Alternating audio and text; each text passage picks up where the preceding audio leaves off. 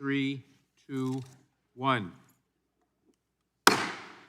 The Judiciary Committee will please come to order, a quorum being present. Without objection, the chair is authorized to declare a recess at any time. Pursuant to Committee Rule 2 and House Rule 11, Clause 2, the chair may postpone further proceedings today on the question of approving any measure or matter or adopting an amendment for which a recorded vote for the yeas and nays are ordered. I would like to remind members that we have established an email address and distribution list dedicated to circulating amendments, exhibits, motions, or other written materials that members might want to offer as part of our markup today. If you would like to submit materials, please send them to the email address that has been previously distributed to your offices, and we will circulate the materials to members and staff as quickly as we can. Finally, I would ask all members, both those in person and those appearing remotely, to mute your microphones when you are not speaking. This will help prevent feedback and other technical issues. You may unmute yourself anytime you seek recognition. Pursuant to notice, I now call up H.R. 1693, the Eliminating a Quantifiably Unjust Application of the Law Act or the Equal Act, for purposes of markup, and move that the committee report the bill favorably to the House. The clerk will report the bill. H.R. 1693, to eliminate the disparity in sentencing for cocaine offenses and for other Objection, purposes. the bill is considered as read and open for amendment at any point. I'll begin by recognizing myself for an opening statement. H.R. 1693, the Eliminating a Quantifiably Unjust Application of the Law Act or the Equal Act, would eliminate the unjust sentencing disparity between crack cocaine and powder cocaine offenses. This long overdue bipartisan legislation would also allow defendants who were previously convicted or sentenced for a federal offense involving crack cocaine to petition for a sentence reduction. In 1986, Congress passed the Anti-Drug Abuse Act, which created mandatory minimum penalties for drug offenses and introduced the 100-to-1 sentencing disparity between crack cocaine and powder cocaine offenses. This meant that a person who distributed 5 grams of crack cocaine received the same 5-year mandatory minimum sentence as a person who distributed 500 grams of powder cocaine. A person who distributed 50 grams of crack cocaine received the same 10-year mandatory minimum sentence as a person who distributed 5,000 grams of powder cocaine. It soon became evident that this sentencing disparity had also created a significant racial disparity. For 4 years after Congress passed the Anti-Drug Abuse Act, the average federal sentence for black defendants was 49% higher than the average for white defendants. In the ensuing decades, the Sentencing Commission and many members of the law enforcement community strongly and repeatedly criticized the 100-to-1 ratio and urged Congress to address the disparity. As early as 1995, the Sentencing Commission began urging Congress to rectify this unfairness.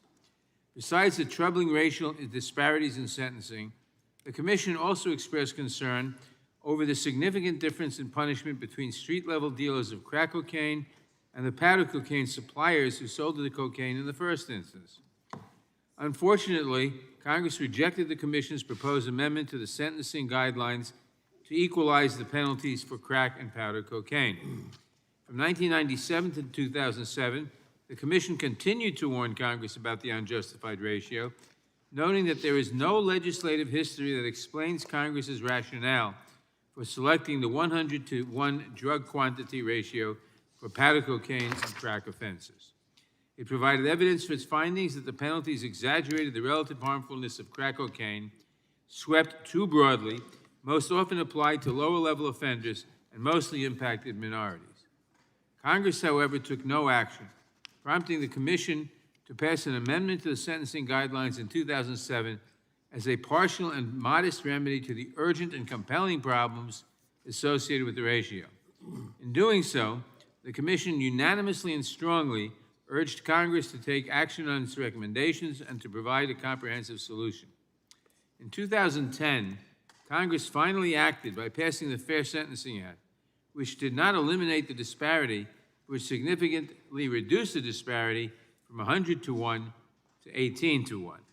But the fair sentencing applied only to pending and future cases, leaving thousands of inmates without a path of petition for relief. The First Step Act of 2018 made the Fair Sentencing Act retroactive, providing a path of relief for some, but not all, individuals affected by the sentencing disparity. It is now past time to finish the job.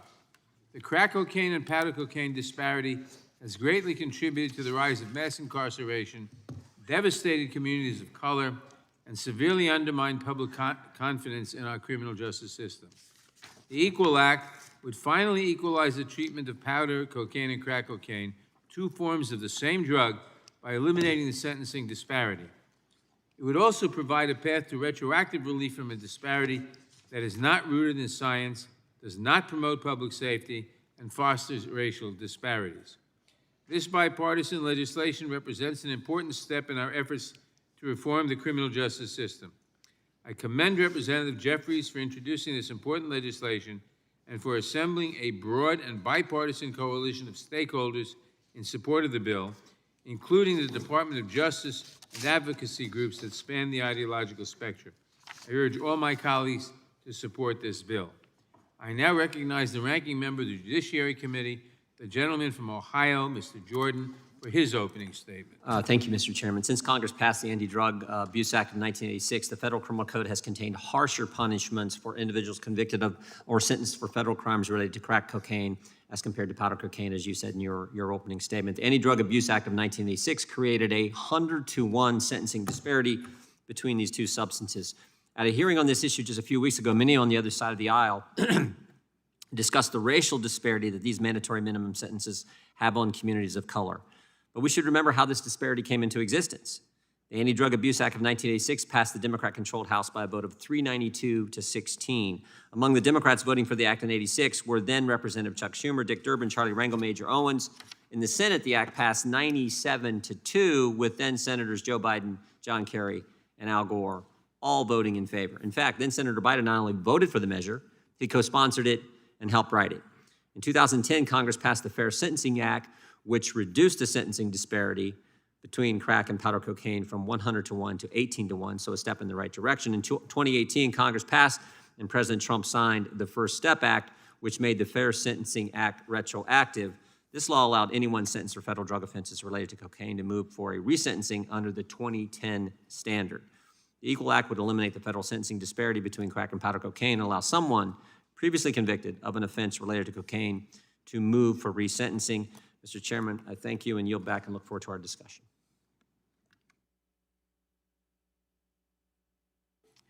I now recognize the chair of the Subcommittee on Crime, Terrorism, and Homeland Security, the gentlelady from Texas, Ms. Jackson Lee, for her opening statement. Good morning, and thank you so very much, Mr. Chairman, and to the ranking member. I am proud to support H.R. 1693, which will finally eliminate the sentencing disparity between crack cocaine and powder cocaine offenses and provide retroactive relief to the thousands of individuals who received harsh and unfair sentencing based on this disparities. If you were to take a journey through the prison systems of America, both state and federal, you would see the remnants of the failed war on drugs. Individuals who received 20 and 30 and 40-year sentences, mostly falling and burdening those in urban centers and, yes, rural centers. I've long championed the equalization of crack cocaine and powder cocaine offenses.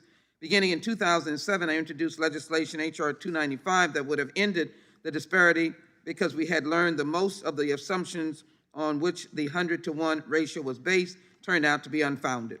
For example, science makes clear that powder cocaine and crack cocaine are two forms of the same drug, producing similar effects once they reach the brain.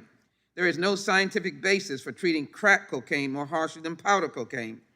We also learned that there is no greater danger to public safety from crack offenders than powder cocaine offenders, and that the 100-to-1 ratio overstated the relative harmfulness of the two forms of cocaine and diverted federal resources away from prosecuting the highest level traffickers. The unfounded assumption that led to the 100-to-1 sentencing disparity has damaged communities of color for generations. A higher percentage of Black Americans are convicted of crack cocaine versus powder cocaine offenses and receive significantly longer sentences for comparable offenses.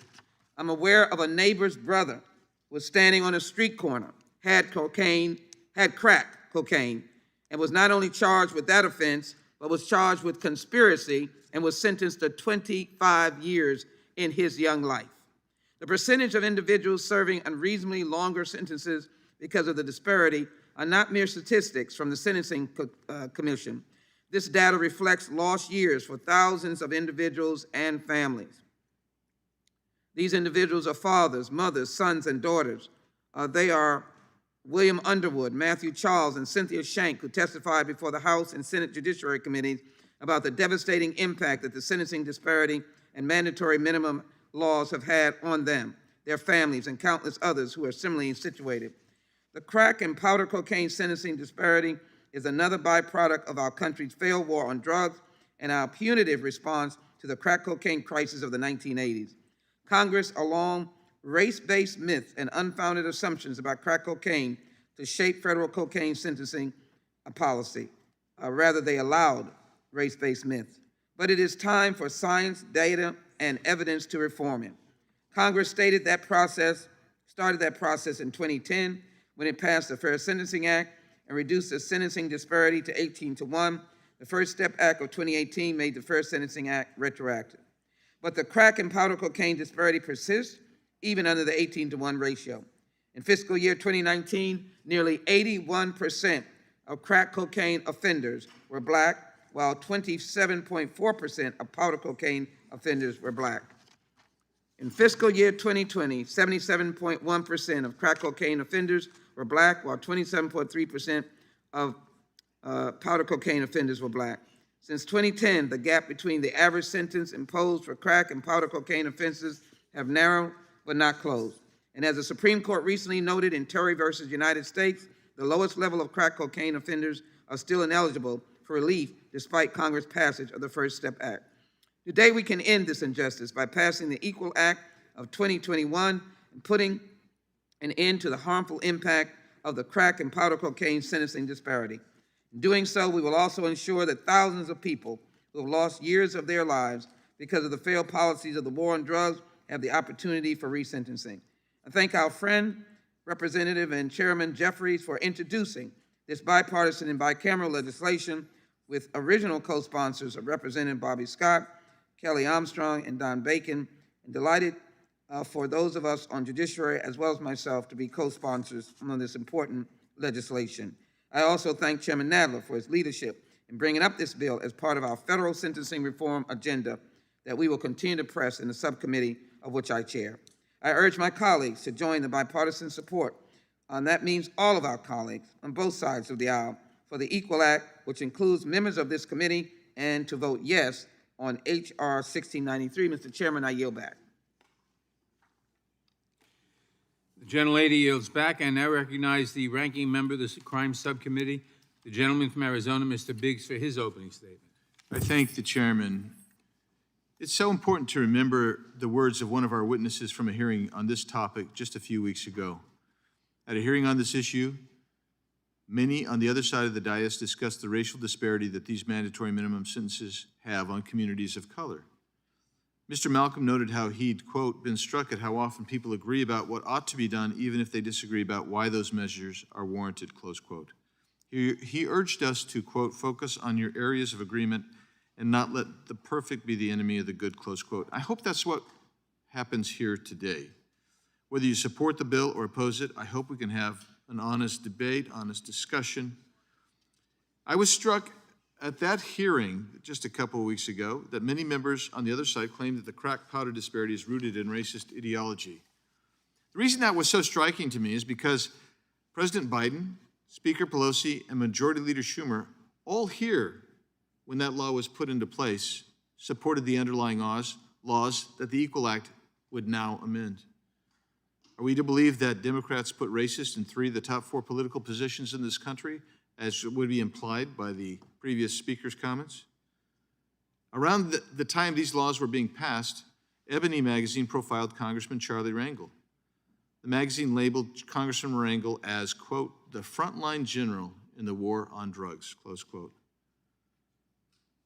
Representative Rangel is quoted as saying, I don't know what's behind the lackadaisical attitudes towards drugs, But I do know that the American people have made it abundantly clear. They are outraged by the indifference of the U.S. government to this problem. A couple years after that article, Congressman Rangel stated, quote, "We should not allow people to be able to distribute this poison without the fear that maybe they might be arrested and put in jail," close quote. Nobody in this room believes Charlie Rangel was or is a racist. So as we go through this today, I hope that we have a meaningful substantive discussion rather than a discussion that imputes motivations that may be wildly inaccurate. I hope that cooler heads prevail.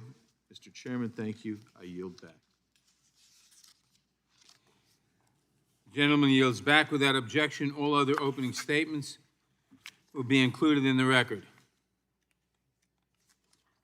I now recognize myself for purposes of offering an amendment in the nature of a substitute.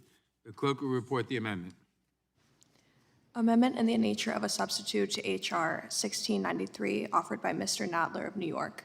Strike all that follows after the enacting clause. Without objection, the amendment in the nature of a substitute will be considered as read and shall be considered as base text for purposes of amendment. I will now recognize myself to explain the amendment. This amendment adds the phrase of 2021 to the bill's short title, but it makes no substantive changes to the bill. I urge members to support the amendment, and I yield back the balance of my time. Are there any amendments to the amendment in the nature of a substitute? I move to strike the last word. For what purpose does the gentleman from New York, Mr. Jeffries, the sponsor of the bill, seek recognition? Move to strike the last word. Gentleman is recognized. I thank the distinguished chairman for your leadership and for recognizing me today. We are here to mark up H.R. 1693, the Eliminating a Quantifiably Unjust Application of the Law Act, otherwise referred to as the Equal Act, which will finally eliminate the federal crack and powder cocaine sentencing disparity and provide retroactive relief to those who have already been convicted or sentenced. In 1986, Congress passed the Anti-Drug Abuse Act, which established a 100-to-1 disparity in sentencing for crack cocaine and powder cocaine. That means a 5-year mandatory prison sentence for distribution of 500 grams of powder cocaine, but only 5 grams of crack cocaine to trigger the same sentence. Of course, there's no policy justification for punishing crack cocaine offenses more harshly than the same offense involving powder cocaine. Indeed, there is no pharmacological difference, no chemical difference, no physical difference in how the body processes crack cocaine as compared to powder cocaine. But there was a difference in terms of its disparate impact on communities of color and low-income communities of every single race. In urban America, in rural America, small-town America, and in Appalachia. Now, according to the U.S. Sentencing Commission, in fiscal year 2020, 77.1% of crack cocaine trafficking offenses were Black, whereas most powder cocaine offenders ultimately convicted and prosecuted were either white or Hispanic. There's a significant economic cost as well to the sentencing disparity. A recent report from the Prison Policy Initiative found that our system of mass incarceration, fueled in part by unjust sentencing drug laws, cost the government and American families and the taxpayers at least $182 billion every year. Of course, the human and economic costs of these policies have not resulted in improved public safety, which was the rationale used to justify the original laws. That is why we have the support of right of censor groups like the Major Cities Chiefs Association, the Association of Prosecuting Attorneys, as well as notably the National District Attorneys Association. Stakeholders who, of course, understand what's necessary to keep America safe and have dedicated their life to doing so. They recognize that this law has been unsuccessful, unjust, and uneconomical. Now, Congress has acted several times, led by the Judiciary Committee, to incrementally eliminate and address the sentencing disparity. In 2010, Congress passed the Bipartisan Fair Sentencing Act, led by former members Bobby Scott and Jim Sensenbrenner, which reduced the disparity from 100 to 1 to 18 to 1. And then, of course, the Bipartisan First Step Act of 2018, which former President Trump signed into law, made that change from 100 to 1 to 18 to 1 retroactive. Today, 35 years after the Anti-Drug Abuse Act was signed into law and 50 years after President Richard Nixon declared the beginning of the failed war on drugs, it's time for this Judiciary Committee to finish the job that we have started over a decade ago and end this discriminatory law once and for all. The bill has broad support from groups within the law enforcement community, civil rights community, faith community, medical community, progressives, conservatives, and all points in between. And I would like to thank them for their tireless advocacy. Mr. Chairman, I ask unanimous consent to enter into the record letters from these organizations and their statements of support. Without objection. I also want to thank the bipartisan co-sponsors of this legislation, Representatives Kelly Armstrong, Bobby Scott, and Don Bacon, for their partner in leadership. I want to thank the chair of the subcommittee, Representative Sheila Jackson Lee, for her steadfast leadership in this area, as well as the Republican supporters of this legislation in the Senate, Senators Portman, Tillis, and Rand Paul, along with Senators Booker and Durbin on our side of the aisle. I appreciate your time and consideration and urge the committee to support this legislation, and I yield back. The gentleman yields back. For what purpose does the gentleman from Texas, Mr. Gomer, seek recognition? Move to strike the last word. Gentleman is recognized. Thank you, Mr. Chairman, and I'm grateful to Congressman Jeffries for bringing this bill. And just so there's clarity about why there is such a gross disparity, since I've been here in Congress, the issue came up of the great disparity, and there were comments made at the time that, this was a racist disparity. Dan Lundgren was here, and he was saying that he was here back in the 80s when that had passed, and that Republicans had been told, some of the white members, if you don't support, and Charlie Rangel was pushing, most of the Congressional Black Caucus was, but he said Rangel's pitch was, if you do not support this big disparity in punishing crack cocaine, then you must be against minority communities because crack cocaine is absolutely destroying Black communities. And that, the Republicans didn't want to be seen as racist, so they voted for that big disparity. And I agree with my colleagues across the aisle now that there really was not appropriate to have that kind of disparity. As someone who has sentenced people for both powder and crack cocaine under state law, I don't see any reason there should be this kind of disparity. But I would also caution that we be careful about how the term racist is used, because that term enabled a bill to pass that actually was racist, not in the intention of anybody, including the Black Caucus that was pushing it, but in effect, it was very unfair in the way it ended up treating people who had crack cocaine as opposed to powder cocaine. So I'd made the comment previously that it would be great if we could have a bill that just fixed this gross disparity, even the 18 to 1. And I am grateful to Mr. Jeffries for doing exactly that. This was a very clean bill that did exactly what the gentleman had indicated it would.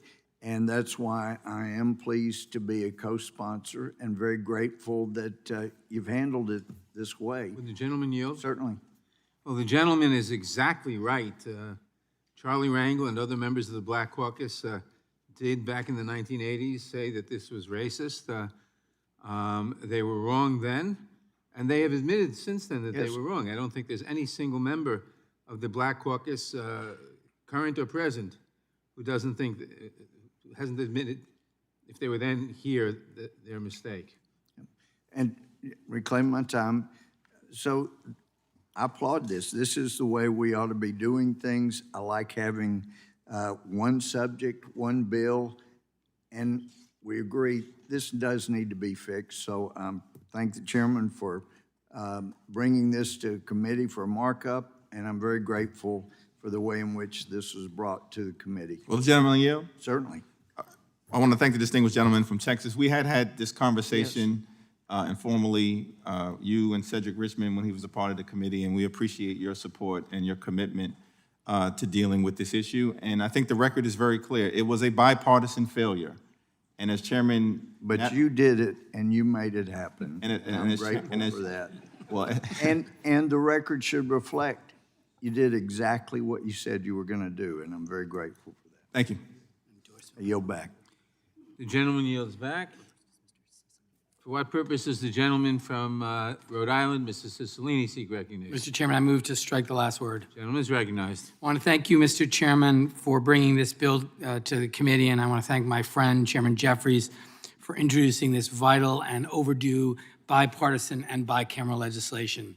In 1986, Congress passed the Anti-Drug Abuse Act. This law unjustly drew a drastic distinction between crack cocaine and powder cocaine, the same drug, just in a different form. That distinction created a sentencing disparity of up to 100 to 1, meaning you needed 100 times the amount of powder cocaine than crack cocaine to get the same sentence. We cannot overlook that this difference, like many drug enforcement laws in our history, created a highly disproportionate impact on communities of color. And there was no evidence-based rationale for this disparity. After decades of advocates and experts fighting to change the sentencing disparity, Congress finally acted in 2010 with the Fair Sentencing Act, which changed the disparity from 100 to 1 to 18 to 1. The First Step Act of 2018 made that change retroactive. We finally took a step in the right direction, but that wasn't enough. Just because 18 is lower than 100 doesn't mean we made things fair. There is still a huge sentencing disparity between crack and powder cocaine-related offenses today. This vital legislation finally ends the discriminatory sentencing disparity between crack and powder cocaine. It also importantly allows for those currently serving sentences related to crack cocaine to petition to have their sentences appropriately reduced. Our prisons are overcrowded, and lives are hurt every day because of sentencing disparities and high sentencing minimums for nonviolent crimes in America. This is one step of the many we need to take to change this horrible cycle. I want to thank Chairman Jeffries for this important legislation. I'm proud to support it today, and I urge my colleagues to do the same. And with that, I yield back. Gentleman yields back. For what purpose does the gentleman from California, Mr. Issa, seek recognition? Strike the last word, Mr. Chairman. Gentleman is recognized. Mr. Chairman, I think today is an extremely important day for all of us who want to take away a talking point which is real, which is appropriately need to be reduced. Like you, I was here when we reduced from the 100 to 1 to 18 to 1, recognizing an extremely addictive drug and one that still has an adverse effect on our community. But in fairness, if the debate continued to be about the disparity between crack and powder cocaine, then we're missing the point. The point is that the war on drugs is not over, and to the extent that some want to call it a failed war for purposes of reducing or eliminating the punishment and the real effort to stop the illicit use of these dangerous drugs, they miss the point. Moving it to a 1-to-1 ratio, I believe, is not decriminalizing, nor would I support it if it is. Crack cocaine, powder cocaine, the various opiates of all sorts, including the synthetics like fentanyl, continue to represent a threat to our society and, in fact, are to a great extent the cause of violence. Legalizing these drugs or decriminalizing them would not in any way, shape, or form make our streets safer, our communities more productive, or life better for the very people we speak about today.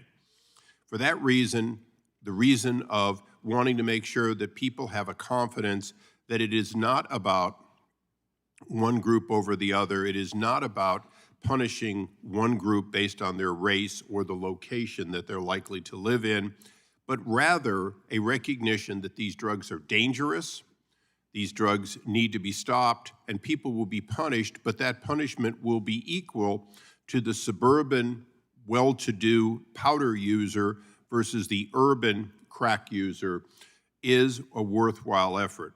So just as we did a decade ago, it is time to send that message, the message that Congress takes the illicit use of these drugs seriously, but wants to make sure that people believe that the protection of the communities versus the punishment of those who break the law is equal under the law. I support this legislation, but again, I do not support this legislation because it decriminalizes or because it's going to make the sentences light. I support it because it's going to allow people to get off the subject of somehow the disparity and on the subject of the danger of cocaine, just as the danger of fentanyl and other drugs are real and continue to have a detrimental effect on our society. So I hope that as we quickly pass this legislation, move it to the President's desk, we will do so recognizing two things. One, that we are still engaged in what will be a struggle for all of our lives, which is to keep our children from being hooked on addictive drugs that diminish their ability to be productive. And two, that we are not here to say that people are racist because of what the law was. As some of the other speakers have said, many of the people who did this did so at a time of great strife in their communities. I served with Charlie Rangel, as many of us on the dais did. I know that, in fact, he was dealing with a community that was ravaged by crack cocaine, and that he was doing what he thought at the time was the best. If he were here today, I have no doubt he would be leading the charge for this very change, but not because he cares differently about his community, but because the time for the message has changed, but not the time to continue the struggle against illicit drugs that diminish the lives of people in our communities, whether the suburban, the rural, or the urban. And Mr. Chairman, I thank you for bringing this legislation in a timely fashion and yield back. Of course I'd yield. Let me just quickly with your assessment of Mr. Rangel's advocacy. All of us knew him, and the chairman is right, but I do think it is important to take note that facts change, crises do not, but facts change, and I believe Mr. Rangel, a former U.S. attorney, assistant U.S. attorney, was trying to save lives, as well as the Congressional Black Caucus. We maintain that we are the conscience of the Congress as it relates to these issues. And I can truly say that is where his direction was. This is now done by the gentleman from New York. I think it's more than appropriate, but I think we should recognize the times of that particular moment as related to crack cocaine. We're now looking to equalize the issues and to treat drug addiction in a totally different way. I just conclude my remarks by saying we remember the war on drugs led by other persons, and we see that that did not work. And so here we're trying to do what is right in 2021. I thank you for allowing me to have the time. I yield Thank back. the gentlelady and yield back. The gentleman yields back. For what purpose does Ms. Scanlon seek recognition? Mr. Chairman, I move to strike the last word. The gentlelady is recognized. The disparate sentencing between crack and powder cocaine is a harmful remnant of the war on drugs, and it's contributed to the mass incarceration we see across the country. I'm thankful that national leadership and this Congress have chosen to learn from history and correct the mistakes of the past In this case, the discriminatory sentencing disparities in crack cocaine offenses, which turbocharged the rise in mass incarceration. We've made progress on this issue with the Fair Sentencing Act and the First Step Act in recent years, but today we can go further. 6 years ago, I had the privilege to participate in the Clemency 2014 project, a joint initiative of the White House, the Department of Justice, and a host of nonprofit organizations across the ideological spectrum, ranging from the Koch brothers to Families Against Mandatory Minimums. With that project, I joined private bar lawyers across the country in screening thousands of case files of nonviolent offenders who'd been subjected to these unfair mandatory minimums. We filed hundreds of clemency petitions, and I was so pleased to be part of an effort with my firm where we obtained clemency for 29 individuals.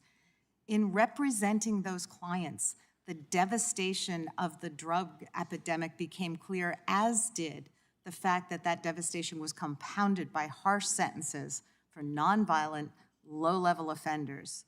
By representing these folks, by talking with them and their families, we saw it, how it had destroyed their lives, destroyed their families, destroyed their communities. So now is the time to fully fix, actually it's past time, to fully fix this unjustified disparity once and for all, especially for those still serving sentences based upon it. Importantly, this bill is retroactive and allows those harmed by this misguided policy to seek justice. Thank you, Mr. Chairman and Mr. Jeffries, for putting forth this critical legislation for our consideration today. Looking forward to voting to pass the Equal Act out of committee today and urge all of my colleagues to support the bill. I yield back. Gentlelady yields back. For what purpose does Ms. Deming seek recognition? Move to strike the last word. Gentlelady is recognized. Thank you, Mr. Chairman. As a former police chief, I joined the Major City Chiefs Association in their support of this bipartisan legislation, the Equal Act. While we as a nation have come a long way, I clearly understand that there is still much work to do, and I am honored that we are doing that work together on this day. I served 27 years as an enforcer of the law, and now I have the privilege of serving here with my colleagues in Congress, writing the laws. Accountability does matter, but regardless of our political affiliation, as legislators, we share the awesome responsibility to eliminate, modify, tweak any policy or practice that has a disparate impact on any group of people. I know as a former law enforcement officer and a social worker that drug addiction has devastated many communities and many families. And I look forward to, in the future, working together to invest more resources in the treatment of individuals suffering from this devastating disease. But we must address sentencing disparities. Many colleagues here today have already pointed out an individual convicted of an offense involving 5 grams of crack cocaine would face the same mandatory minimum sentence as an individual convicted of a crime involving 500 grams of powdered cocaine. We know that that is not right. I clearly hear the concerns of my brothers and sisters of the National Association of Police Organizations about violent crime. As a police chief, the reduction of violent crime was my #1 priority. But the disparities involving the mere possession of crack versus powdered cocaine must be addressed. 41 states have already eliminated the sentencing disparities at the state level. Protecting Americans continues to be my top priority. The rule of law and the proper application of the law clearly define who we are as a nation. We can and we must rise up to meet this moment. I urge my colleagues to let's unanimously support this legislation. I thank the gentleman from New York, and with that, Mr. Chairman, I yield back. For what purpose, the gentlelady yields back. For what purpose does Mr. Biggs seek recognition? Move to strike last word. Gentleman is recognized. Thank you, Mr. Chairman. My only purpose is to submit for the record a letter dated July 16, 2021 from National Association of Police Organizations, Inc. Without objection. Thank you. I yield back. Gentleman yields back. For what purpose does Mr. Cohen seek recognition? Strike the last word and maybe Gentleman's the last recognized. 20 years. Thank you, Mr. Chairman. When I walked in today, I thought of Bill Murray, and I thought of it even more when I got here. For the first person I saw on entering Rayburn was Bob Goodlatte, the honorable, decent, good human being, Bob Goodlatte. And it was like Groundhog's Day, seeing Bob walk into the building. And then to come to committee where he used to chair and hear us discussing crack cocaine and who was racist and what is racist and the war on drugs is even more Groundhog's Day. This war on drugs is as much, and I would submit a greater failure than Afghanistan.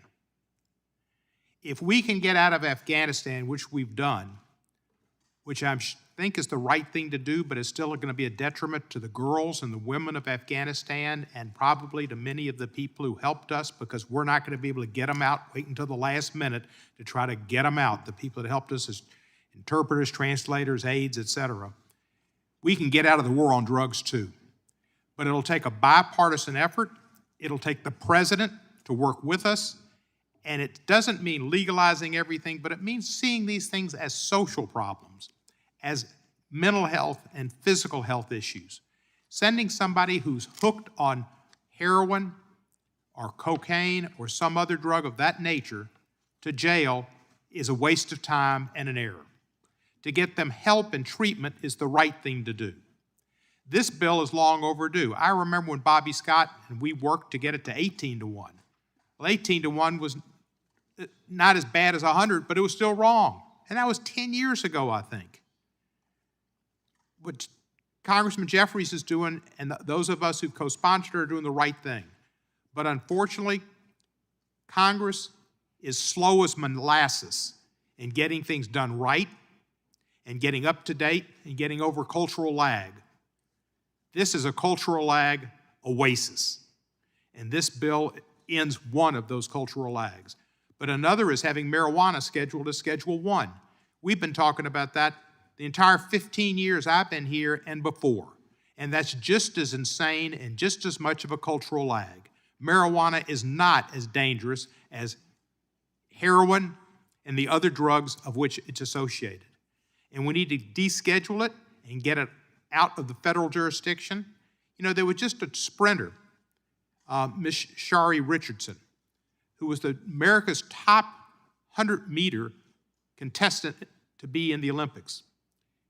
Her mother died. She smoked some marijuana after her mother's death because she was depressed and aggrieved, and she was in Oregon, a state where it's legal.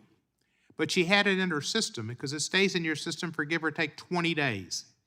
And so the Olympic Committee said, no, she can't compete.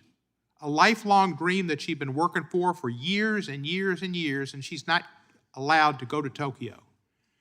Marijuana is not a performance-enhancing drug unless you're entered in the Coney Island hot dog eating contest on the 4th of July. To take her right to appear and her dream away from her is absurd, and this Congress should see that we don't have these problems in the future. We deschedule marijuana, we leave it up to the states. If she'd have got rip-roaring drunk on margaritas, Red Bull, or whatever else you drink out there these days, lagers, she'd have been fine, because it wouldn't have shown up in her system. If it had shown in her system, if she'd have been 0.20 alcohol, she still would have been allowed to run. But for marijuana that could have been 20 days ago, and just a puff or two, she's gone. So let's get real. The war on drugs is a total failure. Nancy Reagan was wrong. Everybody who followed her and the others who said just say no were wrong because that wasn't sufficient. Let's pass this bill and let's decriminalize marijuana and let's get our people to where they are not being afflicted by the cultural lag of the United States Congress. Thank you. I yield back the balance of my time. Gentleman yield back. For what purpose does the gentlelady from Texas seek recognition? Mr. Chairman, I have an amendment at the desk. Clerk will report the amendment.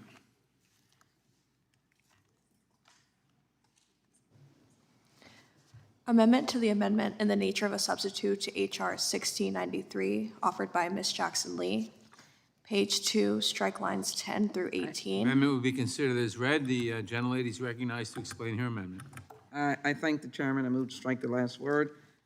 This amendment, which focuses on H.R. 1693's retroactivity provision, makes technical but important changes to ensure that our courts have the ability and discretion to efficiently decide sentence reduction motions that are filed by or on behalf of individuals who have been sentenced to crack cocaine offenses.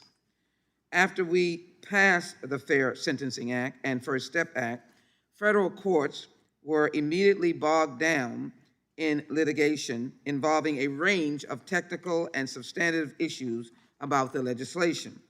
This litigation led to circuit splits and considerable delay for individuals seeking relief.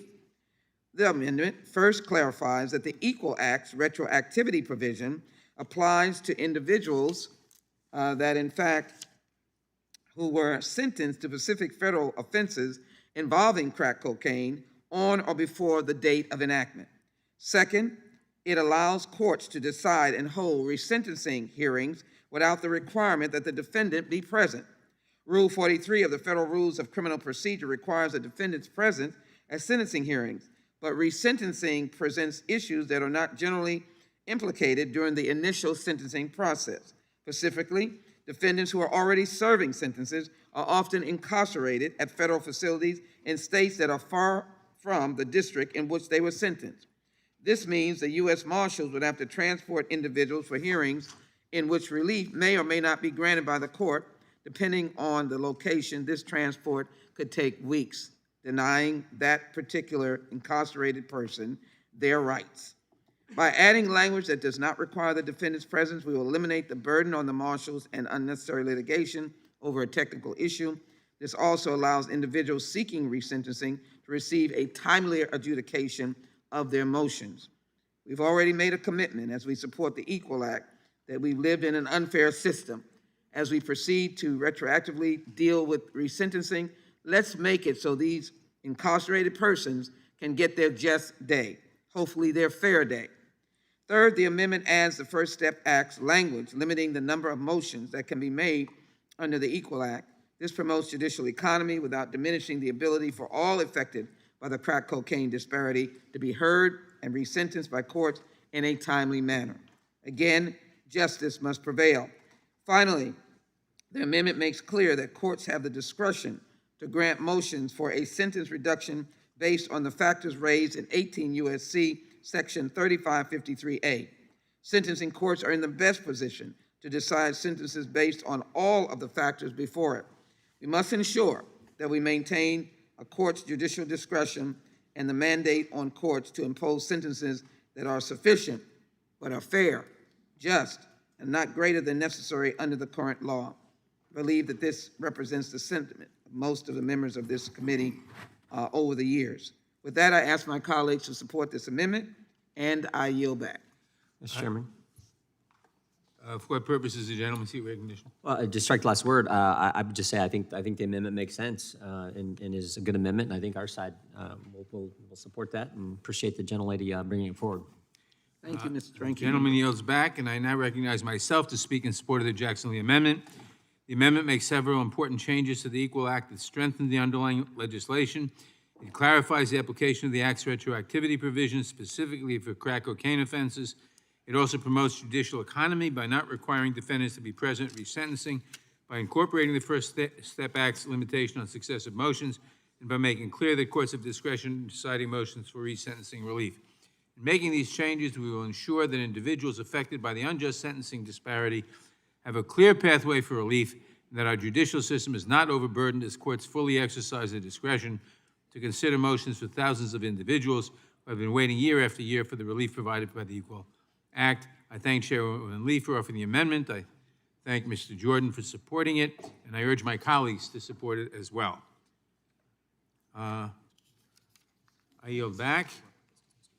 For what purpose is Mr. Raskin seek recognition? I move to strike the last word, Mr. Chairman. The gentleman is recognized. I rise in very strong favor of Mr. Jeffries' legislation, and I just want to salute him on the Equal Act, which eliminates that 18-to-1 sentencing disparity between powder cocaine and crack cocaine offenses, which itself, of course, was an improvement over the 100-to-1 sentencing disparity embodied in the 1986 Anti-Drug Abuse Act. And it's especially gratifying to see, such broad bipartisan support across the aisle for doing this.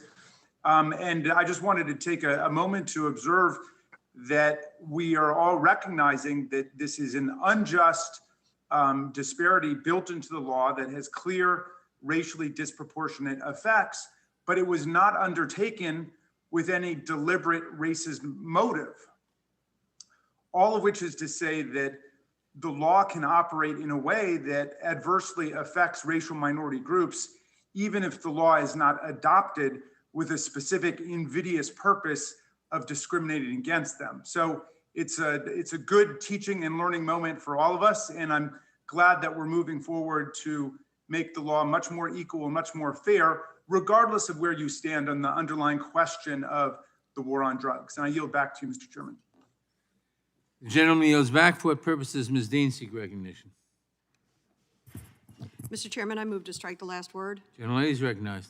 I too rise in support of the underlying legislation as well as the amendment offered by the gentlelady from Texas. This is a remarkable day. It's terrific to hear legislators recognizing the disparate impact, the unfair, unjust impact of former legislation. It's always the right time to correct what was a mistake of the past. This morning, I lend my unwavering support to the Equal Act. I recognize the importance of speaking truth to power when we discuss both addiction and racist sentencing disparities that have cast a shadow on the United States since the beginning of the so-called war on drugs. During multiple hearings, I've spoken to the failure that the war on drugs in the United States has imposed and commend the committee, Chairman Nadler, you for bringing up this important bill to markup. I echo the leadership of Representative Jeffries in highlighting the unjust sentencing disparities between crack cocaine and powder cocaine, a disparity not supported by criminal justice, not supported by science, and only supported by racial disparities that continue to be present within our criminal justice system. Our criminal justice system currently is not a one-size-fits-all system. For far too long, the United States has relied on a system of over-criminalization in which we overuse and misuse criminal law to address societal harms that could be more effectively handled through civil channels or other institutions. We have to deal with the issue of addiction and not simply criminalize it. This is evidenced by the nation's present incarcerated population, which sadly boasts of approximately 2.3 million people. This bill is an important first step to address the unjust war on drugs through its important retroactivity provisions made stronger by this amendment. I look forward to a future where drug addiction is addressed in a manner supported by science and health, decriminalization, and compassion for those who suffer from this disease. I urge my colleagues in this House to lend your support to the overdue bill, and I yield back the balance of my time, Mr. Chairman. The gentlelady yields back. For what purpose? Oh, the question occurs on the Jackson-Lee amendment to the amendment in nature of a substitute. All in favor say aye. Aye. Opposed? The ayes obviously have it. Are there any further amendments to the amendment in nature of a substitute? Mr. Chair. Who seeks recognition? For what purpose does Mr. Fitzgerald seek recognition? Mr. Chair, I have an amendment at the desk. The point of order is reserved. The clerk will report the amendment. Amendment to the amendment in the nature of a substitute to H.R. 1693, offered by Mr. Fitzgerald of Wisconsin. Add at the end the following: D, fentanyl or fentanyl analog cases. Nothing in this section. The amendment will be considered as read. The gentleman is recognized in support of his amendment.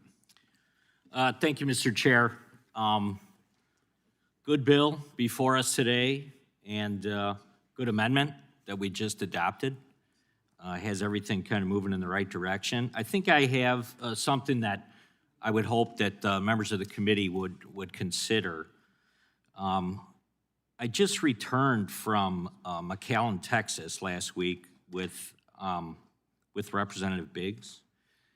And we had an opportunity not only to meet with Border Patrol and observe a lot of things that, quite honestly, were surprising to me or shocking to me, having not been to the border before in that context. But the one thing we heard from Homeland Security is kind of the methods they used or the approach they used to continue to catch most of the narcotics that they could, in fact, by design, come up with a strategy to capture that are making their way across the border right now at an alarming rate. And there were some percentages thrown out where only 20% of maybe what's coming across is actually being apprehended.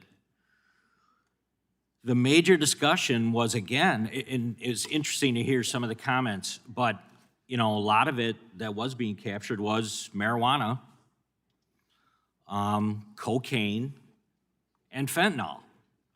Fentanyl. And so I know there was some discussion here about the war on drugs, but unfortunately, America's not fighting the war on drugs in a vacuum. There are so many other global influences on what's happening here. We know that the components of fentanyl are being manufactured in China, making their way to many different parts of South America. And then the fentanyl comes across. And there was a couple of anecdotal stories, but the one I just wanted to relay was there was a bachelor party where 4 guys were smoking pot, and unfortunately that pot was laced with fentanyl. And one of the individuals died, and 3 of them ended up in the hospital. So, what's being dismissed, I think, as, don't worry about it, it's just a few people smoking pot. That is not necessarily the case. The Mexican cartels, they continue to have full control over the production and supply of fentanyl into the U.S. And if you talk to law enforcement, they're going to tell you, this stuff is so deadly and so available. It's the new front that we need to fight on a regular basis. So the amendment I have before the committee today would simply, once again, incorporate the idea that fentanyl should be a Schedule I drug, and we're working on that with the SOFA Act, and we need to close any of these loopholes that I think currently exist. And like I said, good bill before us today, great bill, is going to tackle something that's very complex. And I think that Representative Jackson's amendment makes it better. And I think this also would not only, do that. And if we were going to have a bill later on that was going to deal with the fentanyl issue, great, okay, let's do that.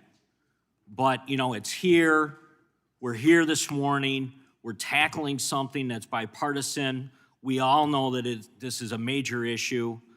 And I think that this amendment would make this bill much better. And who would oppose it once we get out of this committee? I mean, I can't believe that there would be anybody that would dismiss this as not necessary.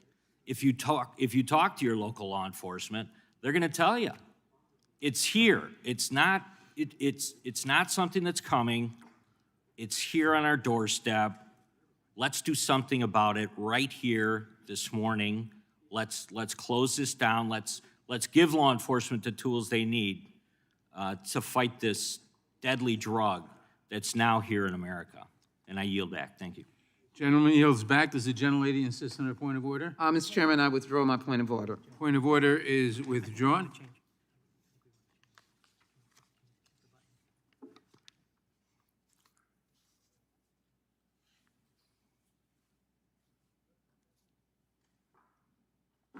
The gentlelady withdraws a point of order. I recognize myself in opposition to the amendment. The amendment is clearly well-intended, but it is not necessary, and I am concerned that that the amendment may be read incorrectly, but it may be read as limiting the application of the bill in a way that we wouldn't want it limited. So I would oppose it, although I really don't think and I don't think it's necessary. But it might be misread. So on those grounds, I would oppose it. I yield back. Does anyone else seek recognition on this amendment? Mr. Chairman? What Move to strike the last word. Yeah, no, I appreciate the spirit in which the distinguished gentleman has offered this amendment and certainly look forward to working with him on some of these issues and challenges related to fentanyl. I think as the distinguished gentleman from Texas, Mr. Gohmert, indicated, our objective here was to deal with this issue of the sentencing disparity involving crack cocaine and powder cocaine in the cleanest possible way. And it's for that reason that I oppose the amendment, but appreciate the spirit in which it has been offered. Mr. Chairman. Gentleman yields back. Does the gentleman yield back? Gentleman yields back. For what purpose does Mr. Jordan seek recognition? Well, I strike the last word, Mr. Chairman. This is as simple as it gets. I mean, as the gentleman from Wisconsin it's a one-sentence amendment that says, we all know fentanyl is bad. Let's make sure we keep it that way and deal with it in the appropriate fashion.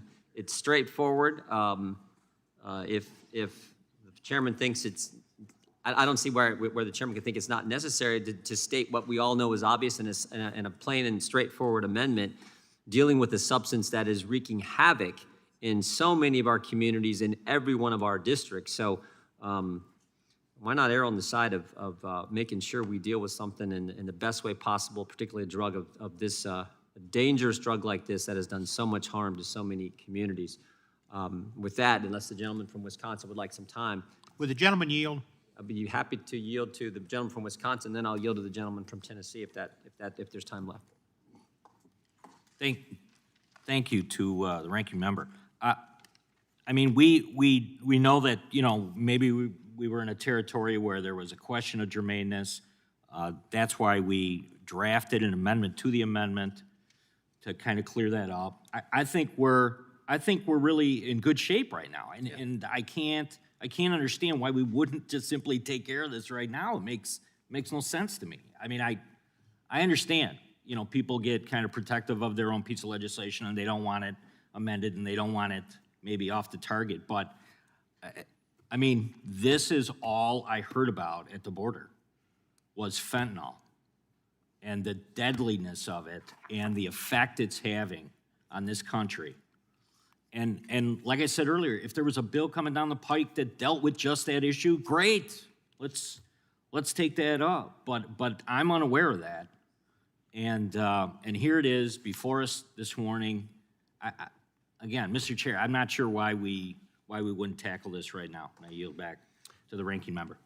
Yield to the gentleman from Tennessee. Thank you, Mr. Jordan. The question really is directed to anybody who can answer it. I don't see how this relates to the bill we've got before us. It changes crack and cocaine. It deals with crack and cocaine. I'm all against fentanyl, but this bill doesn't relate to fentanyl, and it doesn't change anything to do with fentanyl.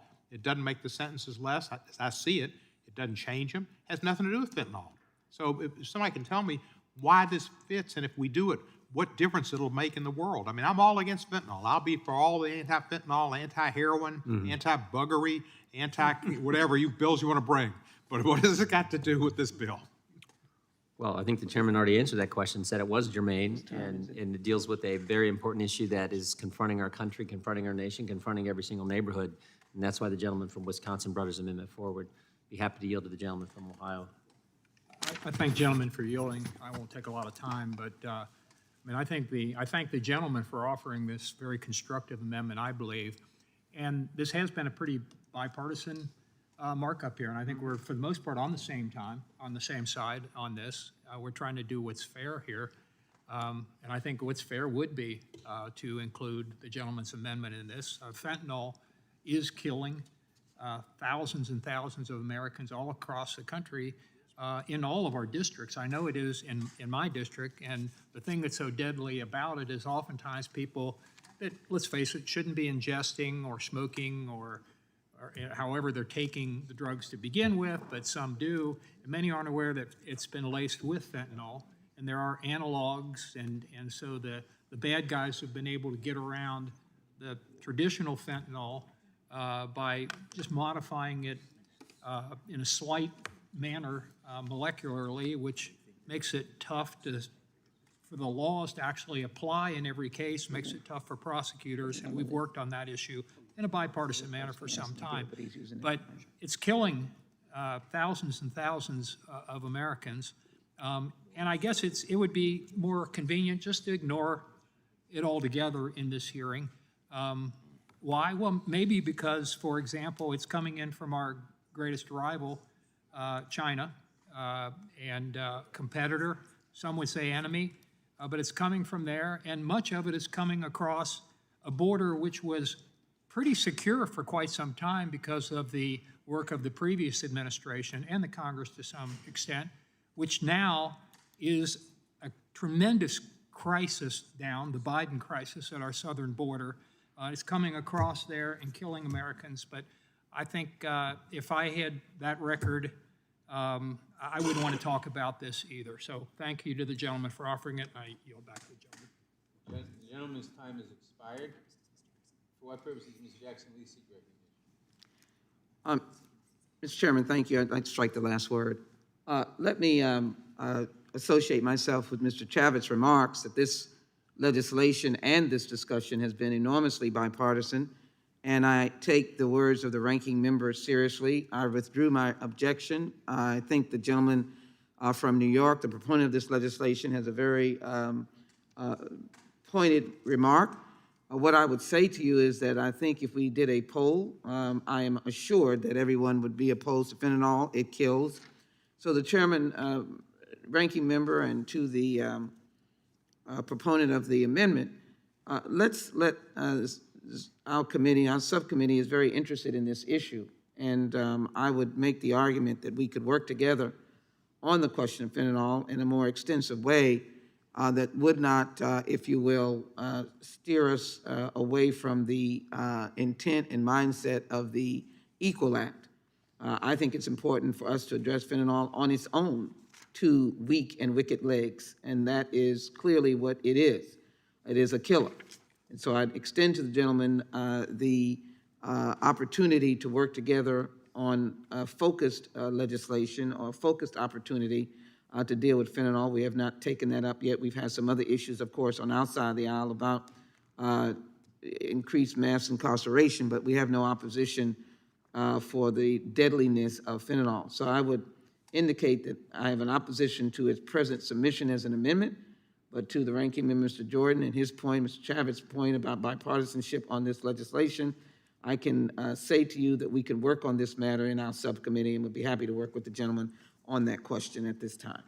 With that, I will yield back my time, or yield to the gentleman proponent. If not, I'll yield back. Gentlelady yields back. Is there any further discussion of this amendment? For what purpose does Mr. Roy seek recognition? Strike the last word. The gentleman is recognized.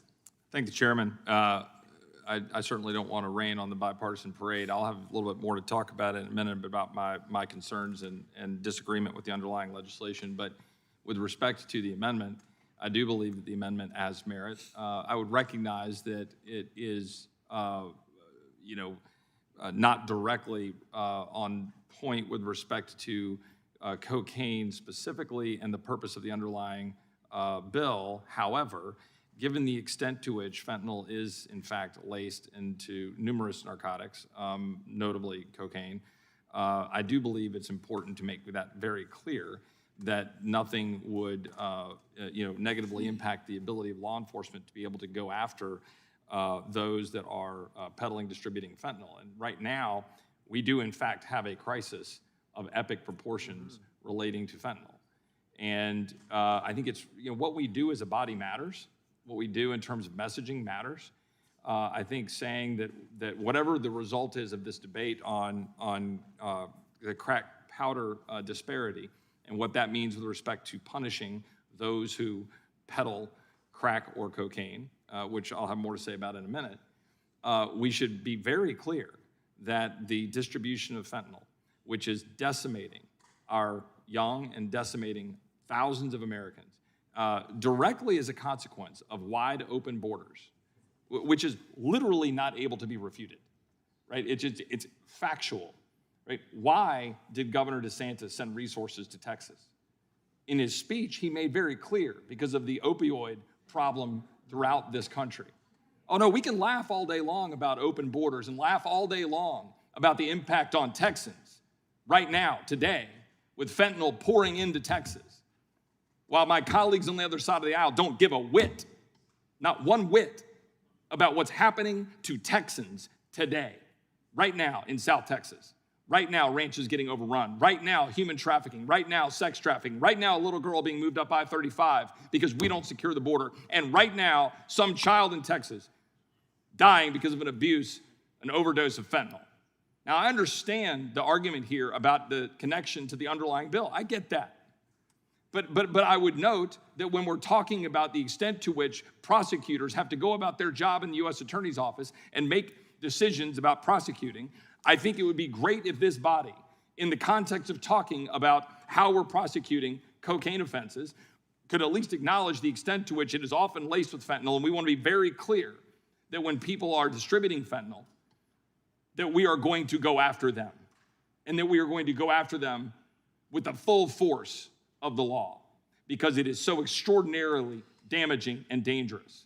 And again, I'll have more to say in a minute on the actual underlying bill, but I'm not going to be a part of hopping on this pendulum, swinging back away from criminal justice while Joe Biden runs away from his very efforts to make sure that we are responding to the crimes in the 1980s and responding to the scourge of the dangers that was occurring in inner city America and throughout the United States. And now the president, for political purposes, runs away from the very legislation that he put forward in order to try to attack the dangers that was occurring to people throughout our country, while we saw the increases as a resulted from the expansion of crack cocaine in 1986. We all know the history of that, and we've seen the history of that. And now today, we're seeing a history and a moment where fentanyl is pouring into our border through the southwest region of the United States for very obvious reasons, because we will not actually secure the border. And then we are now going to say, oh, we're not going to even talk about it here as we talk about winding back and pulling back from our obligation to ensure that we're enforcing the law against those who peddle these dangerous substances. Without Gentleman yield. Gentleman yield. I would yield Mr. to Roy. the gentleman from Louisiana. With his 40 seconds that are left, I'll be brief.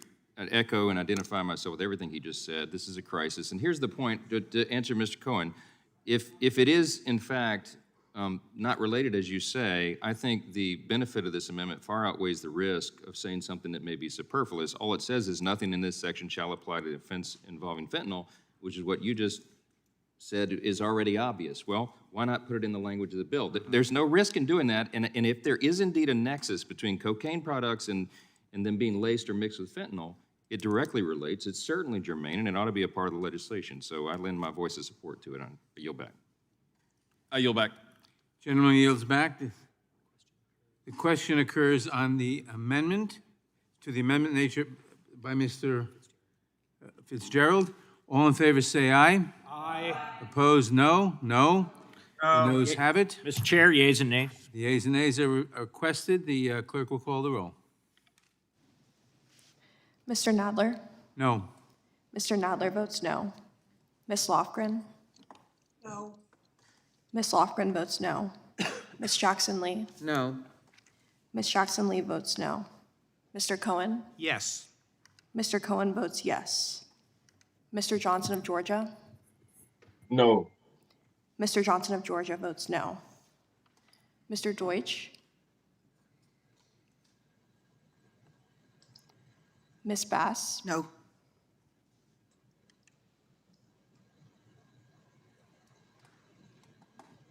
No, I'm right here. Oh, sorry, Ms. Bass. That's right. Ms. Bass votes no. Mr. Jeffries? Mr. Jeffries votes no. Mr. Cicilline? Mr. Cicilline votes no. Mr. Swalwell? No. Mr. Swalwell votes no. Mr. Liu? No. Mr. Liu votes no.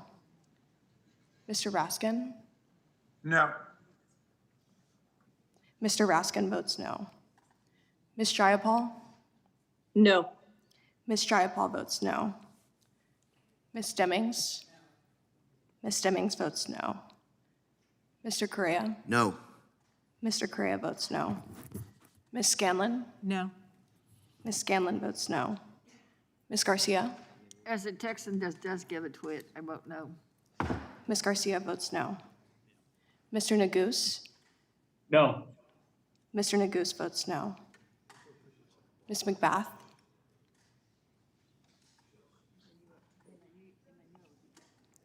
Mr. Stanton? No. Mr. Stanton votes no. Ms. Steen? No. Ms. Steen votes no. Ms. Escobar? No. Ms. Escobar votes no. Mr. Jones? Ms. Ross?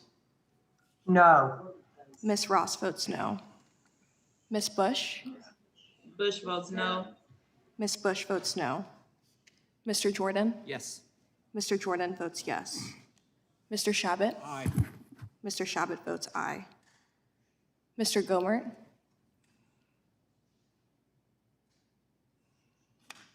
Mr. Isa?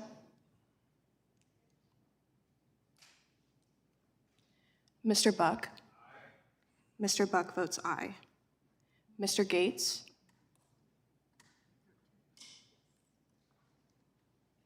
Mr. Johnson of Louisiana?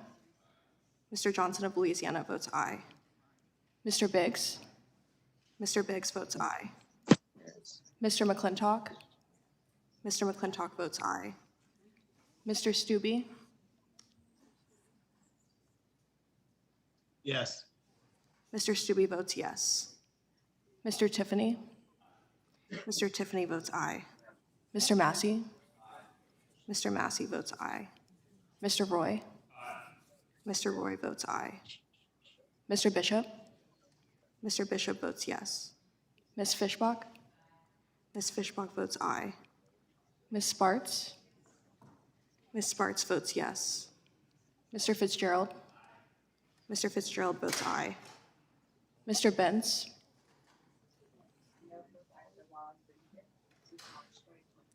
Mr. Owens? Aye. Mr. Owens votes aye. Mr. Chairman, how am I recorded? Mr. Cohen, you are recorded as aye. That was a mistake. I should be no. Mr. Cohen votes no. Mr. Isa? Mr. Chairman, how am I recorded? Mr. Isa votes aye. Mr. Gates, you are not recorded. I'd like to vote aye. Mr. Gates votes aye.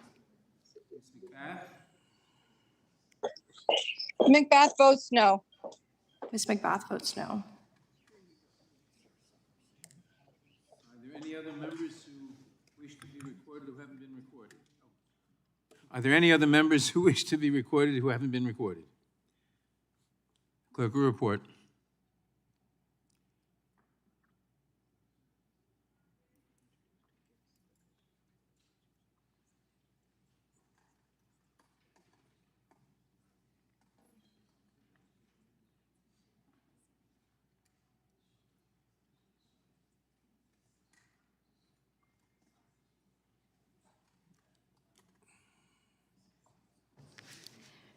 Mr. Chairman, there are 17 ayes and 23 noes. The amendment is not agreed to.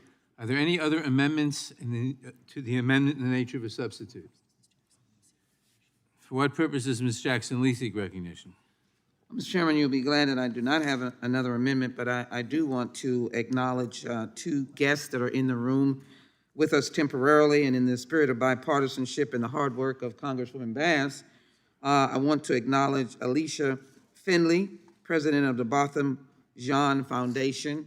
Her brother met an untimely death by law enforcement, and Dr. Tiffany Crutcher, executive director of the Terrence Crutcher Foundation, her brother as well. They are here to add support to the judiciary work that we're doing, both in terms of the George Floyd Justice and Policing Act, which I hope will be bipartisan, continuing, and H.R. 40, because Dr. Crutcher is a resident of Greenwood, Oklahoma, Tulsa, Oklahoma, and of course, we know the Greenwood massacre and the idea of reparations, and she is here supporting H.R. 40 and the work that this committee is doing. And we thank you, Mr. Chairman, for the work that you're doing, Congressman Bass, and we just wanted to welcome them here from Oklahoma and from Florida, New York. Thank you very much. The chair extends the welcome on behalf of the committee. The question, for what purposes, Mr. Royce, seek recognition? Move to strike the last word. The gentleman is recognized. Mr. Chairman, I appreciate the opportunity. When I first came to the Hill as a staffer in 2003, I worked on the Senate Judiciary Committee and came to know then Senator Jeff Sessions fairly well, along with his staff. And obviously, Senator Sessions went on to become the Attorney General of the United States. Senator Sessions is fairly well known for his efforts and belief as a former United States attorney and prosecutor to take the 100-to-1 ratio and reduce it and introduce legislation along those lines to do it. And I had many conversations with Senator Sessions at the time, asking him why, learning as a young lawyer, and talking to his staff about it, and came to the belief that the 100-to-1 disparity probably was, in fact, out of whack, and that we should make changes to that end. And there were a number of Republicans who worked with Democrats across the aisle to do that. Obviously, we saw a change in I think it was, my history is a little vague here because I wasn't on the Hill at the time, but 2010, 11, 12, when we came into the Obama administration, and then we saw that reduction from 100-to-1 to 18-to-1. I do believe that that is a step in the right direction and a good thing to try to get to the right place. But let's remember why. Let's remember why we embraced these changes in the 80s and the 90s. The levels of crime that we were seeing in our cities were at extraordinary levels. And it was, in fact, the Black community that came to Congress in large numbers, clergy, activists, organizations, asking for Congress to take action because of the highly addictive nature of crack cocaine, the highly negative impact on communities of crack cocaine. And so this was what the genesis of that was. And there was massive bipartisan efforts at the time, massive bipartisan agreement at the time. These are irrefutable facts. That's exactly what occurred. The question then becomes today, what do we do? And as we look today at significant rising crime, significant increases of crime in our communities, when we look today at the website of the Justice Department about gangs, gang violence has risen sharply, especially in large cities. There's a whole section in this section on the Department of Justice website of the nexus and the connection from gang activity to crack cocaine still today. The extent to which this is a massive problem in the communities. I then went back and looked at what Attorney General Sessions was talking about with respect to crime when he took over as Attorney General. This man who had spent a great deal of his life as senator trying to deal with the disparity issue, which we all recognize needed to be dealt with. And when he got to it, he talks about this, drug trafficking is an inherently violent business. If you want to collect a drug debt, you can't and don't file a lawsuit in court. You collect it by the barrel of a gun. And for the approximately then 52,000 Americans who died of a drug overdose in 2015, drug trafficking was a deadly business. We are now well past 52,000 drug overdoses in our country as we see the opioid epidemic raging. He wrote then, "My fear is that this surge in violent crime is not a blip, but the start of a dangerous new trend, one that puts at risk the hard-won gains that have made our country a safer place." I would just say to this committee how short our memories are as we now watch what is occurring throughout our country and the significant increase in crime, the significant problems that we see. I do not want to be a part of hamstringing our law enforcement community and the U.S. Attorney's Office and the prosecutors for being able to go after the baddest actors. Never in my time in the Office of the U.S. Attorney did I ever go try to lock up under federal law somebody who was, smoking a joint behind the bleachers at a football game, right? We were going after the worst actors, the ones that the state came to us and said, hey, this guy or this gal is a really bad actor and here's why. And you sit down and you work with law enforcement to do that. And then you look at what you've got and you look at the penalties in front of you, and then you go make a decision to go prosecute the worst offenders. I can talk chapter and verse about federalism. I've supported some of the laws about, let's defer to the states on their moves to make decisions about marijuana, for example. crack cocaine and powder cocaine, these are lethal, dangerous drugs. And if we want to talk about disparity, I'm happy to talk about bringing down the powder numbers if we want to talk about something to further discuss disparity. But in my view, changing this by just a one-way ratchet of taking the 28 grams and going up, I think that's a problem. I think it'll hamstring our United States attorneys from being able to go after the worst actors in our country. And for that reason, I will ask for a roll call vote, and I will vote no. I yield back to the chairman.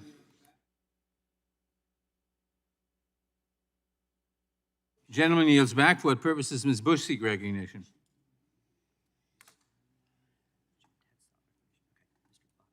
For what purposes? For what purposes Ms. Bush seek recognition? You're muted. Can you hear me? I moved Now to we strike the can. last word. Now we can. All right. St. Louis and I thank you, Chairman Nadler. It has been a long-standing commitment for me and our St. Louis community to remedy the anti-Blackness and dehumanization that have informed crack cocaine disparities and allowed our criminal legal system to sentence thousands of people to mandatory minimum prison sentences. Growing up in St. Louis, I saw the crack cocaine epidemic rob my community of so many lives. I lived through a malicious drug war that saw Black people arrested and incarcerated for possession at a much higher rate than our white counterparts. As a nurse, I've watched Black patients be criminalized for crack use while white patients are treated for cocaine use. The vicious drug war that has prioritized punishment over treatment, violence over healing, and trauma over dignity has influenced and affected all of our lives. Our jails were not originally proposed to be treatment centers, and yet our jails have become some of the largest substance use treatment centers in America. People with a history of substance use are being sent to jails that are in no way equipped to treat their trauma or addiction. This is a public health crisis. Too often, drug offenses are born out of poverty. The system allows those with wealth to more easily escape the trauma of police raids, civil asset forfeiture, and mandatory minimums because they can afford top-notch treatment or they have been given a second chance while the rest of the country is left to hurt in silence. Today's consideration of the Equal Act is long overdue. Congress should never have imposed this inequity in the first place. For 35 years, rather than treat drug use, we've criminalized and stigmatized it. Too many times lives have been destroyed. Far too many families have been destabilized. And we talk about building families. And thousands of children have grown up without their parents because our prison systems have taken the place of treatment and wraparound care. That's the devastation caused by the crack cocaine sentencing disparity and ongoing trauma I've seen firsthand. I am compelled to support this legislation because the Equal Act will eliminate the disparity between crack and powder cocaine altogether and make the change retroactive, providing an opportunity for redress to those serving excessively long sentences due to this disparity. Rarely do we have legislation that not only addresses these issues, but is committed to redressing the decades of abuse and the violence this inequity has caused. I applaud my colleagues on this committee for advancing this important legislation that will undoubtedly help save thousands of lives.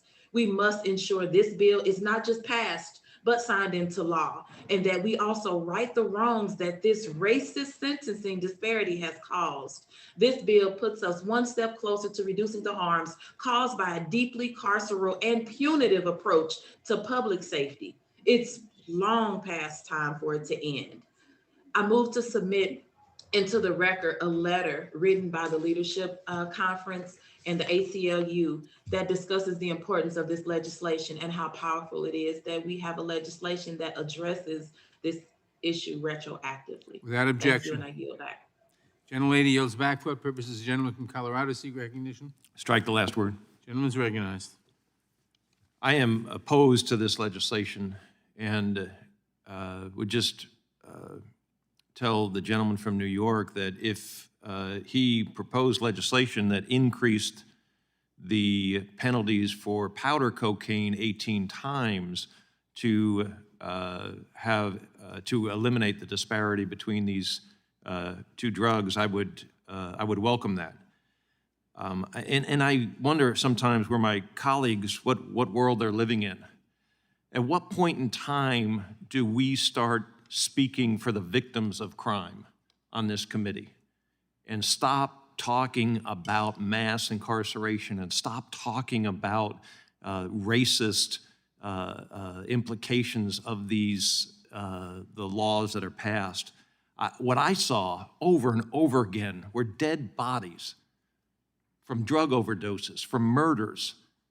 My friends that talk about these, jails and prisons being used as drug rehab centers, jails and prisons are used to incarcerate people who commit murder, who commit armed robbery, who commit burglaries, and commit a whole slew of violent crimes. And the people that are in there are often drug addicts, and they are driven to commit these violent crimes because of their addiction.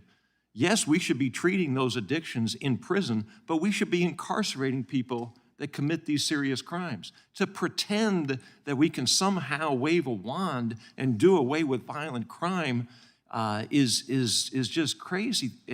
We have to recognize that there is a direct link between the addictive nature of a drug and the other crimes that are being committed. Crack cocaine is different than powder cocaine. It is more addictive than powder cocaine. To treat it the same as powder cocaine is a mistake. It was reduced from 100 to 1 to 18 to 1 because much of the violence in our inner cities was reduced as a result of putting people away. And to suggest that criminals don't understand what the law is a mistake. I prosecuted across the river crack cocaine cases where mules were bringing these drugs up from Florida, and they had exactly 1 gram less than the mandatory minimum amount so that they wouldn't be caught in that particular law. Criminals know the law very well, and it acts as a deterrent. When we do away with laws like this, we do away with the deterrent effect of these laws. We see an increasing amount of violent crime in this country because we are not taking these drugs seriously enough. People talk about the war on drugs has failed. And I don't know that it's failed because we have too few drug rehab programs, which I'm absolutely in favor of. We reduced the crime rate in my judicial district while I was an elected district attorney with drug rehab programs. They're absolutely essential. But to suggest that we don't take the violent crime seriously and we don't recognize the impact on victims of crime from these dangerous drugs, I think is a serious mistake. And I would love to work with my colleagues across the aisle to make sure that we distinguish between those who have committed violent crimes and those who are merely addicted to drugs. But there is a very close correlation between those two. Would the gentleman yield? I'll be glad to yield. Wouldn't the state laws still be in effect? And so if this guy is so smart that he knows not to bring the 1 gram in, that the state prosecutor in Colorado can still prosecute him? Sure, and reclaiming my time. Sure. The purpose of arresting a mule is to work your way up an organization and be able to get the kingpins, whether they're in Jamaica, whether they're in Mexico, no matter where they are. So there is a purpose for the federal government to be able to go after someone carrying drugs and to make sure that you have a harsh enough penalty that encourages that person to provide information in return for a reduced sentence. So there is a purpose in the federal government engaging in that. But certainly the state government, the state of Illinois has the primary jurisdiction over a murder that is gang and drug related in Chicago, or the same in Los Angeles, the same in New York. The federal government has an obligation, in my opinion. Cocaine isn't grown in the United States. It's typically grown in Colombia and other countries and brought into the United States. And the U.S. government has an obligation under our laws to try to stop that importation. I yield back. Gentleman yields back. The question occurs on the amendment. For what purpose does... Move to strike the last word. The gentleman, I will strike the last word and yield to the gentleman. Thank you, Mr. Chairman. I just have great respect for the distinguished gentleman from Colorado, but I just wanted to make two observations or three observations. One, from the crime-fighting public service, public safety perspective, this change, the Equal Act, does have the support, as Congresswoman Demings indicated, of the major cities chiefs association. I think they're concerned about public safety and crime fighting, and has the support of the Association of Prosecuting Attorneys. I think they're concerned about public safety and crime fighting. It also has the support of the National District Attorneys Association. I think it's fair to say that they have great concern with public safety and crime fighting, not just retroactively, but the current situation as well as moving forward. And when you go back to the original 1986 law, I think it's widely understood that the notion that 5 grams of crack cocaine would yield effectively the same sentence of 500 grams of powder cocaine, as if there was no quantifiable difference between the two, is just extraordinary. 5 grams of crack cocaine essentially would be the equivalent of these two peanuts, which would yield the same sentence as this is 450 grams, a little bit more than this bottle of powder cocaine, if it were powder cocaine. And so I think one of the reasons why you see people who are Democrats and Republicans, progressives, and conservatives, law enforcement organizations and civil rights organizations coming together is because they recognize that the original legislation was deeply flawed, had no justification under law, and even the revision has no current justification, in part because there's scientific evidence, medical evidence, that there is no pharmacological difference between how the body reacts to crack cocaine and powder cocaine. That was originally believed to be the case in 1986. But crack cocaine is not more highly addictive. That's just a medical reality. Though in 1986, that was the view. I'd also point out in 1986 that there are a lot of folks who believe that the original law, in part, was not simply a reaction to the violent crime that was taking place in many parts of America. Yes, that was the motivation of many, and Charlie Rangel acting in good faith, as has been indicated by members on both sides of the aisle. But there was another intervening event, and that was the death of Len Bias, who was a star basketball player. Many people thought he could rival Michael Jordan. He had just been drafted by the Boston Celtics, and the night after he was drafted, he dies of a drug overdose. And it was a national story. And Congress reacted. That was a horrific death. But Congress reacted a few weeks after Len Bias's untimely passing by comparing this amount of powdered cocaine to this amount of crack. And it was wrong. And Democrats got it wrong. And there were some Republicans who got it wrong. It's a Democratic House, and it was a Republican president. And Democrats and Republicans today are coming together to try to fix that wrong, which was in part inspired not by the evidence of what was happening all across America, but by Len Bias's death. As tragic as that was, we can't make public policy on that basis. And we've seen the consequences decades later of what happens when we do just that. So I'm just thankful for all of my colleagues who have different views, some supportive of the Equal Act, some who perhaps believe that we should maintain what currently exists. And this has been a very positive discussion of people with different views. But I just wanted to make sure that the record reflected that the science is very clear now, and that the motivations, in part, in 1986 weren't simply what was happening across the country, but it was a reaction to a particularly sensationalized event that led to doing something that clearly had adverse consequences for significant communities, not just Black communities, but low-income communities of every race, not just in the inner city, but in rural America and small-town America and in Appalachia as well. And I yield back. Reclaiming my time, I just want to point out also that there are mandatory minimums for cocaine. The bill before us equalizes the penalty for the two different forms of cocaine, which are medically indistinguishable in its effect, but there are mandatory minimums. Now, maybe we ought to reduce those mandatory minimums, maybe we ought to increase those mandatory minimums, but they're there. And this bill simply recognizes a medical reality that the two forms of cocaine have the same pharmacological effect. I yield back. Does anyone else seek for our purpose, does the gentleman seek recognition? Move to strike last word. Gentleman is recognized. Thank you, Mr. Chairman.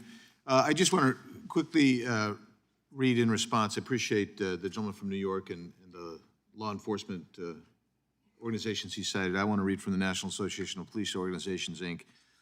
Quote, as crack is usually sold in much smaller quantities than powder cocaine, NAPO believes that tinkering with the current sentencing structure will negatively affect the work law enforcement has done to protect our nation's communities from the crime and violence associated with crack cocaine. The reduction of crack cocaine penalties will only accelerate the destruction brought to our neighborhoods by those convicted of federal crack offenses, close quote. With that, I'll yield to my friend from Colorado. I thank the gentleman for yielding, and I want to indicate to the gentleman from New York, the sponsor of this bill, that I have great respect for him and don't question motives at all. And I, in my experience, crack cocaine is more addictive. And I want to just read something. I just looked this up on my phone. Thank God for phones where we can get this information. But I just find it hard to believe that crack is not more addictive. And according to WebMD, an article on WebMD, crack is inhaled through the lung and spreads through the body, producing the high much more quickly and lasts for a shorter time than snorting cocaine, said John Giordano, an addiction counselor and the founder of National Institute for Holistic Addiction Studies. This causes a cycle of binging and crashing, which puts the user at a greater risk of dependence. And there are several other experts who are quoted as saying the same thing. So I respectfully disagree about the addictive qualities of crack cocaine and would suggest that there should be a disparity in the sentencing treatment of that. And I yield back to my friend from Arizona. Chairman, I yield back. Gentleman yields back. Are there any further amendments to the amendment in the nature of a substitute? In that case, the question occurs on the amendment in the nature of a substitute as amended. This bill will be followed by immediately by a vote on final passage of the bill. All those in favor respond by saying aye. Aye. Opposed, no. Aye. In the opinion of the chair, the ayes have it. The amendment in the Mr. nature of Chairman. a substitute is agreed to. Mr. Chairman. A reporting quorum being present, the question is on the motion to report the bill H.R. 1693 as amended favorably to the House. Those in favor respond by saying aye. Aye. Opposed, no. No. The ayes have it, and the bill is ordered reported favorably to the House. The ayes and nays are requested. The clerk will call the roll.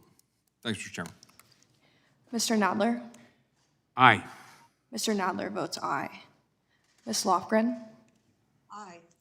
Ms. Lofgren votes aye. Ms. Jackson-Lee? Aye. Ms. Jackson-Lee votes aye. Mr. Cohen? Aye. Mr. Cohen votes aye. Mr. Johnson of Georgia? Aye. Mr. Johnson of Georgia votes aye. Mr. Deutsch? Aye. Mr. Deutsch votes aye. Ms. Bass? Aye. Ms. Bass votes aye. Mr. Jeffries? Mr. Jeffries votes aye. Mr. Cicilline? Mr. Cicilline votes aye. Mr. Swalwell? Mr. Swalwell votes aye. Mr. Liu? Aye. Mr. Liu votes aye. Mr. Raskin?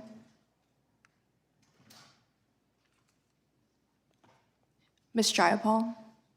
Aye. Ms. Jayapal votes aye. Ms. Demings? Ms. Demings votes aye. Mr. Correa? Mr. Correa votes aye. Ms. Scanlon? Aye. Ms. Scanlon votes aye. Ms. Garcia? Aye. Ms. Garcia votes aye. Mr. Neguse? Aye. Mr. Neguse votes aye. Ms. McBath? Aye. Ms. McBath votes aye. Mr. Stanton? Aye. Mr. Stanton votes aye. Ms. Dean? Aye. Ms. Dean votes aye. Ms. Escobar? Aye. Ms. Escobar votes aye. Mr. Jones? Ms. Ross? Aye. Ms. Ross votes aye. Ms. Bush? Bush votes aye. Ms. Bush votes aye. Mr. Jordan? Yes. Mr. Jordan votes yes. Mr. Shabbat? Mr. Shabbat votes aye. Mr. Gomert? Mr. Gomert votes aye. Mr. Isa? Aye. Mr. Isa votes aye. Mr. Buck? Mr. Buck votes no. Mr. Gates? Mr. Johnson of Louisiana? Mr. Johnson of Louisiana votes aye. Mr. Biggs? Mr. Biggs votes no. Mr. McClintock? Mr. McClintock votes aye. Mr. Stubbe? No. Mr. Stubbe votes no. Mr. Tiffany? Mr. Massey? Mr. Massey votes aye. Mr. Roy? Mr. Roy votes no. Mr. Bishop? Mr. Bishop votes yes. Ms. Fishbach? Ms. Fishbach votes no. Ms. Sparts? Ms. Sparts votes yes. Mr. Fitzgerald? Mr. Bentz? Mr. Benz votes yes. Mr. Bentz votes yes. Mr. Owens? Mike wasn't. Mr. Owens? Mike's not on, Burgess. Mr. Owens, put on your mic.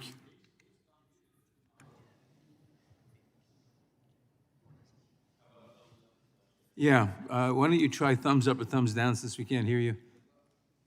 I'll take that as an aye vote. Okay, Mr. Owens votes aye. Mr. Chairman, how am I Mr. recorded? Raskin? I vote aye. Mr. Raskin votes aye.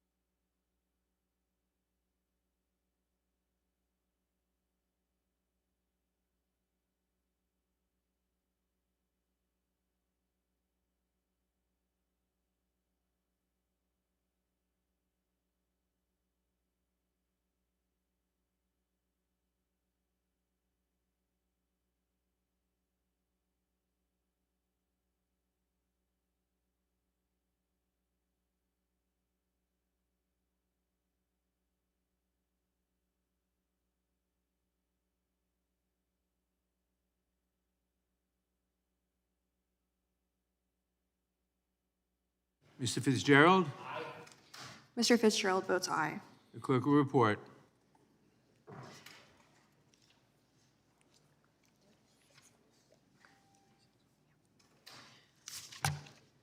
Mr. Chairman, there are 36 ayes and 5 noes.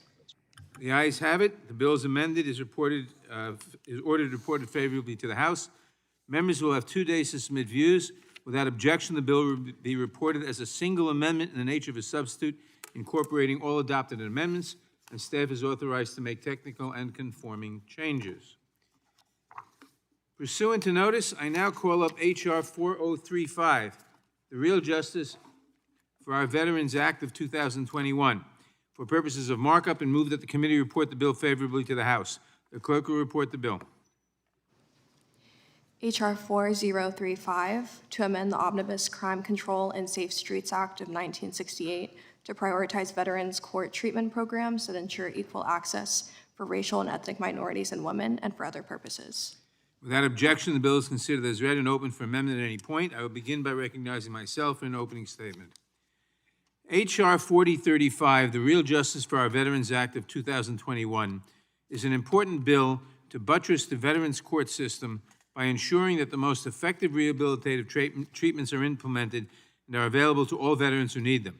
This bill would also expand access to rehabilitative services to veterans who would otherwise qualify for treatment and alternatives to incarceration, but who do not have a Veterans Treatment Court in their jurisdiction.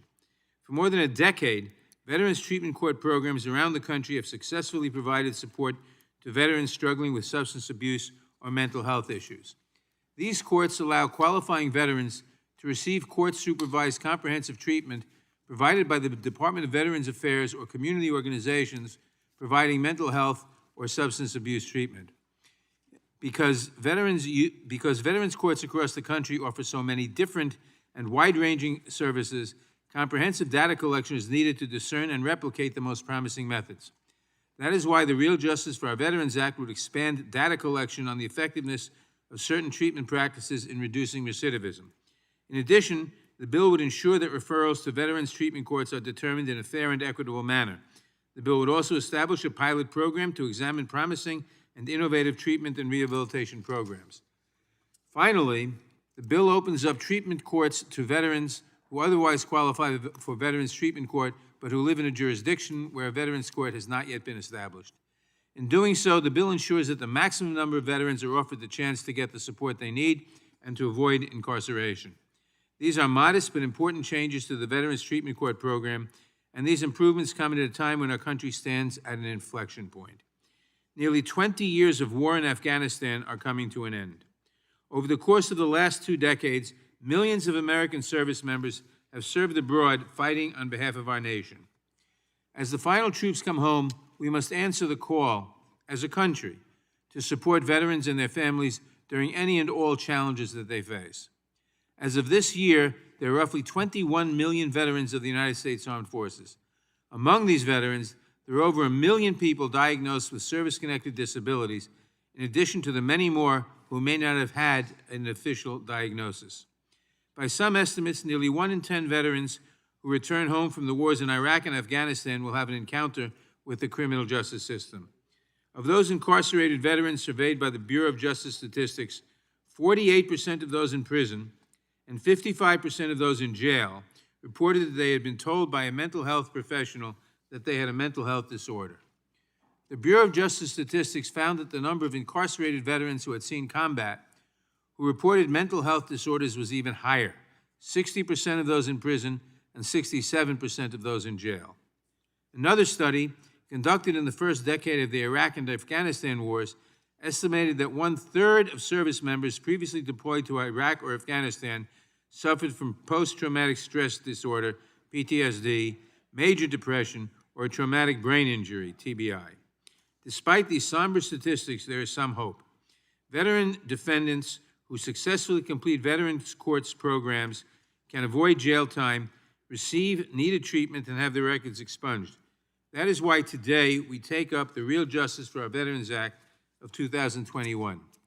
The beneficiaries of expanded and improved Veterans Treatment Court services are some of the most deserving of our fellow Americans.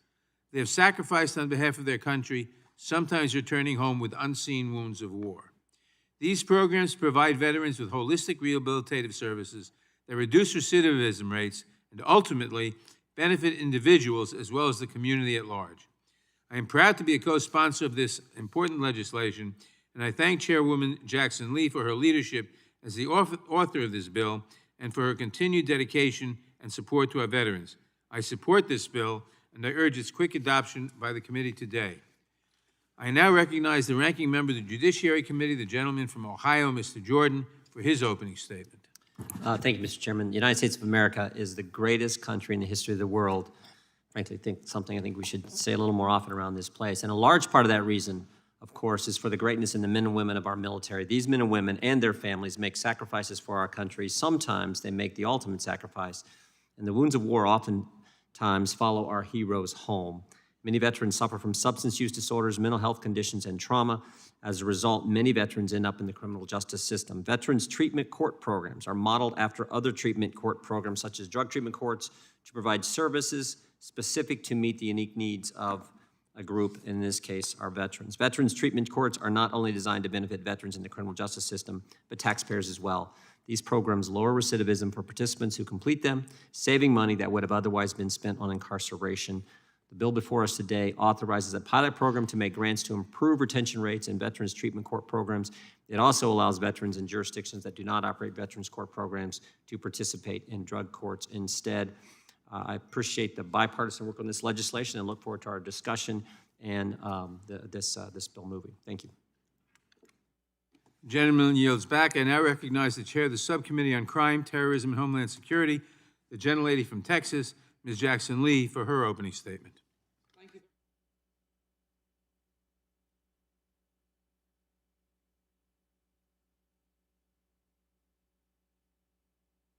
Greatness of our nation, recognized our greatness through the whole idea of the men and women who serve.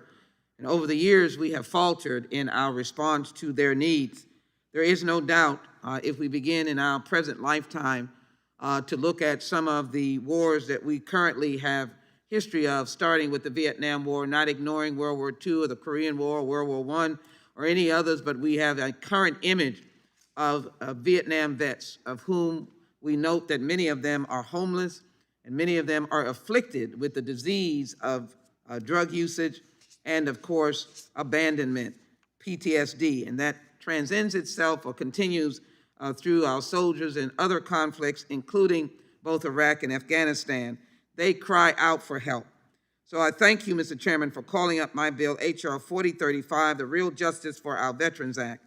I recall introducing some years ago when Chairman Murtha was alive. He worked with me extensively to create an off-site PTSD center away from a veterans hospital in a neighborhood where veterans could come who were homeless to get treatment for PTSD. It was like a bright light, and I hope this bill will be a bright light. This straightforward bill would build upon the ongoing success of veterans courts. It will also ensure that the most effective alternative treatment courts are accessible to all qualified veterans. As amended in the nature of a substitute, this bill has three primary goals. First, the bill would expand data collection regarding the effectiveness of veterans courts. Second, it authorizes a pilot program that would investigate and promote promising retention models in veterans and drug courts. Third, it would open up drug treatment courts to veterans in areas where there may not be a veterans court. There is a great disparity between the number of drug courts and the number of veterans courts. We want our veterans everywhere to have access to the idea of treatment for whatever ails them as relates to their war duties or their military service. In doing so, this provision enables veterans who qualify for veterans courts to participate in a drug treatment program in locations that haven't established a veterans court yet. This measure would ensure that access will be available to a broader number of qualifying veterans, even those that may have more serious past offenses. The Veterans Court program from my hometown of Houston, Texas, inspired this legislation. In 2009, Harris County created the first veterans treatment court in the state of Texas. In Harris County, our Veterans Treatment Court provides program participants with integrated treatment services, including traditional substance abuse treatment, vocational rehabilitation, mental health care, and veterans benefits. These programs, along with additional support from the Veterans Administration, provide judges, prosecutors, and participants a wide range of rehabilitative options. Even though current data is limited, there is sufficient evidence to suggest that other veteran treatment courts across the country could benefit from adopting the innovative practices underway in Houston and elsewhere. The need for more widespread, innovative, and multifaceted approaches is clear. By one estimate, approximately 9% of veterans who served in Iraq and Afghanistan have been arrested since returning home. Again, 9% of veterans who served our country, some wounded in Iraq and Afghanistan, seen their brothers and sisters having lost their life in battle, have been arrested since returning home. Based on the most recent data, the Bureau of Justice Statistics estimates that approximately 181,500 veterans were incarcerated in jails as well as state and federal prisons. Veterans have served our country and deserve the best chance at a successful rehabilitation possible. I would indicate that in some of our visits to the prison system, we have met some of these veterans. In addition, this legislation authorizes a new pilot program that will allow DOJ to test promising retention programs that promote greater enrollment and participation by veterans through the duration of their treatment program. If there's a rehabilitative therapy out there that can improve veteran outcomes and reduce recidivism, return them to their families, their lives, and their occupations, we should be dedicating the resources to test out the model. Expanding access for veteran rehabilitation means offering those who live outside a jurisdiction that has veterans court the chance of rehabilitation and access to a veterans court, which is the underlying purpose and value of this legislation. Currently, the federal law bars those who have a past violent conviction from participating in drug treatment courts. The same is not true of veterans courts. Veterans who have a past conviction and are otherwise qualified may be referred to a veterans treatment court. We do owe these service members, these persons who have been in battle, who have experienced things that we have never seen, we owe them their moment of justice. The effect of this ban means that veterans who have a past conviction and live in one of the approximately 1,500 jurisdictions where there is no veterans court, but there is a drug treatment court, are barred from participating in rehabilitative treatment. This is absurd, and my bill corrects this error. In the immediate future, I also plan to introduce legislation eliminating the so-called previous conviction bar from drug treatment courts, regardless of past offenses. Any qualified participants should be considered for these meaningful programs. A life changed around is a life that is better for this nation.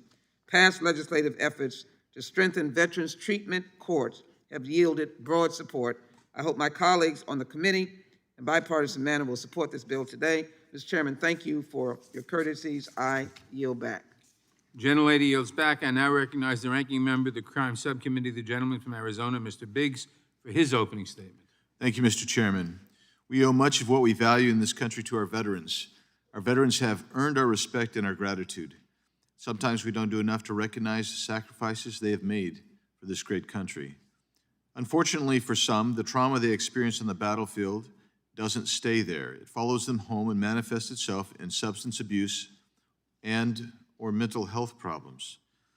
Those problems can lead veterans to finding themselves in the criminal justice system.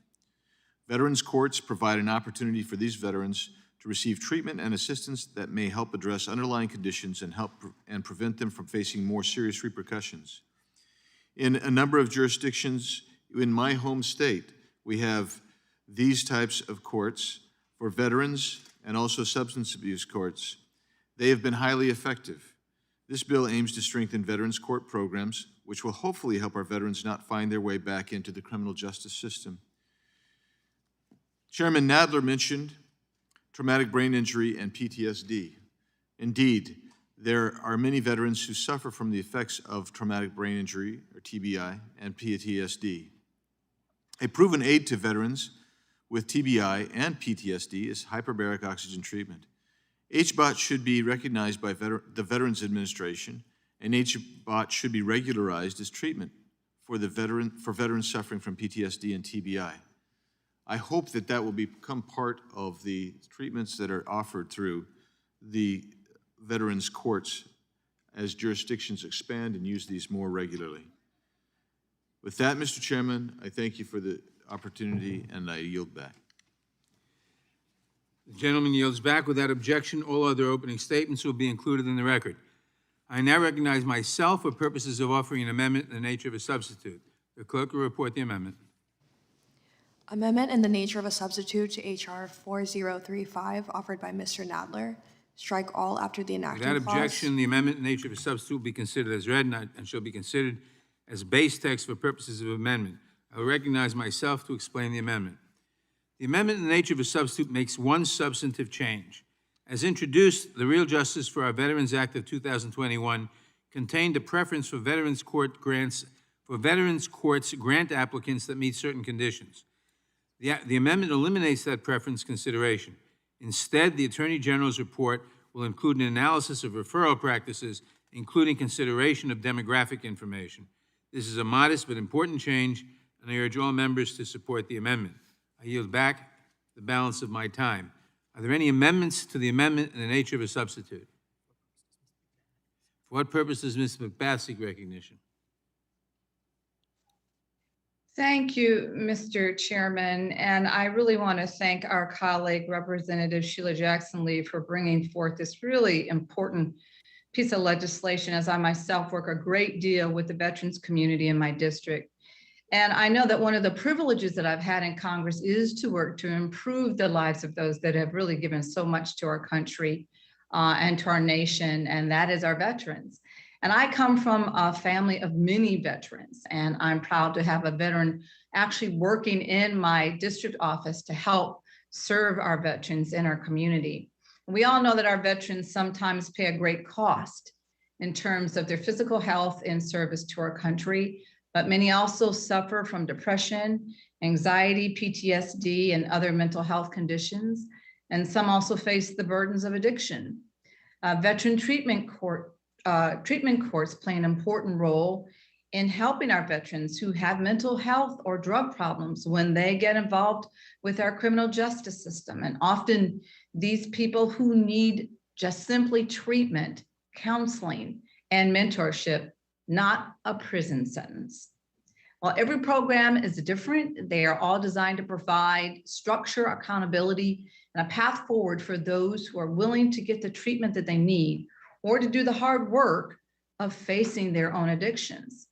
And I've been proud to support our veteran treatment courts in my community, and this bill will make sure that more veterans get the help that they need to get back on track again and to again become the pillars of our communities that they really so often are. And I am pleased that this bill has provisions that will improve data collection.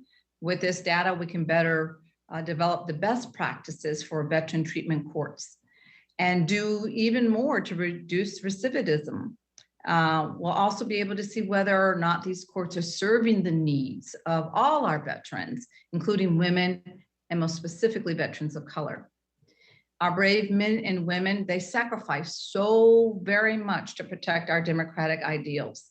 And when they end their service, we must see to it that we take care of them, whether their needs are physical, mental, or behavioral. And the Real Justice for Our Veterans Act is a part of that effort. And I thank Congresswoman once again, Sheila Jackson-Lee, and the chair of the Crime Subcommittee for introducing this legislation. I'm pleased to support it, and I yield back the balance of my time. Gentlelady yields back. For what purposes does Ms. Ross seek recognition? Mr. Chairman, I move to strike the last word. Gentlelady is recognized. Thank you very much, Mr. Chairman. This bill, led by our colleague, Congresswoman Jackson-Lee, marks a critical step in ensuring that our veterans are properly cared for within our criminal justice system. Veterans suffer disproportionate rates of substance abuse and are often related to mental illness. Such mental health disorders, if untreated, can lead many veterans to become involved in the criminal justice system. My dad was a psychiatrist in the Air Force during the Vietnam era and saw the effects that war can have on our service members. Treatment courts provide a key resource for veterans because their judges have demonstrated experience in handling veterans' cases and understand factors that lead to veteran involvement in the criminal justice system. These courts possess institutional knowledge of veteran-targeted resources that can be offered in lieu of incarceration. As a representative of a state and a district with a large veteran population, I care deeply about ensuring that gender or race does not dictate access to veteran treatment courts. I urge my colleagues to support this legislation as a promising path forward to care for our veterans who have sacrificed so much for our country. And Mr. Chairman, I yield back. The gentlelady yields back. For what purpose does Ms. Scanlon seek recognition? Thank you, Mr. Chairman. And I also want to thank Chairman Jackson Lee for her leadership in introducing this important bill. As several of our colleagues have mentioned, too often our veterans suffer wounds of war that make them more vulnerable to substance abuse, disorder, and mental health challenges that can lead them into the criminal justice system. I want to share a few words from a veteran who now serves in Philadelphia's Veterans Treatment Court. After returning to Philadelphia from Iraq in 2003, it took me only 4 days to see the inside of a jail cell. I was arrested for aggravated assault. My drinking and eventually drugging had given me all of what I thought I needed to transition back into society. I was wrong. It was exactly what I didn't need. I put a Band-Aid on my emotions by using substances to get through each day. Those substances destroyed my life. I had 7 arrests and spent a year in prison. I lost my family, and what hurt the most was not being with my daughter for the first 4 years of her young life. Something had to change if I was going to survive. After my final arrest, I was put into the Philadelphia Veterans Court. There is no question it saved my life. I found other veterans who were all working on the same mission, the mission of recovery. Help is what we get in Veterans Treatment Courts. My life began to change. After graduation from Veterans Court, I decided to stick around and continue to be a volunteer for the new veterans coming into court each week. My mission about recovery isn't just about me, it's the younger version of me who was about to see the inside of a jail cell for the first time. What veterans courts do is make sure that veterans don't see the inside of those jail cells more than once. For veterans who rely on the veteran treatment courts for substance abuse and mental health treatment services, it's critical that we ensure that those programs are using evidence-based treatments. This bill will accomplish that while also guaranteeing that the quality and access to care is equal for racial and ethnic minorities and women. I'm also glad to see the language includes a pilot program that aims to improve retention rates in veteran court treatment programs and encourage programs to improve their completion rates. Veterans who've sacrificed their physical and mental safety for our country should have the highest level of care upon their return. This includes access to substance abuse and mental health resources, as this bill ensures, and also legal aid to ensure that they can take advantage of the programs they're entitled to. That's why I've introduced the bipartisan Veterans Medical Legal Partnership Act, which would provide grants to state and local governments to create medical legal partnerships aimed at ensuring access to legal services for veterans, ultimately reducing homelessness and recidivism and preventing victimization among former service members. I look forward to working with my colleagues to move that bipartisan piece of legislation and other veteran-focused legislation through our committee. And I encourage my colleagues to support the Real Justice for Our Veterans Act, which would make meaningful change for our veterans. Thank you again, Chairwoman Jackson Lee, for your leadership and in focus on this important issue. I yield back. Gentlelady yields back. For what purpose does Mr. Correa seek recognition? Move to strike the last word, Mr. Gentleman Chairman. is recognized. And I also want to stand to thank my colleague, Ms. Jackson Lee, for this important legislation. In my home county, Orange County, California, we also have a drug court, treatment court, homeless court, veterans court, and I've seen the difference that these courts can make in a person's life. Instead of having a confrontational criminal court environment, a prosecutor, defense attorney, probation officer, social service workers, all teaming up to make sure that veterans receive the services they need to get back on their feet. This bill is a tremendous step forward, but it's not enough. We also have veterans that have fought for our nation, served with honor, and have it discharged honorably. And these vets, legal immigrants with green cards, get into trouble because of things like PTSD and then have their green card and residency removed, pulled, and are then deported. These veterans, under current law, cannot return to the United States. However, once they die in foreign soil, they can have their bodies returned to the United States and buried in a national cemetery. What a terrible travesty of justice. As has been said many times here today, our veterans deserve better. And with that, I yield. Gentleman yields back. Are there any amendments to the amendment in the nature of a substitute? The question occurs on the amendment in the nature of a substitute.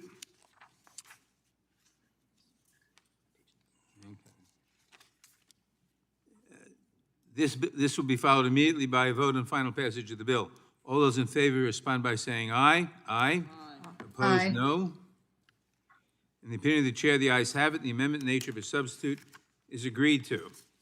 A reporting quorum being present, the question is on the motion to report the bill H.R. 4035 is amended favorably to the House. Those in favor respond by saying aye. Aye. Aye. Opposed, no. The ayes have it, and the bill is ordered reported favorably to the House. Members will have 2 days to submit views. Without objection, the bill will be reported as a single amendment in the nature of a substitute, incorporating all adopted amendments, and staff is authorized to make technical and conforming changes. For what purposes, Ms. Jackson-Lee seek recognition? Mr. Chairman, I'm pleased to ask to be able to submit into the record a letter of support for the Real Justice for Our Veterans Act from the National Association of Drug Courts Professionals. I ask unanimous consent to submit into the record. Without objection. And I'd like to submit into the record article from the New York Times, suicides among post-9/11 veterans are 4 times as high as combat deaths, and a new study finds, June 22nd, 2021. Ask unanimous consent. Without objection. Thank you. Thank you, members. Pursuant to notice, I now call up H.R. 3372, the One-Stop Shop Community Reentry Program Act of 2021, for purposes of markup, and move that the committee report the bill favorably to the House. The clerk will report the bill. H.R. 3372 to authorize implementation Without objection, the grants. bill is considered as read and open for adoption for amendment at any point. I'll begin by recognizing myself for an opening statement.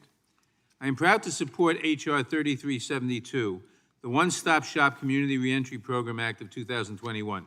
This bipartisan, bicameral legislation, which passed the committee in the House last Congress, would authorize grants to community organizations to create centralized reentry intake and coordination centers. These centers would serve as the home base for individuals recently released from correctional facilities as they go through the difficult process of rejoining their communities. At one-stop reentry centers, reentering individuals would be provided personalized, step-by-step assistance to access the resources, both public and private, that are needed to successfully integrate back into the communities. At the one-stop center, reentering individuals would be given assistance at every step of the way, from the moment they are released until they have the capability to fully rejoin their communities. This important legislation recognizes that a comprehensive reentry approach is needed to improve reentry outcomes, which ultimately has the effect of improving public safety. The bill adopts a whole-person approach that would ensure that all elements of a returning individual's life are supported. This includes transportation to and from appointments, temporary housing, assistance supplying for benefits, and job training. Additionally, for those who have formal reentry plans, the one-stop community reentry centers proposed by this bill would also provide case management and wraparound support. The challenges faced by individuals returning from prison are great, and they warrant the type of support the One-Stop Community Reentry Program Act would authorize. Unfortunately, the reentry support services that many prisoners receive while incarcerated do not sufficiently prepare them for the transition back to their communities. Many incarcerated individuals also have pre-existing conditions that make reentry even more difficult. Physical disabilities, mental health concerns, and substance abuse issues further complicate reentry plans, and additional support, like those detailed in H.R. 3372, are needed to promote successful outcomes. Specialists employed at one-stop centers can build relationships with providers, private groups, religious organizations, and public agencies to build networks of support that will help returning individuals get the care and support they need to succeed. Inadequate reentry support leads to recidivism and unnecessary financial strain on the community. Both the short and long-term costs associated with incarceration pale in comparison against the minimal front-end costs associated with a successful reentry. Of the few studies that have assessed the effectiveness of reentry services, a number have found that more robust and comprehensive reentry services are better at reducing recidivism and promoting the long-term success of reentering individuals.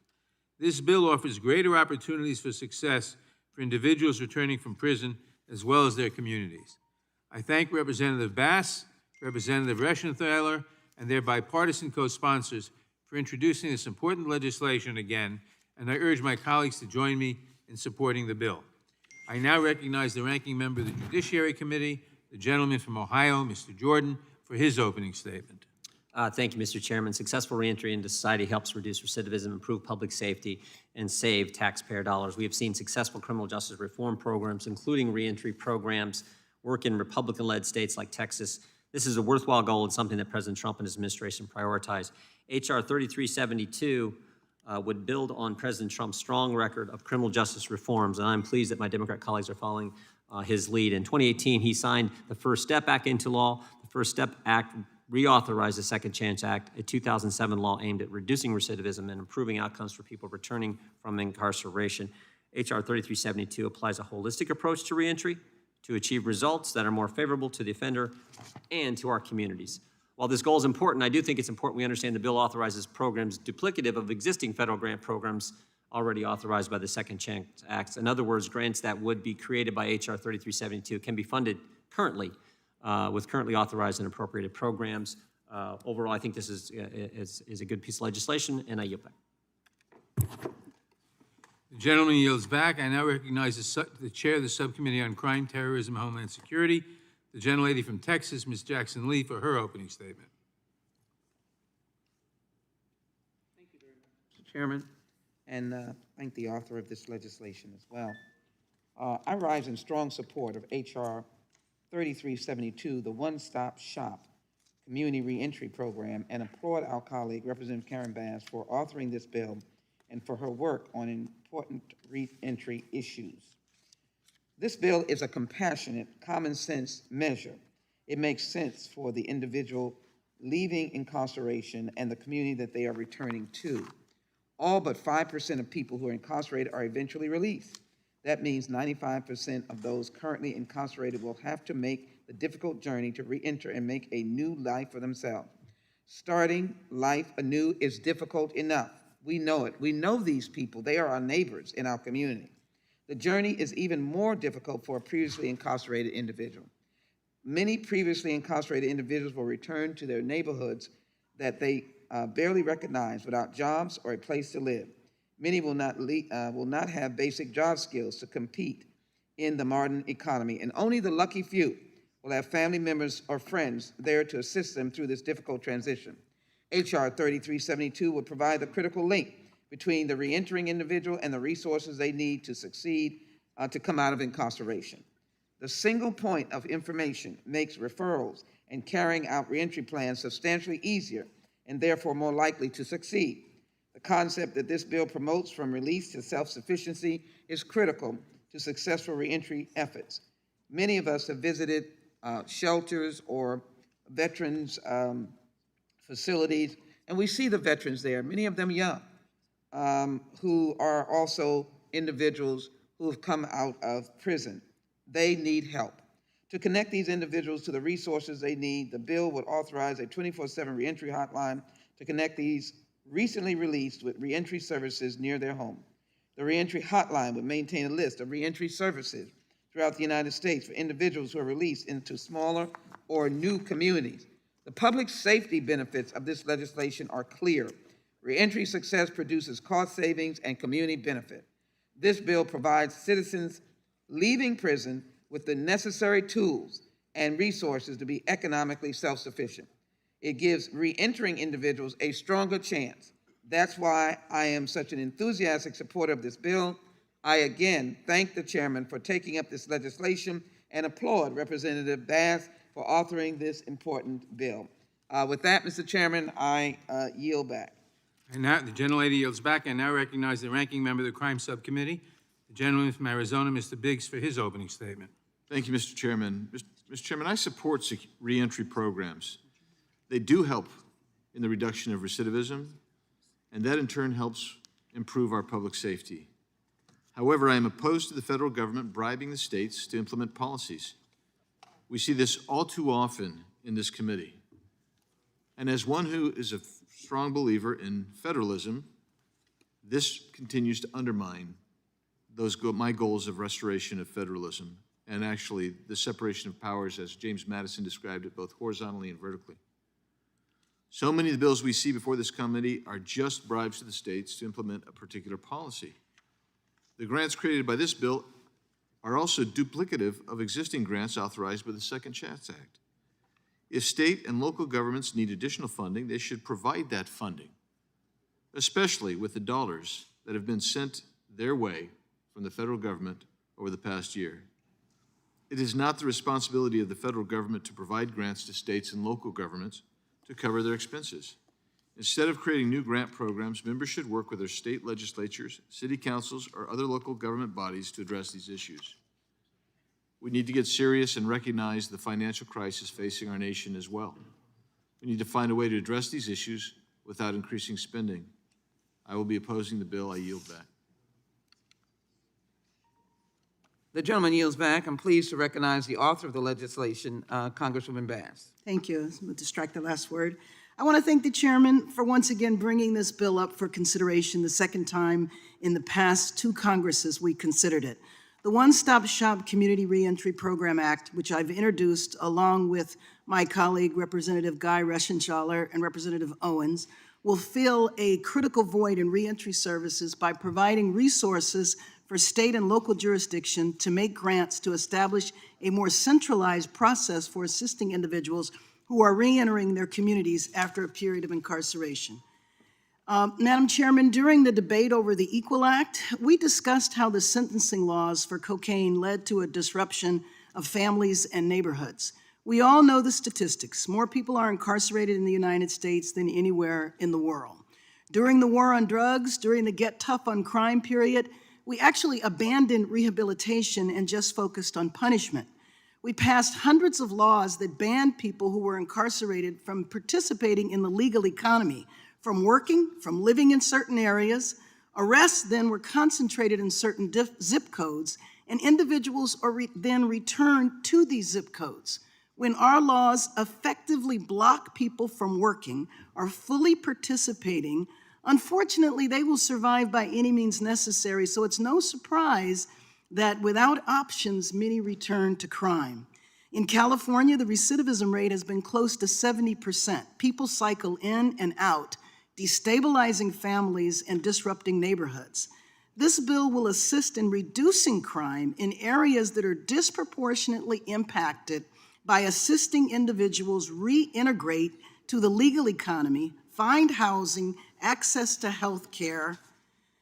Last year, when the Subcommittee on Crime, Terrorism, and Homeland Security held a hearing entitled Returning Citizens, Challenges and Opportunities for Reentry, at that hearing, we heard about the challenges that many individuals face. So imagine you're incarcerated for many years. During the time period of your incarceration, you were diagnosed with diabetes, placed on insulin, or you were diagnosed with schizophrenia, placed on antipsychotic medication, and then you are released back into the community with no access to health care. Your medicines are cut off, you don't have an ID, you can't get a driver's license because you owe back child support, you don't have a place to live, you can't associate with people who've been formerly incarcerated, even though there might be members of your family that were formerly incarcerated or certainly in your neighborhood. So these challenges can oftentimes be insurmountable, and we must figure out how to address them because access to support services is so critical to successful reentry. And if you don't care about the individuals, that's unfortunate. But understand that when people are arrested and incarcerated in concentrated zip codes and you return them to those neighborhoods and block them from any way to be reintegrated into the legal economy, you actually contribute to crime in those areas because you leave people without options. The one-stop shop model that this legislation supports would provide a full panoply of reentry services all at a single location, calibrated to address the critical elements of the reentry process.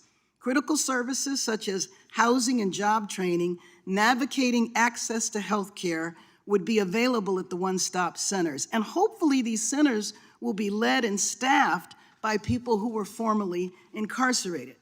In addition to one-stop centers, this bill authorizes the Attorney General to establish a 24-hour, 7-day-a-week reentry service assistance hotline to direct recently released individuals to appropriate reentry services in their locations. When Congress passed the hallmark Second Chance Act that the ranking member talked about, we demonstrated our commitment to provide housing, employment, assistance, substance abuse treatment, and other related services to returning individuals with the goal of reducing recidivism. This one-stop shop bill would go a step further by ensuring that returning citizens can actually access these services. One of the things that we have done with reentry resources, both on a federal level and on a state level, is we've given those resources over to probation. People still have difficulty accessing the services that are supposed to be available in the Second Chance Act. And so without critical reentry services, without programs that are led and staffed by people who were formerly incarcerated, who can do the hand-holding that is frankly inappropriate for law enforcement or probation to do, people will continue to fall through the cracks and won't be able to access the services that are provided in legislation that we pass, such as the Second Chance Act. So we must help to facilitate this access, which will also help to ensure a reduction in recidivism, help to keep our communities safe, and reduce crime. So I want to thank the chairman, I want to thank the co-sponsors for this bill, and I urge my colleagues to support this measure today. I yield back. Gentlelady yields back. For what purpose does Ms. Scanlon seek recognition? Thank you, Chairman. I move to strike the last word. Lady is recognized. Thank you. Hundreds of thousands of people are released from custody each year, and reentry services provide a crucial tool to help them find success back at home. But a lot of the time, returning individuals are given too little or no resources to support them as they reintegrate in our communities. Too often, they struggle to access safe and affordable housing, educational opportunities, and steady employment once they're home.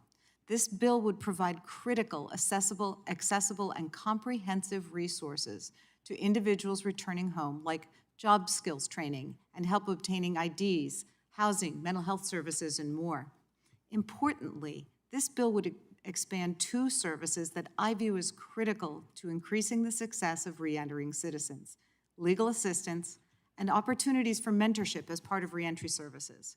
For years, I had the opportunity to work with a reentry program started by judges in the Eastern District of Pennsylvania with the goal of reducing recidivism, the STAR program. It became a model for federal courts, recruiting volunteer attorneys to represent returning citizens to address the myriad legal issues that impeded their success in reentry, whether it was getting a driver's license reinstated so that a person could get a job, or helping them secure housing or medical insurance. All of these things were providing blocks to people being able to successfully reenter. In addition, this program provides an opportunity for mentoring. And as chair of the Bipartisan Congressional Youth Mentoring Caucus, I know how valuable mentorship can be in helping individuals navigate the challenges of returning home after incarceration. Mentoring is an evidence-based initiative that leads to positive outcomes in areas like employment and educational attainment. And it's important that returning individuals have access to this support. So thank you, Mr. Chairman, for putting forth this critical legislation for our consideration today. And thank you to Representative Bass for introducing this important bipartisan bill. I look forward to voting to pass the One-Stop Shop Community Reentry Program Act out of committee today, and urge all of my colleagues to support this bill. I yield back. Gentlelady yields back. For what purpose does Mr. Tiffany seek recognition? Mr. Chairman, I have an amendment at the desk. The clerk will report the amendment. Gentlelady reserves a Reserve a point of order.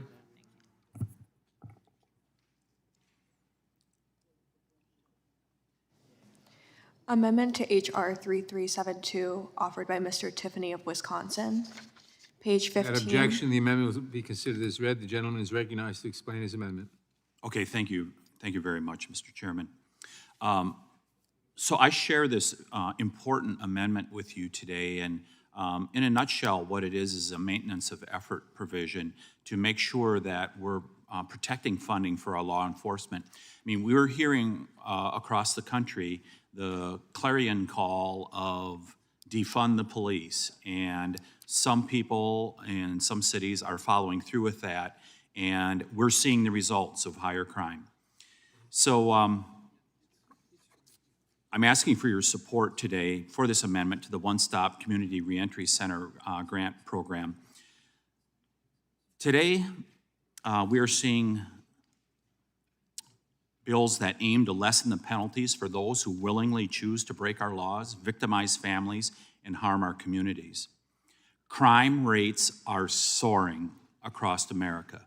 It's important that we support those who enforce the laws of this nation, those men and women who sacrifice each day to make our communities safer, from those who are beneficiaries of reduced criminal penalties and no cash bail systems.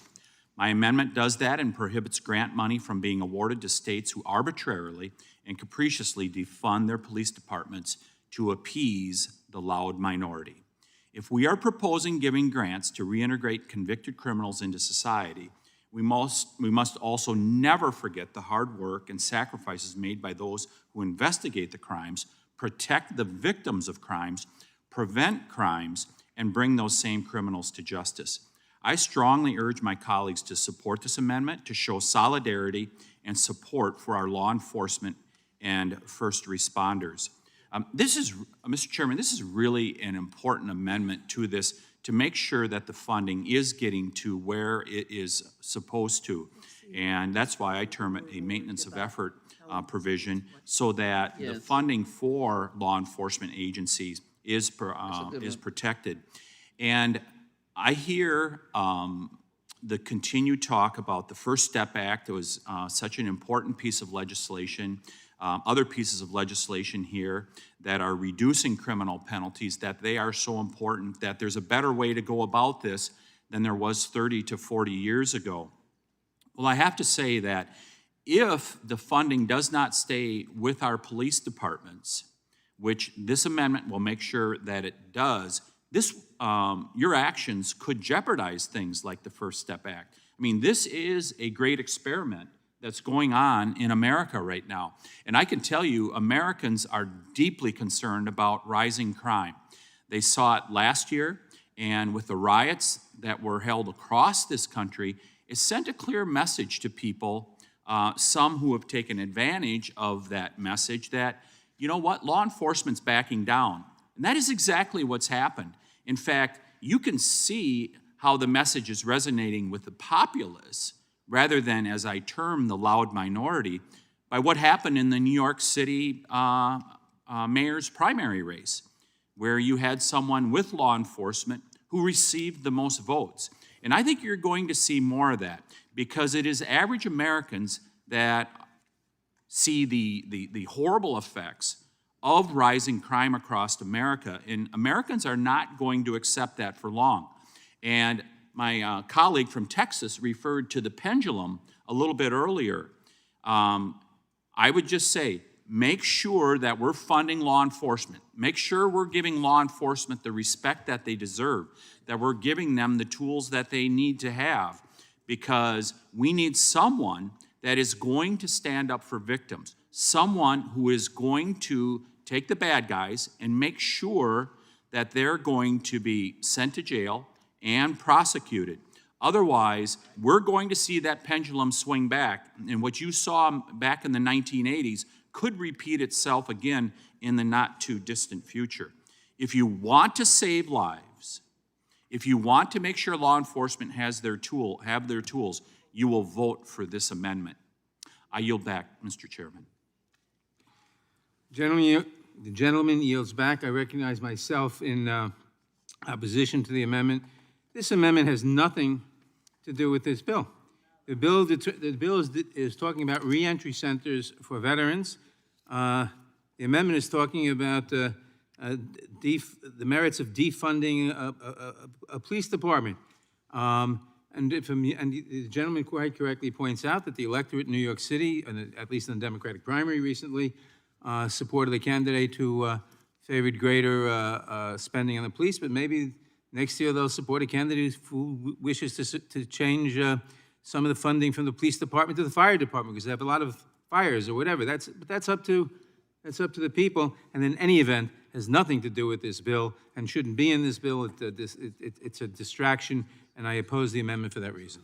I yield back. Mr. Chairman. For what purpose does the gentleman from Ohio? For what purpose is the gentleman from Strike the Ohio last seek word. recognition? The gentleman is recognized. Yeah, I support the amendment. I mean, this is about public safety. That's what this bill is. We both talked about reducing recidivism rates, public safety. This is about this is a fundamental issue that is one of the key debates in our culture, in our country today. And we all know what has happened to every single major urban area in this country as police forces around the nation have been defunded. So it's a straightforward, simple amendment, makes sense, good common sense, something we should keep the bipartisan approach that has been evident here today and been in practice here today. We should keep that in play and support this amendment. It's a good amendment to a good piece of legislation. I would yield the balance of my time to the gentleman from Wisconsin. I just want to say thank you to the gentleman from Ohio for yielding. So the term was used by the chair that this is a distraction. You go tell that to the people in Minneapolis. You go tell that to the people in New York City. You go tell that to the people in Portland, a beautiful city that is now becoming the Beirut of the West Coast. Just talk to people who have been there to Portland, because I have, and they're seeing the harmful effects of crime. And all this bill does is make sure that those dollars are spent by law enforcement. It's a simple maintenance of effort provision. There is nothing wrong with adding this to this bill. We see these, when I sat in the state legislature, we saw maintenance of effort provisions all the time from the federal government. And this is an appropriate one to make sure that we're funding the police. And this goes right back to the difference between us and the other side at this point. Are you going to stand up against rising crime or not? Well, the gentleman You're going to have to make a choice here. Are you going to stand up against rising crime, and are you going to stand with the police? Will the gentleman yield? Just 1 second. This makes sure that resources are not taken away from police departments, because I've seen the actions from places like Minneapolis and other cities where they're making it clear yet they want to defund the police, and they'll find any way to do it. And we should not allow them to take federal money that's going to be authorized with this bill and backfilling it with money that they pull away. Let's make sure that that does not happen. I yield to the gentlewoman. Thank you. I am confused, because I know that you are expressing tremendous concern about defunding the police, but my confusion is that my colleagues on the other side of the aisle that were concerned about defunding the police also voted against the rescue plan that provided billions of dollars to local governments so that they could fund the police. So why is it that you are concerned about this bill, which has nothing to do with funding the police, has everything to do with preventing crime by making sure that people who come out of prison can successfully reintegrate and have jobs and not commit crimes? I reclaim my time. So thank you for your comments from the gentlewoman from California. And yes, we want good reentry programs. We want people to get that rehabilitation. That's really important. I voted for those things, like drug courts and others. When I was in the state legislature in Wisconsin, I understand how important they are. But you ask why we put this here. Because now is the place and time. Why you voted against the rescue plan? Now is the place and time. Now is the place and time to deal with this. We have a bill before us. We want to make sure, or this amendment will make sure, that we do not have a city or any municipality across the country somewhere that wants to take this money and backfill. And because there are sometimes some clever bean counters in some of those municipalities that they choose to do such things. Let's make sure that the money that's going to be going for this program, that it doesn't go for other purposes, and that we make sure that our law enforcement is able to retain the money that's been allocated to them. Mr. Tiffany, will you yield for a question? As we go forward. Mr. Tiffany, will you yield for a question? I yield back the balance of my time to the chair. The gentleman yields back. For what purpose?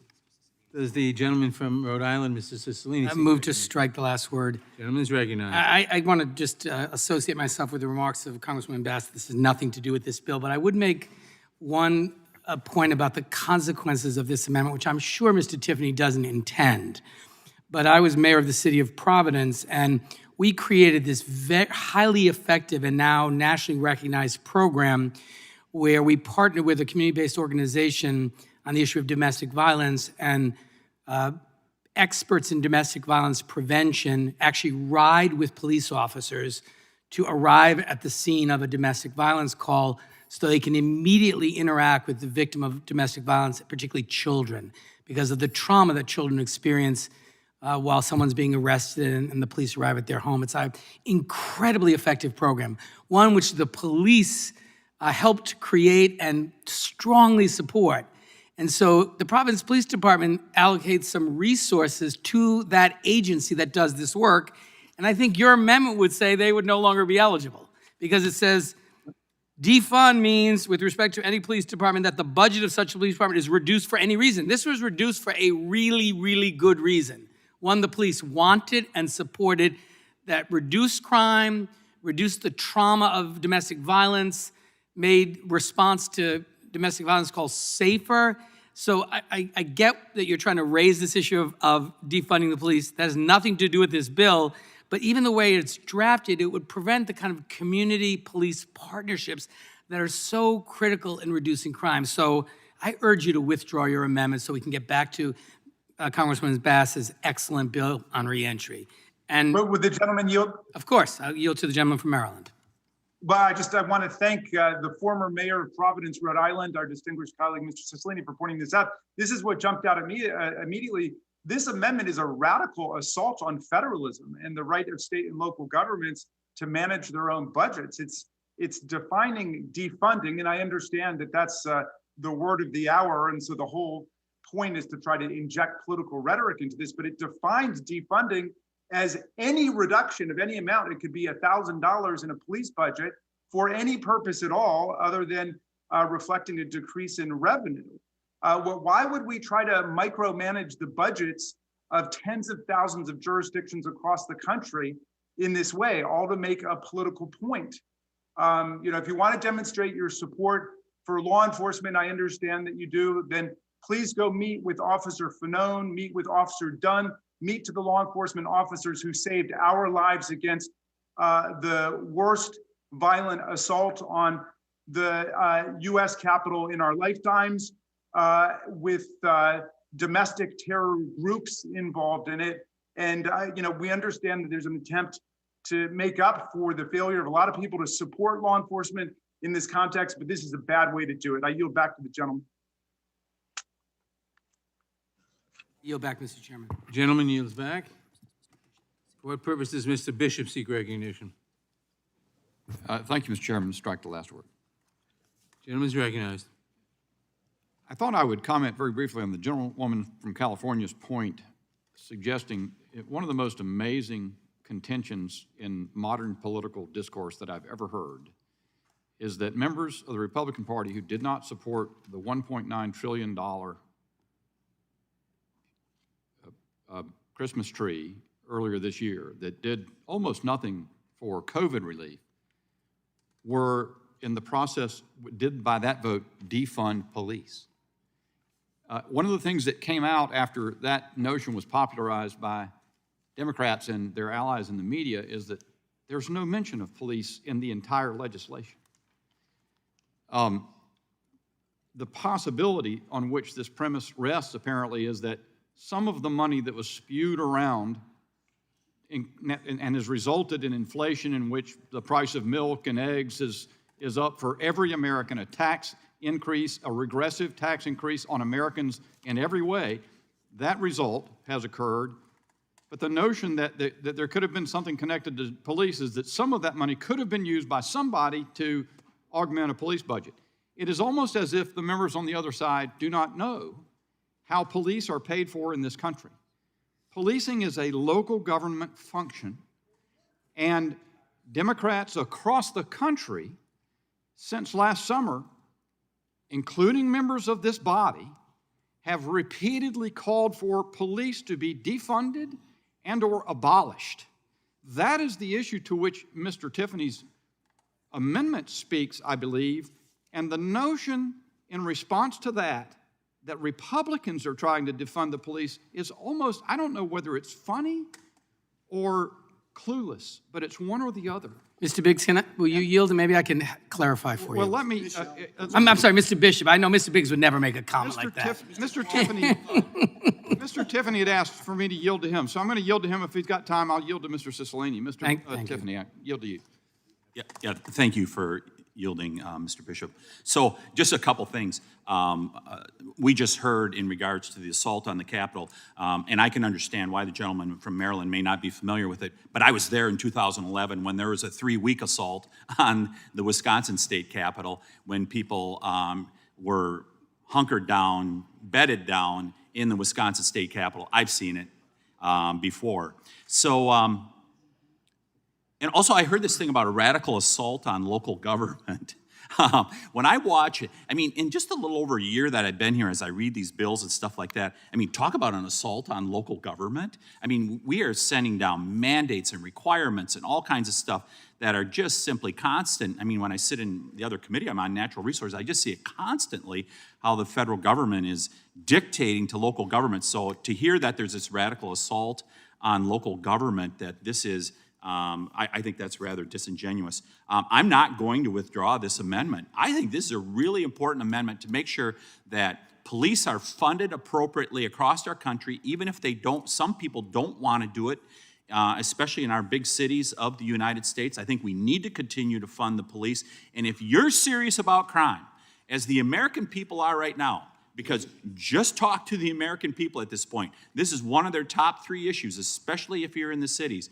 They are tired of the crime, especially the violent crime. I mean, we've seen the statistics, the increases. I mean, just a few months ago in Minneapolis, what was it? Carjackings are up over 300%. I mean, those type of crime statistics we are seeing across the country. This protects funding for the police and hopefully gets us to a place where we have less violent crime that is happening in our country because it's out of control right now. I yield back to the gentleman from North Carolina. And before I yield a few seconds to Mr. Cicilline, I would say that one thing that, for those who would suggest, as I've mentioned earlier, the absurd notion that voting against the $1.9 trillion big spending bill meant you're against police, it's really simple to decide whether you're for, or to signal whether you're for or against police by voting for this amendment. And if you vote no, everybody knows, very clear. I yield to the gentleman from Rhode Island. I thank the gentleman for yielding. I just would make the point to amplify Congressman Bass's point. We appropriated $350 billion to state and local government in the Coronavirus Relief Fund. The Department of the Treasury specifically said law enforcement was eligible for that funding because of the rise in crime during the COVID pandemic. So you can say you support the police, but we should judge you by your actions. You voted against $350 billion, which could be used to fund local police departments. I know the cities and towns that I represent, they'll be using some of that to support law enforcement. So it's easy to say you're for the police, but in the moment when you were tested, every single Republican voted against funding the police. That's Congressman Bass's point, and I yield back and thank the gentleman for extending the courtesy. The gentleman's time is expired. For what purpose does Ms. Deming seek recognition? Move to strike the last word. And ladies recognized. Mr. Chairman, are we at this again? Are we really doing this yet again? We all have a lot of things to say, but I would prefer to look at what you do. You're sitting here yet again. Mr. Chairman, they are sitting here yet again, talking about supporting the police, funding the police, when they voted against the opportunity to fund the police when local governments were screaming for help and the American Rescue Plan would have helped them. Didn't support the police then. Secondly, when the police were being attacked, it's not what you say, what you do, on January 6th, and you had an opportunity to vote in favor of an independent commission that would have gotten to the bottom of it and held every criminal accountable, not just the ones who, the 550-something who were arrested for attacking the police, but those who incited it, those who inspired it, those who funded it. And you chose not to do that. You know,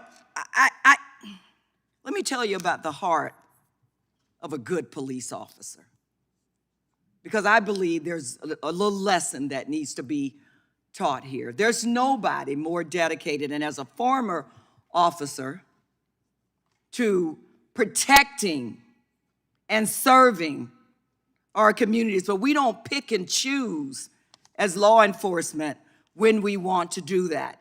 Good police officers do their job well, but you know what? They're also very supportive of programs just like this, because they understand you hold the most violent criminals accountable, but you also work to address the quality of life issues that plague communities in the first place. So here we are again with rhetoric. If you support the police, don't pick and choose the moments that you want to do that. Support police all the time.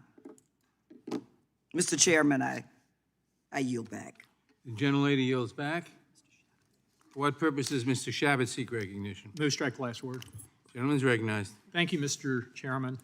I think what you're seeing here is kind of desperation. My Democratic colleagues are desperate. It's so clear. They're in trouble.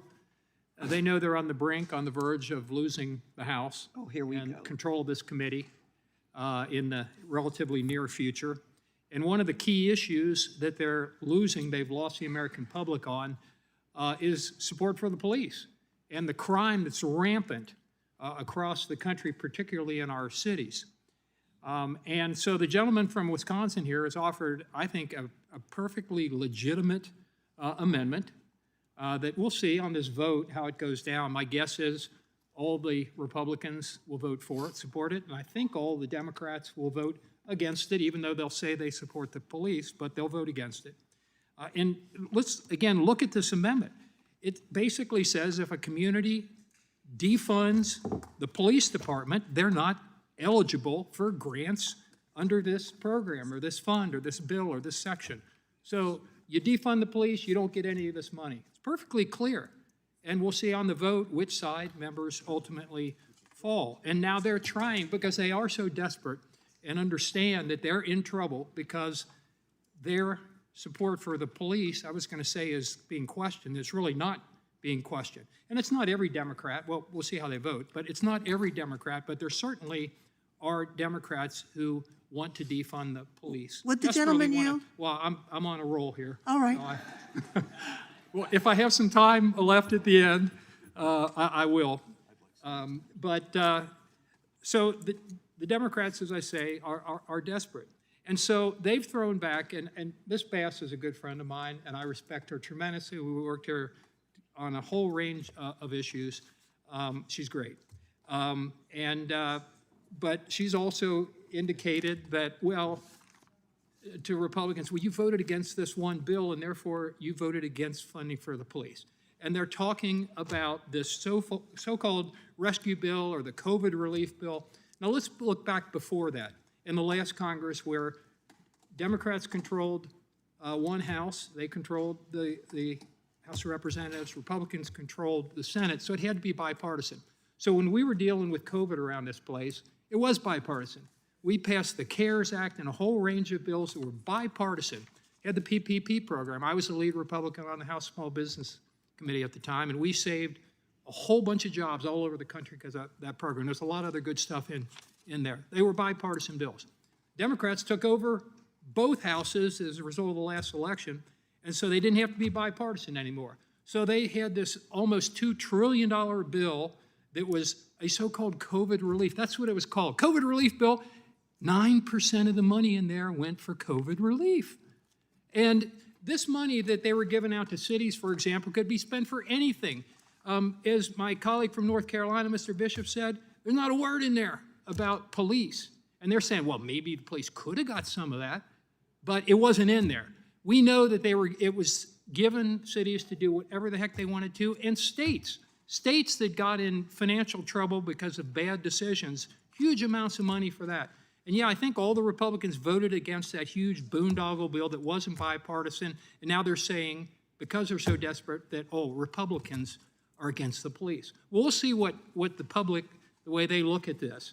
Which party is more for the police, Republicans or Democrats? There's no question in my mind. That's why they're so scared on this issue. When we talked about protecting the police, look at, in this very committee, the qualified immunity debate. They wanted to take away basically the little protection that police officers have. They wanted to allow them to be sued personally. Your personal assets. Who's going to want to become a police officer if they can go after your kids' college funds or your pension? Stuff that basically is for your family because you've violated some rule and you may not even have known it. You may have followed police policies. They were willing to put the police in that kind of jeopardy. That was their answer to the instability that we saw a couple summers back.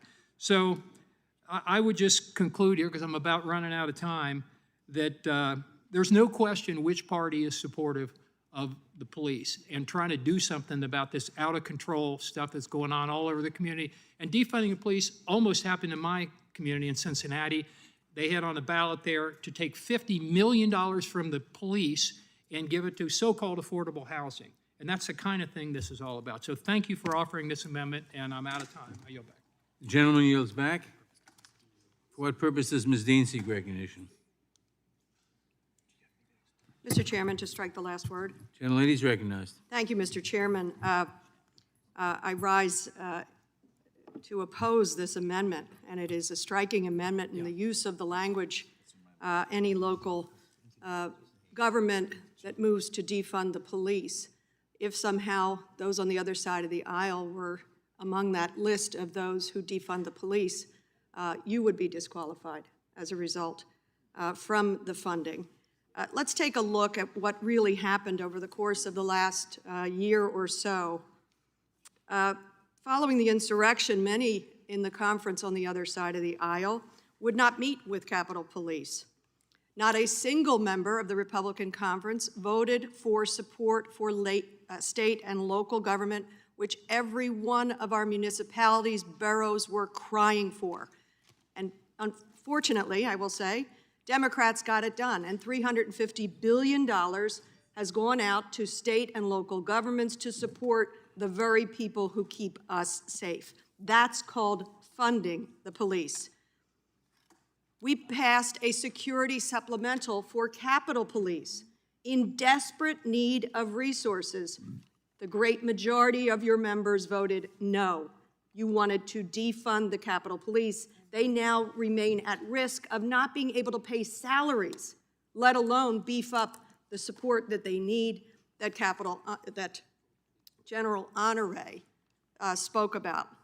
And finally, most shamefully, 21 of your members couldn't bring him or herself to vote in favor of the recognition of the gold medal for Capitol Police, who literally saved every one of our lives.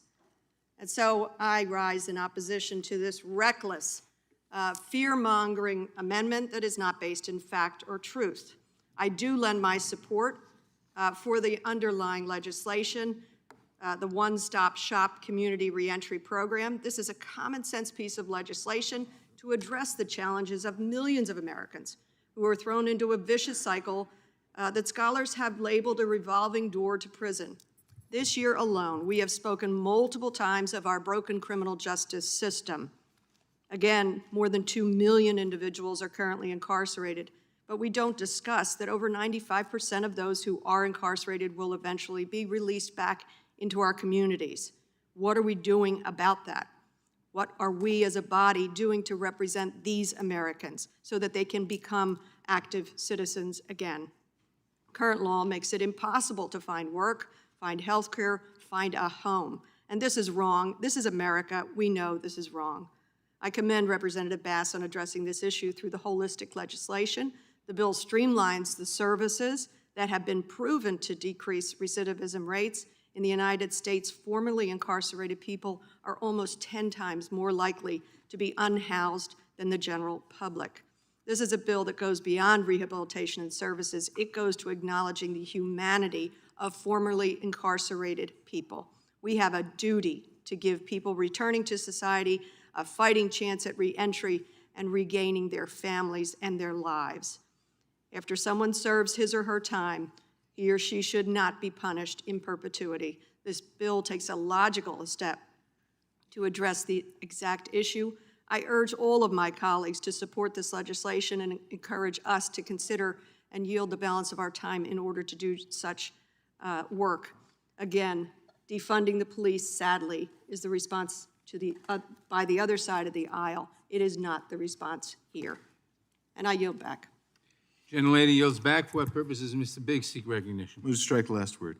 Gentleman is recognized. Thank you so much. I'm actually kind of getting a kick out of it because I'm beginning to think people really believe the rhetoric that the Republicans voted to defund the police by voting no on this monstrosity spending bill. But you know what? Our loyal supporters in the media, those people who always support us, Republicans and conservatives in the media, the Washington Post, wait a second, I got that backwards. But even the Washington Post said, Democrats, three Pinocchios on you for saying that by voting against that bill, that was a defund motion. The Post Salvador Rizzo wrote, although Republicans all opposed Biden's coronavirus relief package, no one voted to cut or defund anything. So you can spin that all you want, but it's simply untrue. And the reason that you all are saying that is because you passed a bill out of here earlier on. Did two things. Moved hundreds of millions of dollars out of policing into filing federally mandated reports, moving it from normal police activities so you can get more reports and information, distract them from the job of policing that they want to do. And in that bill, you threw in elimination of qualified immunity. That's a big deal. So let's just see here. President Biden said he supported reallocating police resources. The vice president said, I applaud Eric Garcetti for defunding the LA police. We have to reimagine public safety. Biden's Associate AG General Vanita Gupta said officials must heed calls to decrease police budgets. Boston Mayor, Biden's Secretary of Labor, Marty Walsh, when he was mayor, proposed a budget to divert funding from law enforcement. A member of this own committee said the Minneapolis City Council, quote, it was very thoughtful for voting to dismantle the police. The Speaker, fellow Democrats refused to criticize the Minneapolis City Council that did defund police when they were given the opportunity to. Another member of our body said protesters need to get more confrontational with police. Another representative from the other side of the aisle called for dismantling the Minneapolis Police Department, and a member of this committee called for defunding police. And recently, in the last 2 weeks, we've had two members of not this committee, but this body from the other side of the aisle. One stood by her calls to reallocate resources away from police, saying that a reaction to that based on crime is just, quote, hysteria. Another said she still supports defunding the police. Let's not spin this away from what it is. Here, how about some cities? Maybe this will help you understand. Cities that have defunded police: Austin, $150 million cut. Baltimore, $22 million. Boston, $12 million. Burlington, Vermont, $1 million. Columbus, $23 million. Denver, $55 million. Eureka, California, $1.2 million. Hartford, $2 million. LA, California, $175 million cut. The only time I've actually agreed with the sheriff of LA County. He came from Arizona. He went from Arizona over to LA, and I've seen his career when he was belly aching recently. And what are the things well, that's kind of where I am too. But one of the things I thought that was so interesting about it is he brought up the defund police movement in LA. Madison, Wisconsin, $2 million. Minneapolis, $8 million. New York, $1 billion. Norman, Oklahoma, $865,000. Oakland, California, $14.6 million. Oklahoma City, $5.5 million. Philadelphia, PA, $33 million. Portland, $15 million. Salt Lake, $5.3 million. San Francisco, $120 million. Seattle, $69 million. Steamboat Springs, $1.5 million. Washington, D.C., $15 million. Total $1.73 billion cut. What do they all have in common? They're not led by Republican mayors or councils. How about that? Does that spin enough for you? I got another laugh when someone talked about the independent commission regarding January 6th. It is so independent that Nancy Pelosi has control of the membership of that committee and said, and she booted off 2 of our members. That's independence for you. That's fair. That's getting to the bottom of things. I'll tell you what, when I hear the revisionist history coming from across the aisle today on this, it's outrageous. That gets us to the point of where we sit. Would the gentleman yield? No, I'm finishing it. I got 18 seconds. Otherwise, I would. I got 18 seconds. I got to finish up here. I support this amendment. It's rational. It makes good sense. It's tied to what we're trying to do here today. And with that, Mr. Chairman, I yield back.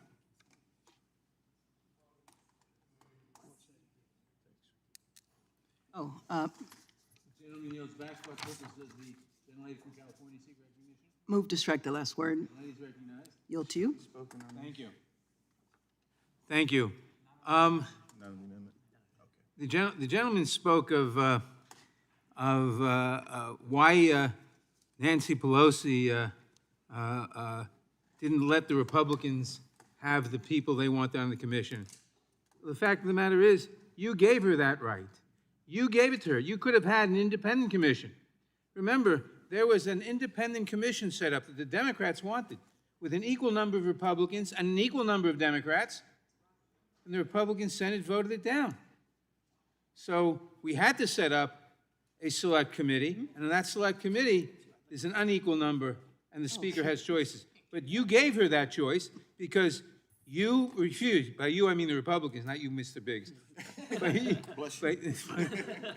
You, the Republicans, set up this situation by voting down the independent commission, which would have had an equal number of Republicans, an equal number of Democrats. Would the gentleman yield for a question? And the Speaker would not have had any power of choice. I will yield to. He can't, you can't yield. The gentlewoman yield for a question? I reclaim my time. Will the gentlewoman yield for a question? I will yield to Representative Cicilline first. I thank the gentlelady for yielding. I've spoken on the amendment, so I'd like to spend a moment to get us back on track and talk about the excellent piece of legislation before us. I want to thank you, Chairman Nadler, for holding this markup, and thank you to Congresswoman Bass for her extraordinary leadership in sponsoring this necessary bipartisan and bicameral legislation that gives formerly incarcerated people a fighting chance at success upon release. Every year, roughly 600,000 people in the United States are released from state and federal prisons. Though no longer behind bars, in many ways, their sentences continue. A victim of sexual abuse who served time for drug-related charges should have the opportunity to find safe, affordable housing and substance abuse treatment upon release. A person suffering from mental illness who was convicted of a low-level drug charge should have the opportunity to find a job to support their family. According to a March 2020 report by the Prison Policy Initiative, most crimes committed in the United States are misdemeanors or non-criminal violations, not serious or violent crimes. Low-level offenses like technical violations of probation and parole often lead to incarceration and additional consequences. But instead of investing in community-driven safety initiatives, many cities and counties continue to spend inordinate amounts of taxpayer money on incarcerating people for minor offenses. I mentioned earlier I served as mayor of Providence. During that time, I assembled a reentry council that brought together community leaders, housing experts, religious leaders, business folks to help formerly incarcerated individuals transition back into the community safely after they completed their sentence. During my time as mayor, I saw how increasing access to reentry services helps reduce the likelihood that people will return to prison. Comprehensive reentry services, including food assistance and access to employment opportunities, help to ensure that justice-involved individuals have the support they need to provide for themselves and their families and to be productive members of their communities. That's why I'm proud to support this legislation, which provides grants to community-based organizations and other eligible entities to create community reentry centers. There is currently no agency responsible for helping people who are released from prison with obtaining essential services or overcoming the stigma of incarceration.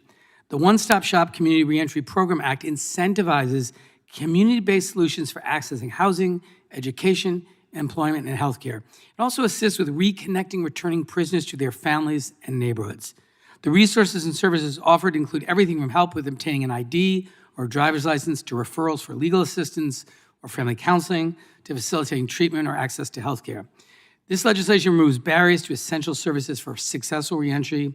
It seeks to end the revolving door of recidivism. It helps people navigate life after prison. And importantly, it makes our communities safer. It gives people a second chance. I urge my colleagues to support this bill, and I thank Congresswoman Bass for her really strong leadership on a piece of legislation that is going to make our communities safer and lead to many more individuals leading productive, healthy, law-abiding lives. And for that, our nation owes her a debt of gratitude. I yield back.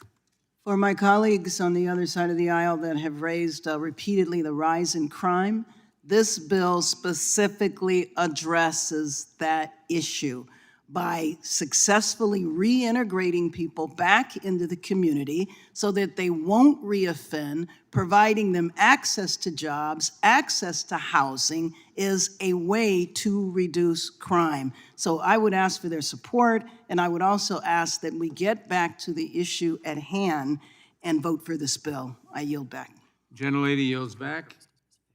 For what purposes Ms. Fishbach seek recognition? Mr. Chair, I move to strike the last word. Gentlelady is recognized. Mr. Chair, first I'd like to associate myself with the comments of my colleague from Arizona, and particularly my colleague from Ohio, who did talk about the COVID relief package that the Democrats are saying was our vote against, was the Republican vote against police officers. But I do want to just yield to my colleague from Wisconsin, who is the author of the amendment, to talk a little bit more about it. Thank you. Thank you to the gentlewoman from Minnesota for yielding. So the question was posed, are we at this again? And I would just say that and what I've seen here in 2021 is we get rare chances to amend bills. I think about some of the other committees that I'm in. We see stuff that just goes straight to the floor, not going through regular process. I don't have any examples immediately offhand, but that's been striking to me over the last couple months that you'd like to propose an amendment, but boy, that bill's going straight to the floor. And what I hear from committee chairs is that, boy, this is so urgent, we just have to get this done. So when we do get an opportunity to offer an amendment, I think it's very important to do it. And this was the one time that I could get an amendment in regards to a maintenance of effort provision. And by the way, to the author of the bill, I know her intentions are genuine and sincere. There's no question about that. I'm not questioning that at all. What I'm saying is that this is an opportunity to make sure that we don't have cities that are going to be defunding their police. And I believe the American people, agree with that. And I will go back to the comments I made in my original remarks. Crime is rising in our country. It is.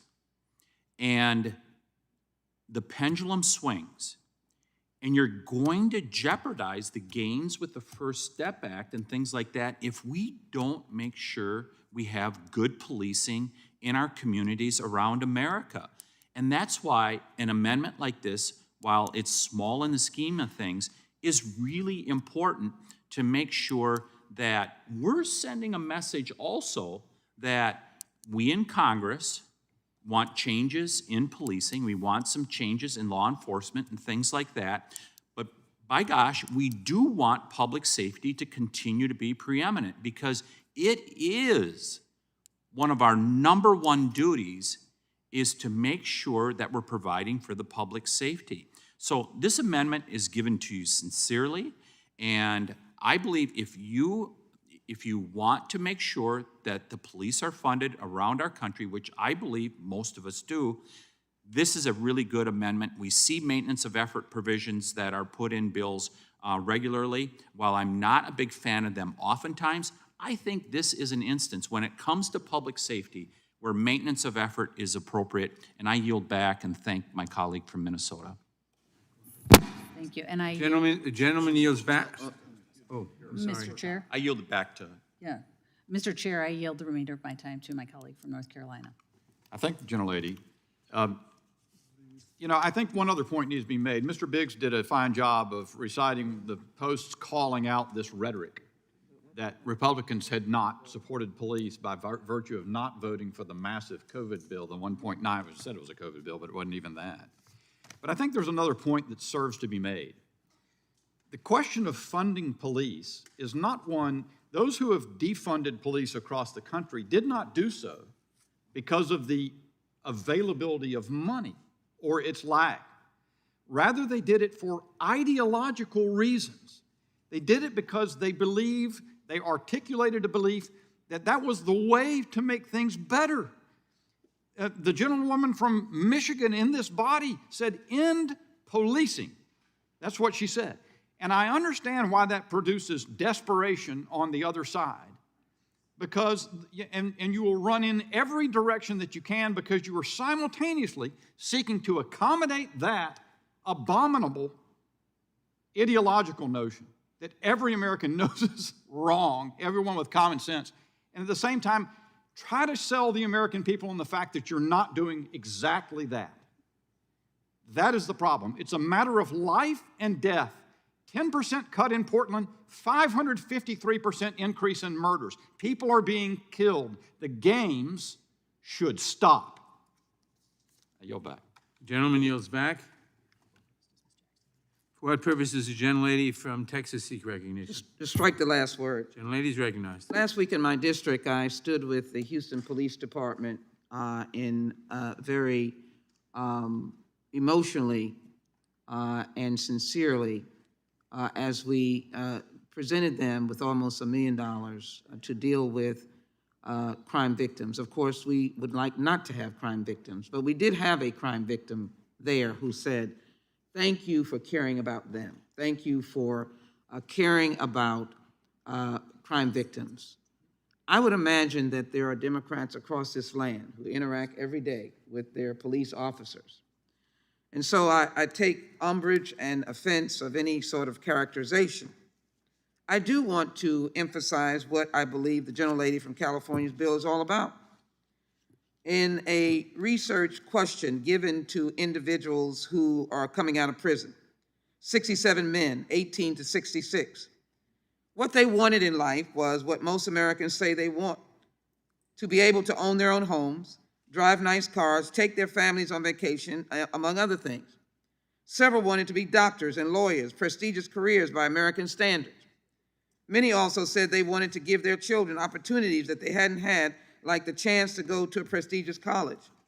This bill is about those opportunities. Can we not see plainly and clearly what the intent of the gentlelady's bill is, the one-stop shop community reentry program, and particularly the hotline, so no matter what rural hamlet you're in, you can access what can I do to become a doctor or a lawyer or own a home or to treat my children fairly or to give them the blessings, as Barbara Jordan said, of this nation, the promise of America. Further, in a report that has come to my attention, that the first estimate of homeless among 5 million formerly incarcerated people living in the United States, this report, finding that formerly incarcerated people are almost 10 times more likely to be homeless than the general public.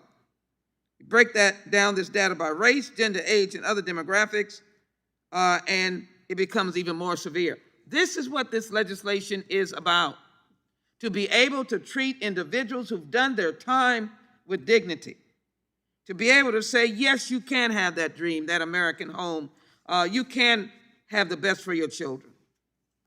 And so when we enter an amendment, then I'm going to speak to the technical aspects of it. I don't really understand what defund means, because what is the definition of my friends? And then I'm not sure if this has been made, but they're now interfering with states' rights, and I thought they were truly states' rights individuals. They're interfering with decisions made by law enforcement officers in individual states. They're making a federal fiat of how you run your police departments. that may want to be merciful, may want to be humane in the way that they treat the issues of crime. We all are outraged by crime in America. All of us are outraged by this crime. We cry for the victims, but we also understand what is necessary to do good policing and good reform. This is a reform bill. And I'd venture to say that law enforcement persons on this panel would celebrate reform, would celebrate trying to deal with ending recidivism. I want to end recidivism. And I do want to say to my friends, on January 6th, there are probably many people that are not in this Congress that are suffering from post-traumatic stress disorder, and they are our officers that were on the front line. I'd like to think that we are more concerned about ensuring that that never happens again, that we will not ever call that a tourist trip, people taking cameras with their Kodak paper cameras, taking pictures, while someone's head was squeezed into the door, pleading for his life, or beaten to his death, almost a gun taken out of one officer. That is what we should be speaking against. But an amendment, all well-meaning, I'm sure the gentleman is well-meaning, I cannot support it because it doesn't even define what this means.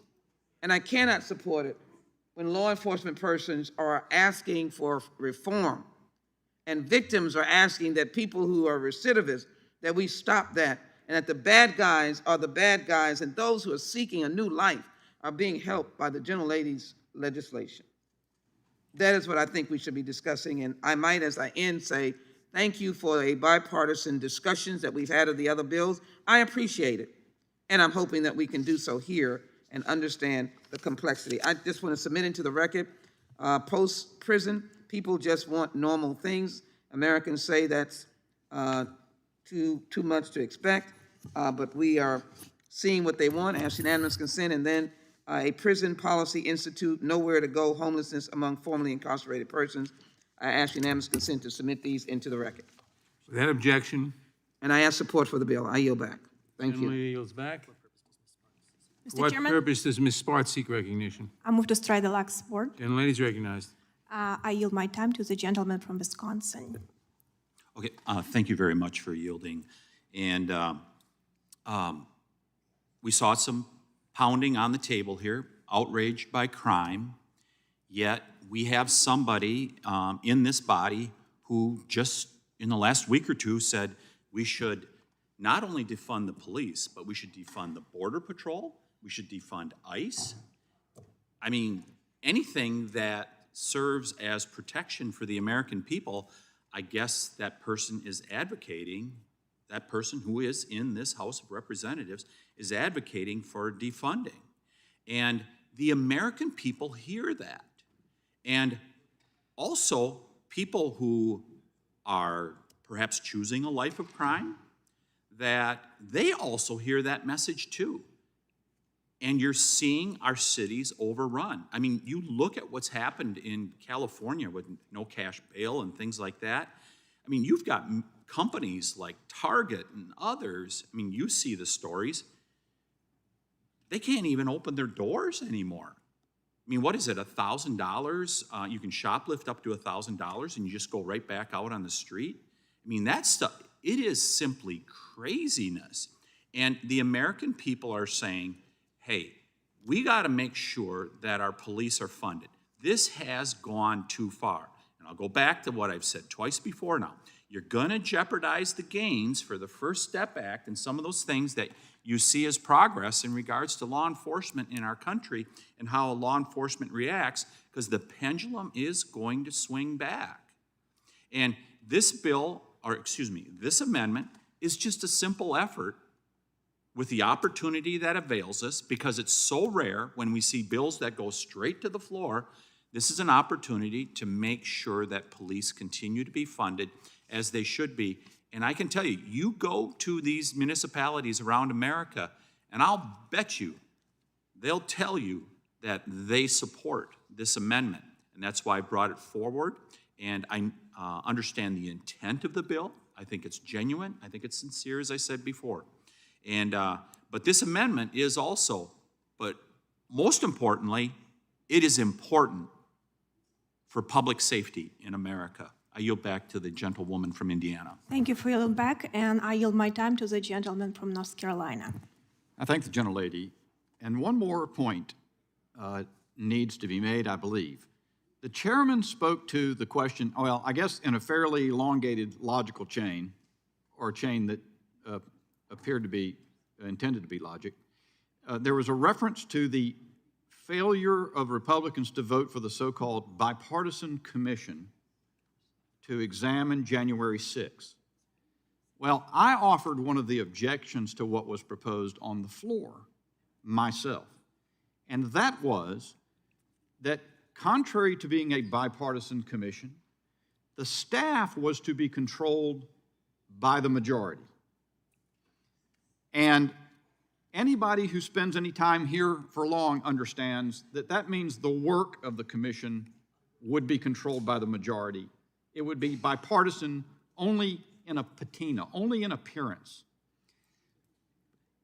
Now, to those who had a suspicion about that, the other side thought that was horrific that you would even think that.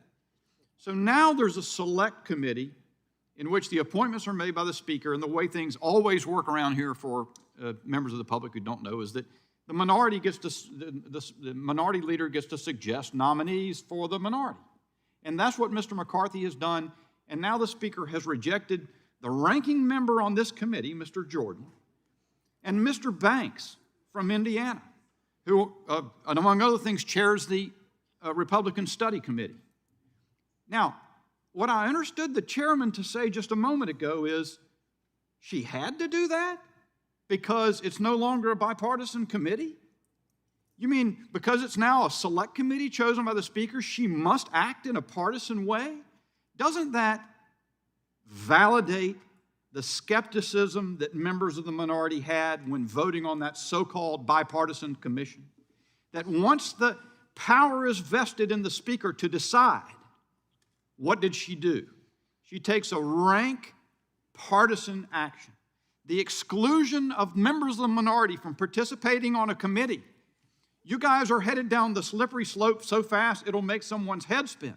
The last thing that you've done is preclude Marjorie Taylor Greene from being on a committee because she had comments before she was in Congress.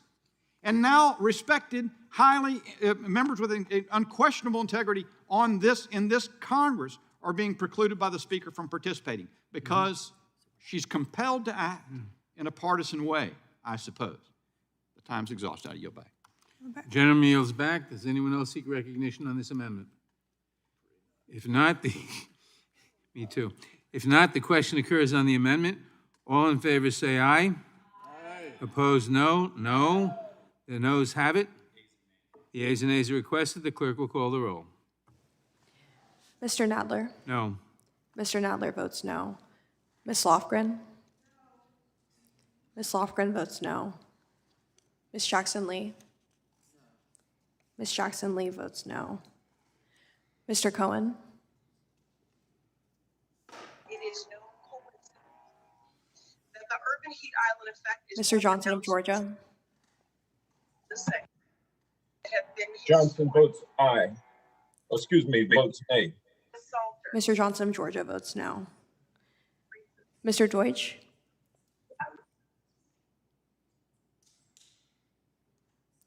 Ms. Bass? No. Ms. Bass votes no. Mr. Jeffries? No. Mr. Jeffries votes no. Mr. Cicilline? Mr. Swalwell? Mr. Liu? No. Mr. Liu votes no. Mr. Raskin? Ms. Jayapal? No. Ms. Jayapal votes no. Ms. Stemmings? Ms. Stemmings votes no. Mr. Correa? Mr. Correa votes no. Ms. Scanlon? Ms. Scanlon votes no. Ms. Garcia? Ms. Garcia votes no. Mr. Neguse? Ms. McBath? McBath votes no. Ms. McBath votes no. Mr. Stanton? No. Mr. Stanton votes no. Ms. Dean? No. Ms. Dean votes no. Ms. Escobar? Ms. Escobar votes no. Mr. Jones? Ms. Ross? Ross votes no. Ms. Ross votes no. Ms. Bush? Bush votes no. Ms. Bush votes no. Mr. Jordan? Mr. Shabbat? Mr. Shabbat votes aye. Mr. Gomert?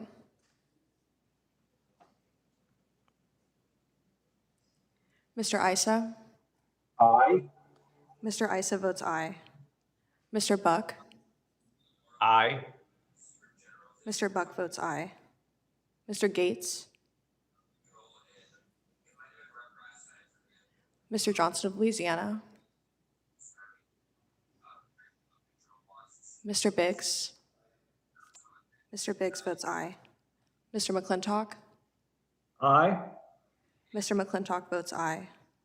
Mr. Stubbe? Yes.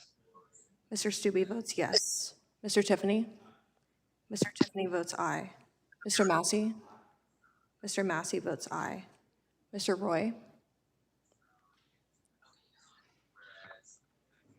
Mr. Bishop? Mr. Bishop votes yes. Ms. Fishbach? Ms. Fishbach votes yes. Ms. Sparts? Ms. Sparts votes yes. Mr. Fitzgerald? Mr. Benz? Mr. Benz votes yes. Mr. Benz votes yes. Mr. Owens? Owens, yes. Mr. Owens votes yes. Mr. Chairman, how am I recorded? It's Raskin. Mr. Raskin, you are not recorded. I vote no. Mr. Raskin votes no. Mr. Cicilline, you are not recorded. Mr. Cicilline votes no. Are there any other members who have not been recorded or wish to be recorded? Clerk will report.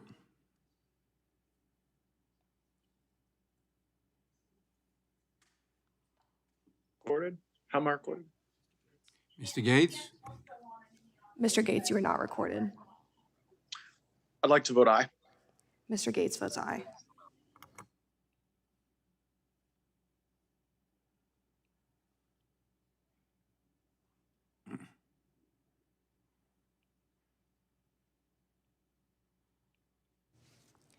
Mr. Chairman, there are 14 ayes and 20 noes. The amendment is not agreed to. Are there any other amendments to the amendment in the nature of a substitute? Hearing none, a reporting quorum being present, the question is, thank you. A reporting quorum being present, the question is on the motion to report the bill H.R. 3372 as amended favorably to the House. Those in favor say aye. Aye. Opposed, no. The ayes have it, and the bill is ordered reported favorably to the House. The yeas and nays have been requested. The clerk will call the roll. Mr. Nadler? Aye. Mr. Nadler votes aye. Ms. Lofgren? Aye. Ms. Lofgren votes aye. Ms. Jackson-Lee? Ms. Jackson-Lee votes yes. Mr. Cohen? Mr. Johnson of Georgia?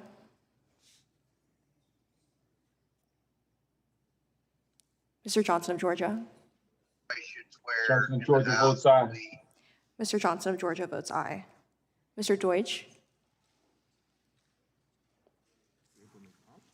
Ms. Bass? Aye. Ms. Bass votes aye. Mr. Jeffries? Mr. Jeffries votes aye. Mr. Cicilline? Mr. Cicilline votes aye. Mr. Swalwell? Mr. Liu? Aye. Mr. Liu votes aye. Mr. Raskin? Aye. Mr. Raskin votes aye. Ms. Jayapal? Aye. Ms. Jayapal votes aye. Ms. Stemmings? Ms. Stemmings votes aye. Mr. Correa? Mr. Correa votes aye. Ms. Scanlon? Ms. Scanlon votes aye. Ms. Garcia? Ms. Garcia votes aye. Mr. Neguse? Aye. Mr. Neguse votes aye. Ms. McBath? Aye. Ms. McBath votes aye. Mr. Stanton? Aye. Mr. Stanton votes aye. Ms. Dean?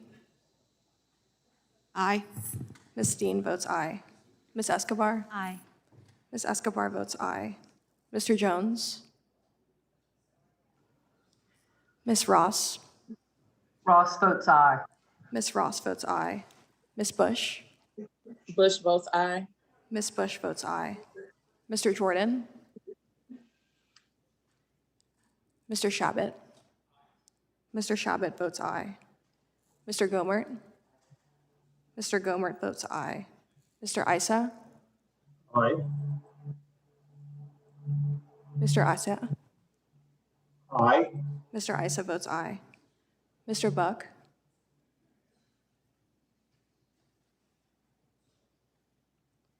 Mr. Gates?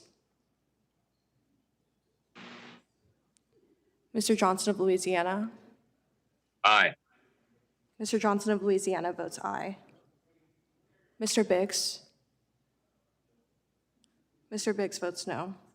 Mr. McClintock? Aye. Mr. McClintock votes aye. Mr. Stubbe? No. Mr. Stubbe votes no. Mr. Tiffany? Mr. Tiffany votes no. Mr. Massey? Mr. Massey votes no. Mr. Roy? Mr. Bishop? Mr. Bishop votes no. Ms. Fishbach? Ms. Fishbach votes no. Ms. Sparts? Ms. Sparts votes yes. Mr. Fitzgerald? Mr. Fitzgerald votes no. Mr. Benz? Yes. Mr. Benz votes yes. Mr. Owens? Owens, aye. Mr. Owens votes aye. Mr. Deutsch? Aye. Mr. George votes aye. How is Swalwell recorded? Mr. Swalwell, Aye. you're not recorded. Aye. Mr. Swalwell votes aye. Mr. Chairman, how am I recorded? This is Ken Buck. Mr. Buck, you are not recorded. I vote no. Mr. Buck votes no. Are there any other members who wish to be recorded who have not been recorded? The clerk will report.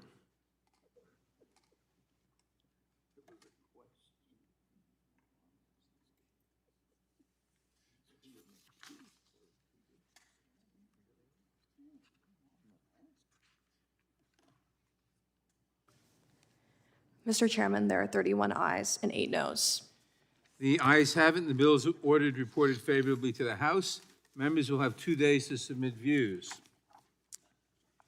Pursuant to notice, I now call up H.R. 4435, the Fight Notario Fraud Act of 2021, for purposes of markup, and move that the committee report the bill favorably to the House. The clerk will report the bill. H.R. 4435, to amend Title 18, United States Code. Without objection, the bill is considered as read and open for amendment at any point. I will begin by recognizing myself for an opening statement.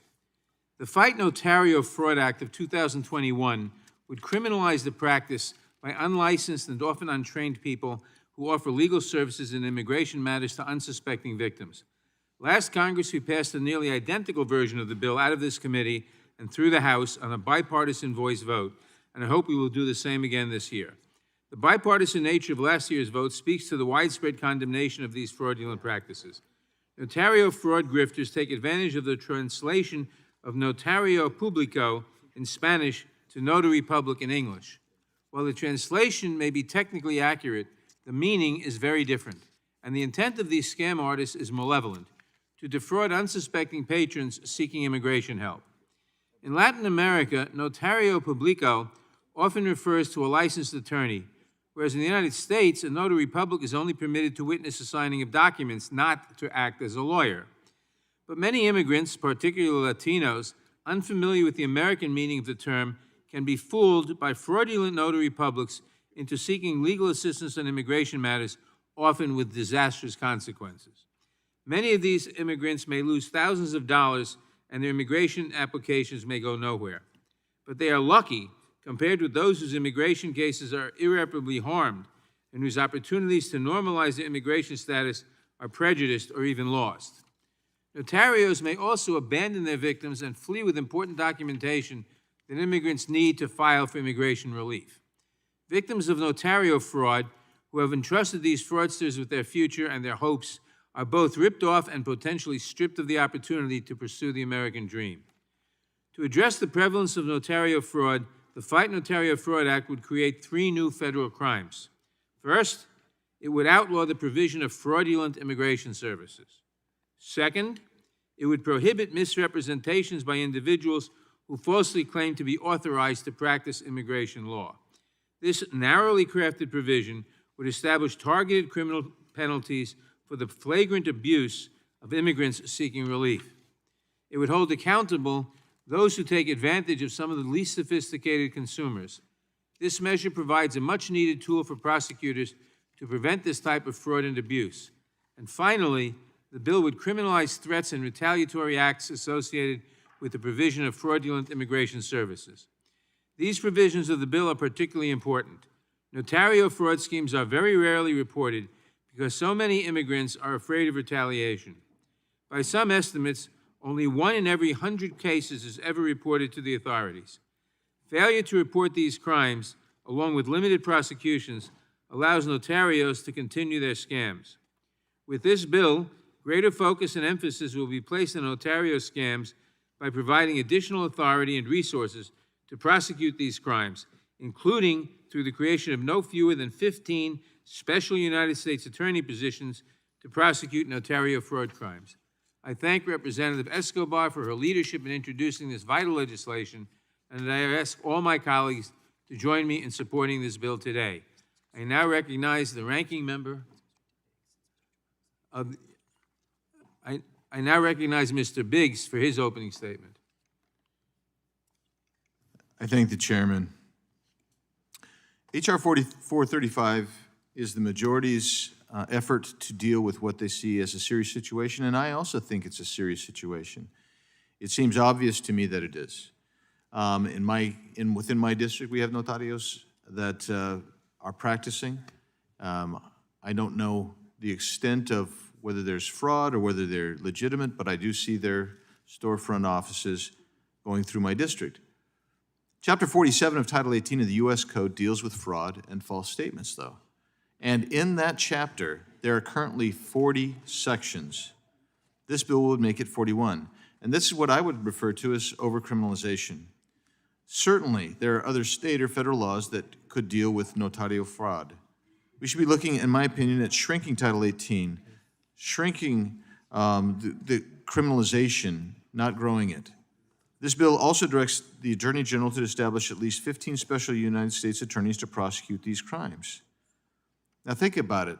When you look at in the sections of this bill, and you look at the fraud section or the misrepresentation section, these are misdemeanors. And you're going to assign 15 U.S. attorneys to investigate misdemeanors. I question whether that's a wise use of our limited resources. I wish that the supporters of this bill shared my view, and I'm sure I'll have more to say as we go along, and I'll yield back, Mr. Chairman. Thank you. The gentleman yields back. I now recognize the ranking member of the Crime Subcommittee. I'm sorry, I now recognize the chair of the Subcommittee on Crime, Terrorism, and Homeland Security, the gentlelady from Texas, Ms. Jackson Lee, for her opening statement.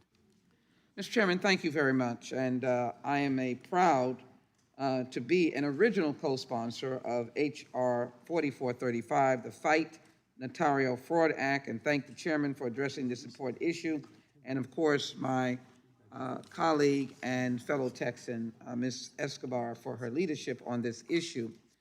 The bill makes necessary changes to federal law to ensure the appropriate prosecutorial tools are in place to target those who prey on immigrants, some of the most vulnerable members of our society. Notario fraud refers to the practice of unlicensed immigration consultants offering immigration legal services, and they are plentiful. Their advertisements, their signs, their tweets, their cards are everywhere. Unfortunately, it has been an ongoing problem in my district and many districts around America. The gravity and scope of the notorious fraud problem in the state of Texas cannot be understated. According to one report, almost 100 businesses have been closed for offering legal services without the required authorization since 2002, just in my home state of Texas alone. But what happens is it provides or it leaves open the individuals who use these services to a desperate circumstance, that they're not in compliance, that they haven't done what they're supposed to do, that they're subject to deportation. It is absolutely tragic.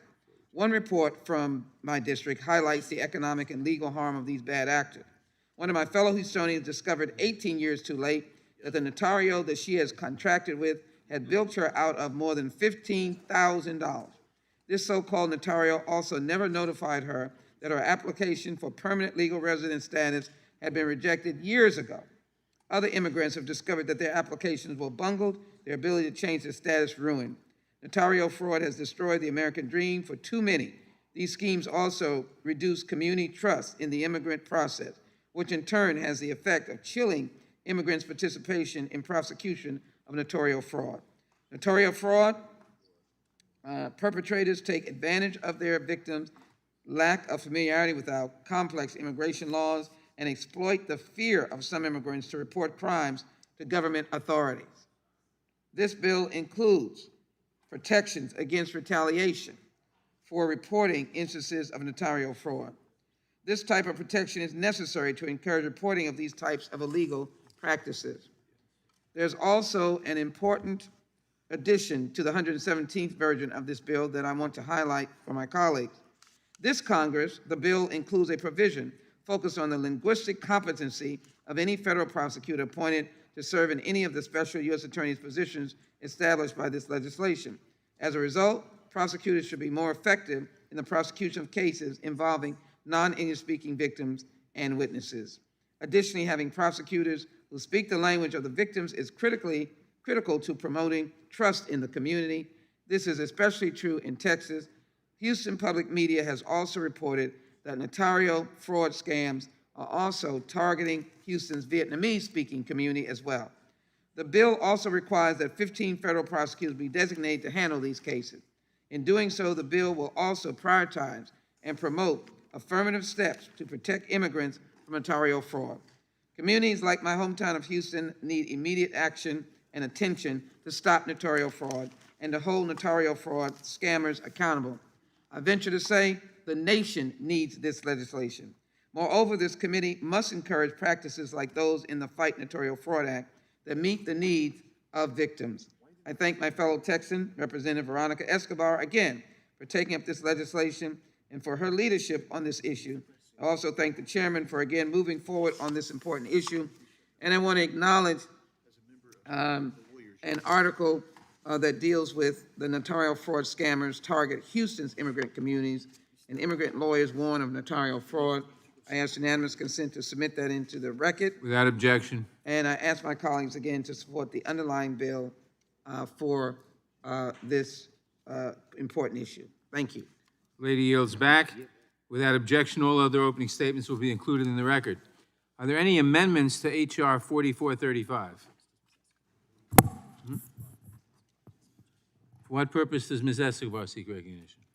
Thank you, Mr. Chairman. Move to strike the last word. Gentlelady is recognized. Mr. Chairman, I am so proud to be able to continue the work from last Congress of my friend and former colleague Debbie Mukersel-Powell, who did some incredible work on this bill. I'm proud to continue the fight to protect some of the most vulnerable members of our society, and I'm so proud and grateful to my co-sponsors, Representatives Sheila Jackson Lee and Sylvia Garcia, my colleagues from Texas. The Fight Notario Fraud Act gives the Department of Justice the tools to go after perpetrators of notario fraud. This bill criminalizes providing fraudulent immigration services, misrepresentations by certain individuals claiming to be authorized to practice immigration law, threats or retaliation against victims of notario fraud, and directs the Attorney General of the United States to establish no less than 15 U.S. attorneys to investigate and prosecute reports of notario fraud. One of my colleagues mentioned concern about that particular aspect of the bill, and I would just like to emphasize that the impact that notario fraud has on the lives of some of the most vulnerable among us is devastating. People's ability to access the legal immigration system is at stake. People's livelihoods are at stake. People's families are at stake. I cannot emphasize enough the devastation that comes with the fraud related to notario fraud. And in fact, this is fraud that is perpetrated all over the country. I have heard from colleagues who represent different states all over America who say that this is a badly needed piece of legislation. And so this would bring relief to communities all across America. Grifters, many of whom are certified notaries public in the US, misrepresent their credentials to potential victims and offer immigration services they are not qualified to handle. We all know how complicated the US immigration system is. We all know that there are fewer legal avenues today, fewer than ever before, and we all know how complex it is already. And so when these grifters offer services to vulnerable immigrants and rob them of their opportunity, that should be alarming to all of us. In addition to taking thousands of dollars from their victims, scammers often commit filing mistakes, give incorrect legal advice, and many have even lost or stolen important documents vital to their victims' immigration cases. Sometimes the damage caused by scammers is severe and irreversible and can cost victims their immigration case and their status in the United States. Fear of retaliation from scammers and fear of deportation by the US government means that victims of notario fraud rarely come forward to report the crime. Notario fraud is so underreported that it is difficult to find accurate statistics, though some estimates find that only about 1 in every 100 instances of fraud is ever reported. This committee voted the Fight Notario Fraud Act in a bipartisan manner out of this committee last Congress and must do so again. I urge my colleagues to support this bill, and I thank everyone who helped make it better. Mr. Chairman, I yield back. The gentlelady yields back. There are votes on the floor. We're going to recess the committee until immediately after the votes, so please come back immediately after the votes. The committee stands in recess.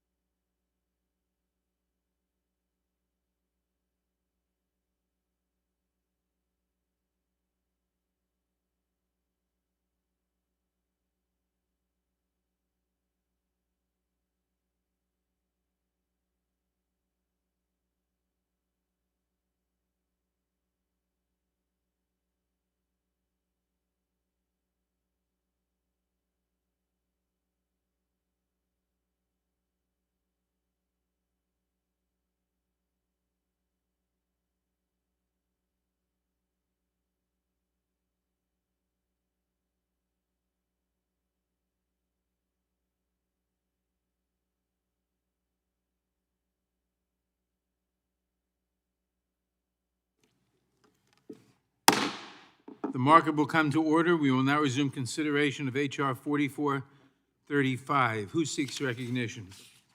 Mr. Chairman, I move to strike the last word. Gentlelady is recognized. Thank you, Mr. Chairman, and thank you for bringing this bill forward. Today, we take bold steps to address recidivism and sentencing disparities, provide equal access to veterans court treatment programs for racial and ethnic minorities and women, as well as address individuals who claim to practice immigration law and misrepresent themselves. I'm especially proud to co-lead the Fight Notario Fraud Act of 2021, which would hold public notaries accountable who abuse their power.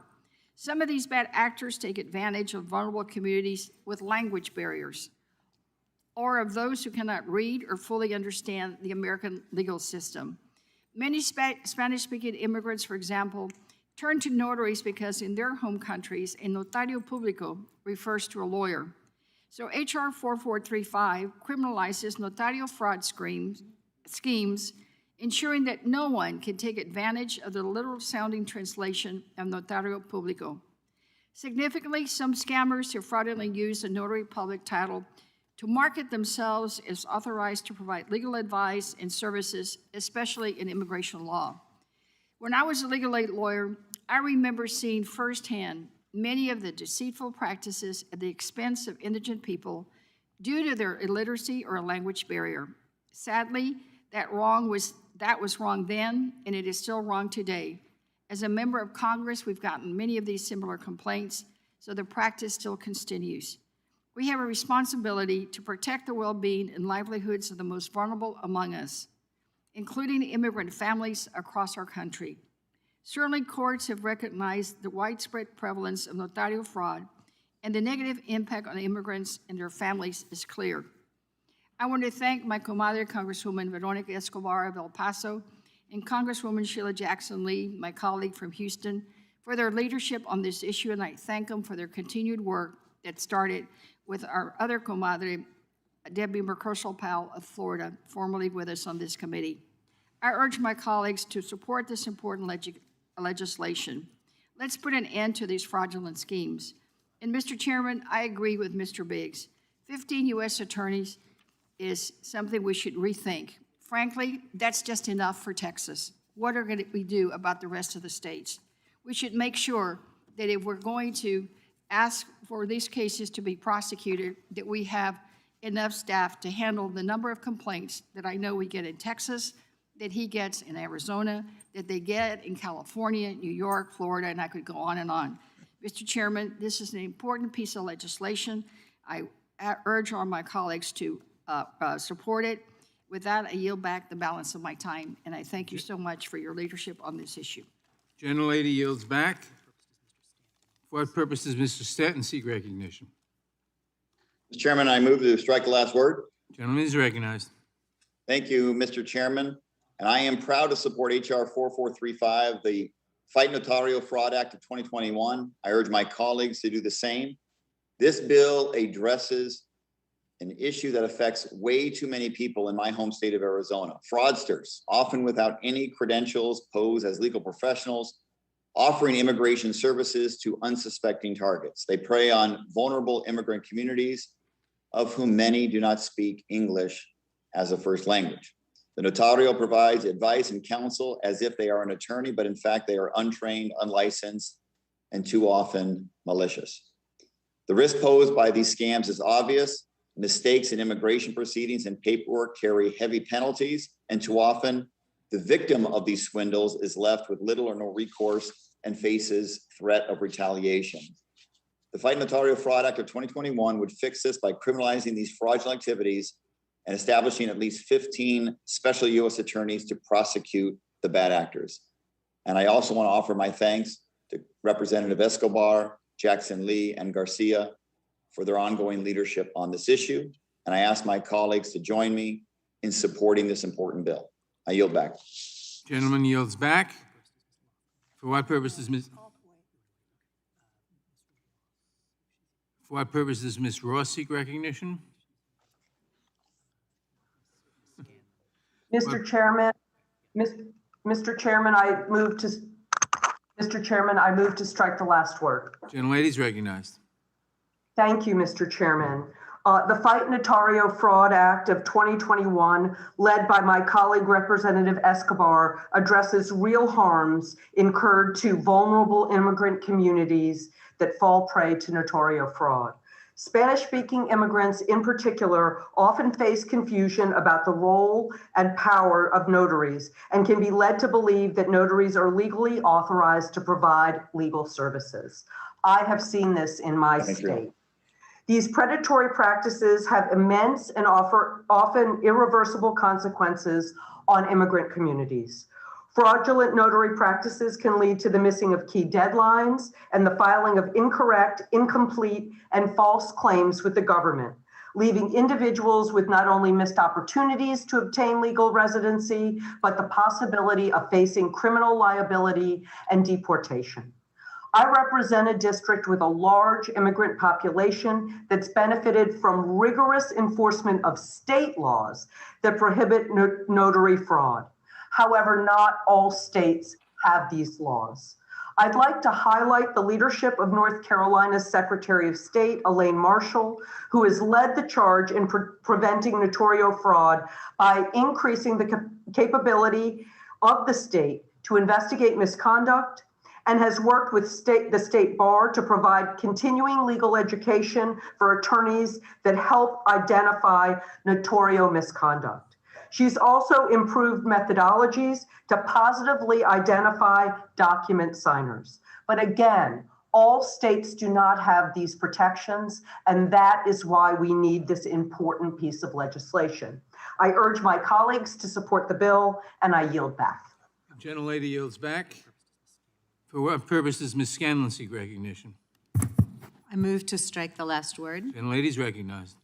Thank you, Mr. Chairman, for putting this legislation for our consideration today, and thank you to my friend, Representative Escobar, for introducing this important bill. As co-chair of the Legal Aid Caucus and someone who's worked for decades to expand access to legal services for those in need, I've seen how important access to quality legal counsel is. This is especially true in immigration matters, where our complicated laws and broken bureaucracy are difficult to navigate, even with legal counsel. But I've heard too many heartbreaking stories from vulnerable immigrants who were defrauded by notarios, posing as legitimate immigration experts.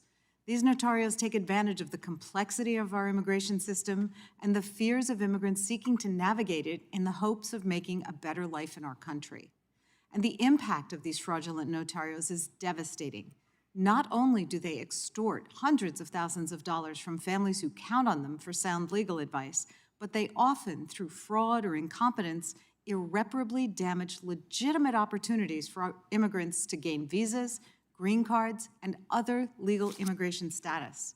That's why I'm so proud to support this legislation, which would criminalize unlawful notarial schemes, as well as any threats and retaliation associated with those schemes. Additionally, I'm pleased that this legislation would allocate DOJ resources to ensure that notarial fraud is rooted out and stopped before it can ruin the lives of immigrants looking for legal counsel. Ensuring access to quality, affordable legal aid should be a priority for our committee and this Congress. And part of that effort lies in rooting out bad actors who aim to take advantage of vulnerable individuals looking for legal assistance. I encourage my colleagues to support the Fight Notario Fraud Act, which would make meaningful change for immigrants across our country. Thank you again to my colleagues for your leadership and your focus on this important issue. I yield back. The gentlelady yields back. For what purpose does Mr. Biggs seek recognition? I have an amendment at the desk. Clerk will report the amendment. Point of order is reserved. The clerk will report the amendment.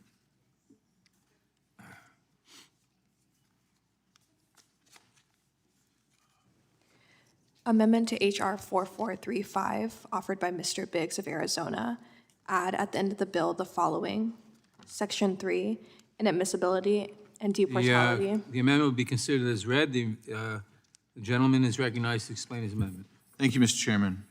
Well, Mr. Chairman, my amendment is quite simple. I mean, we've heard a lot of passion about the gravity of notario fraud, and I'm not minimizing it at all. I think that it probably does, and it is such a problem, quite frankly, because it is being this type of fraud and this kind of action is being used to prey on aliens who are living in the United States. And those who are holding themselves out to be immigration specialists, they take the money of unsuspecting aliens in that way. They're not the kind of people, if they are foreign nationals, that we really want in the United States. They have violated a very serious law. They've impersonated lawyers. They've, and you guys on the other side have really cataloged all the things that can happen and the impact on lives. I was kind of surprised that you left it a misdemeanor, though. So what my amendment does is it ensures that a foreign national who commits notario fraud, as defined by this bill, is both inadmissible to and deportable from the United States. See, a misdemeanor conviction is not enough for the Biden administration to make an alien a priority for removal. So the least we can do, in my opinion, is to speak with a strong, unified voice that people who commit these types of crimes, who are here and they're foreign nationals, they should be removed from the country. I hope that all of my colleagues will work with me to convince the Biden administration that aliens who commit notario fraud and all other aliens convicted of crimes should be removed from the United States of America. Now, when I look at this too, what I find interesting is I think there's an additional flaw in the bill. I'm not going to offer an amendment. I mean, I don't know that it necessarily is appropriate for me to offer that amendment, but I wish you would consider this.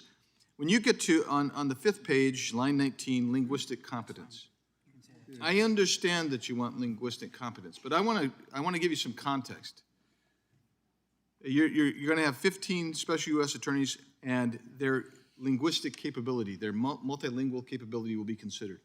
The way this is structured here, I hope they speak a lot of languages, because, for instance, in the Yuma sector, just about 6-8 weeks ago when I was down there, the #1 country from which people were being apprehended was Brazil. And I talked to the head of the station. I said, well, how are you doing? Because that's a Portuguese-speaking nation. He says, we don't have interpreters. We don't have translators. That's a problem. What was #2? Russians. Had trouble getting Russians speakers to translate. Romanians, the big groups the two big groups I saw when I was down there, Romanians. That's a problem. So when you have this kind of clause here, you might have an unintended consequence that you can't fulfill the qualification requirement for your U.S. Attorney General, Assistant U.S. Attorney General. I raised that because I don't know that that's intentional. I suspect it's not, but I think it possibly could be a problem. I don't think you're going to have a problem with more common languages like Spanish or even French, but there's also Mandarin and Cantonese speakers. There are Farsi speakers that have come across, and I would assume that some of them are also victimized by notario fraud.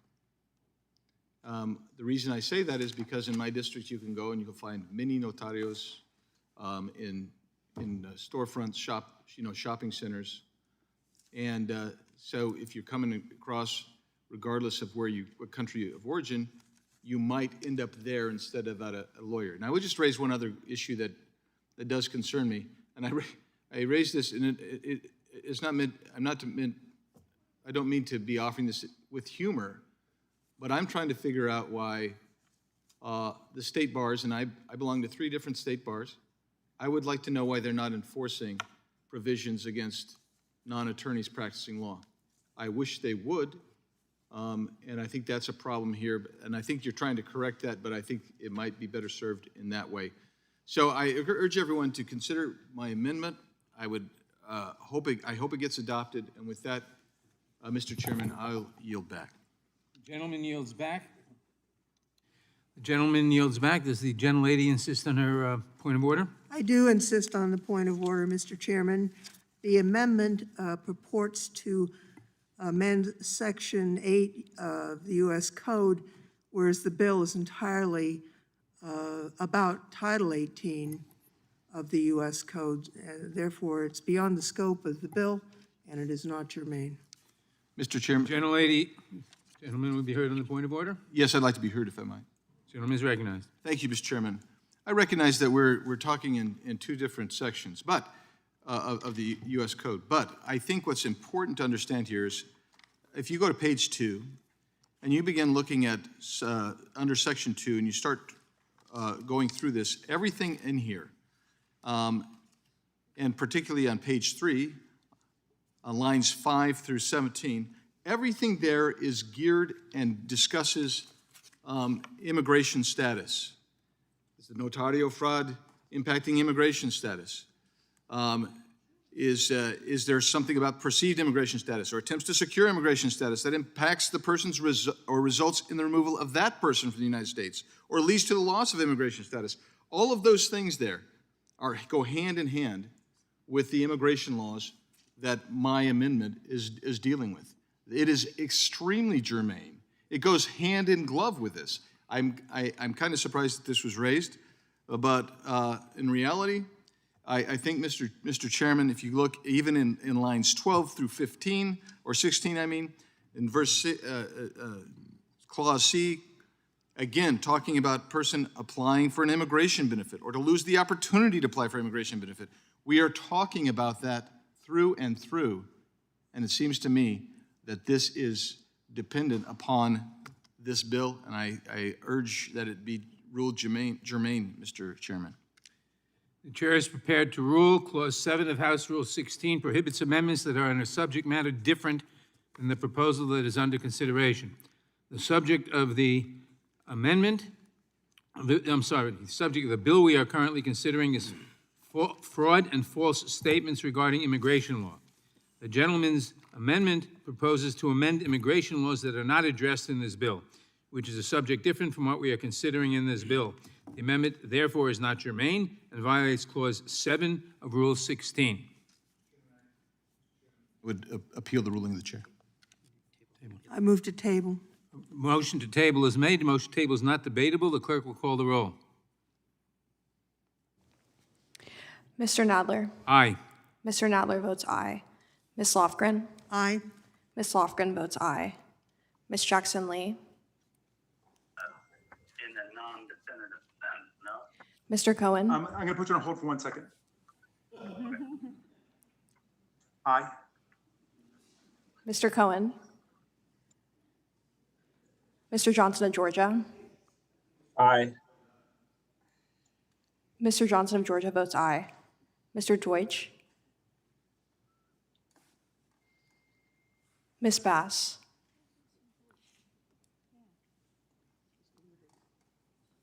Ms. Bass.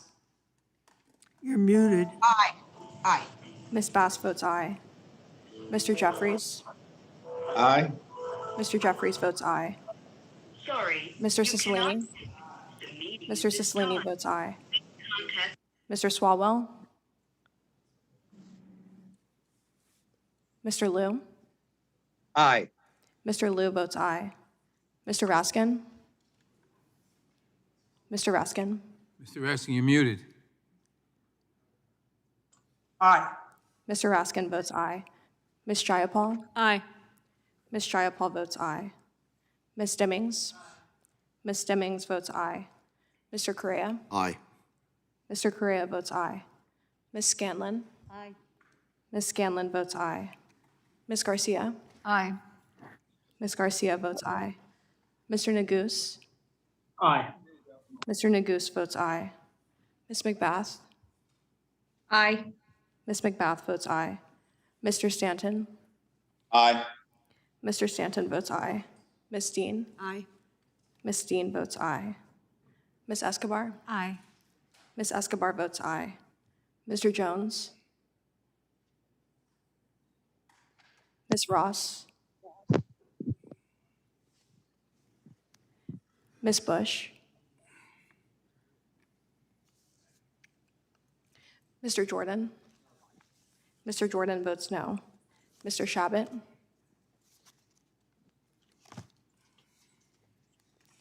Mr. Goomert. Mr. Isa. Mr. Buck. Mr. Gates. No. Mr. Gates votes no. Mr. Johnson of Louisiana? Mr. Johnson of Louisiana votes no. Mr. Biggs? Mr. Biggs votes no. Mr. McClintock? No. Mr. McClintock votes no. Mr. Stube? No. Mr. Stube votes no. Mr. Tiffany? Mr. Tiffany votes no. Mr. Massey? Mr. Massey votes no. Mr. Roy? Mr. Bishop? Mr. Bishop votes no. Ms. Fishbach? No. Ms. Fishbach votes no. Ms. Sparts? Mr. Fitzgerald? Mr. Fitzgerald votes no. Mr. Benz?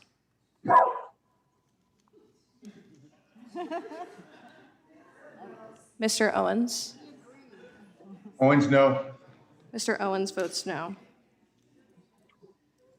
Mr. Chairman, how am I recorded? Mr. Isa, you are not recorded. I vote no. Mr. Isa votes no. How am I recorded? Ms. Jackson Lee, you are not recorded. Yes. Yes. Ms. Jackson Lee votes yes. Mr. Swalwell? Aye. Mr. Swalwell votes aye.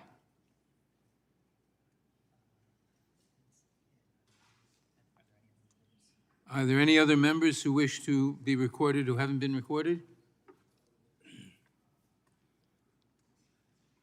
Clerk will report. Yes. How am I recorded? Mr. Shabbat? Mr. Shabbat, you are not recorded. You should have saw. I don't think it hears me. We're not recorded. Okay. No. Mr. Shabbat votes no. Thank you. The clerk will still report. That was pretty impressive.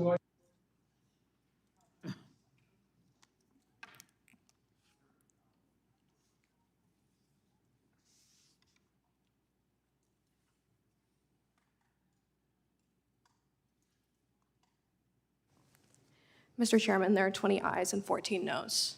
Mr. Biggs' motion to appeal the chair's ruling in his amendment is laid on the table. Who seeks recognition? For what purpose does Mr. Correa seek recognition? Mr. Chairman, I have an amendment at the table. The clerk will report the amendment.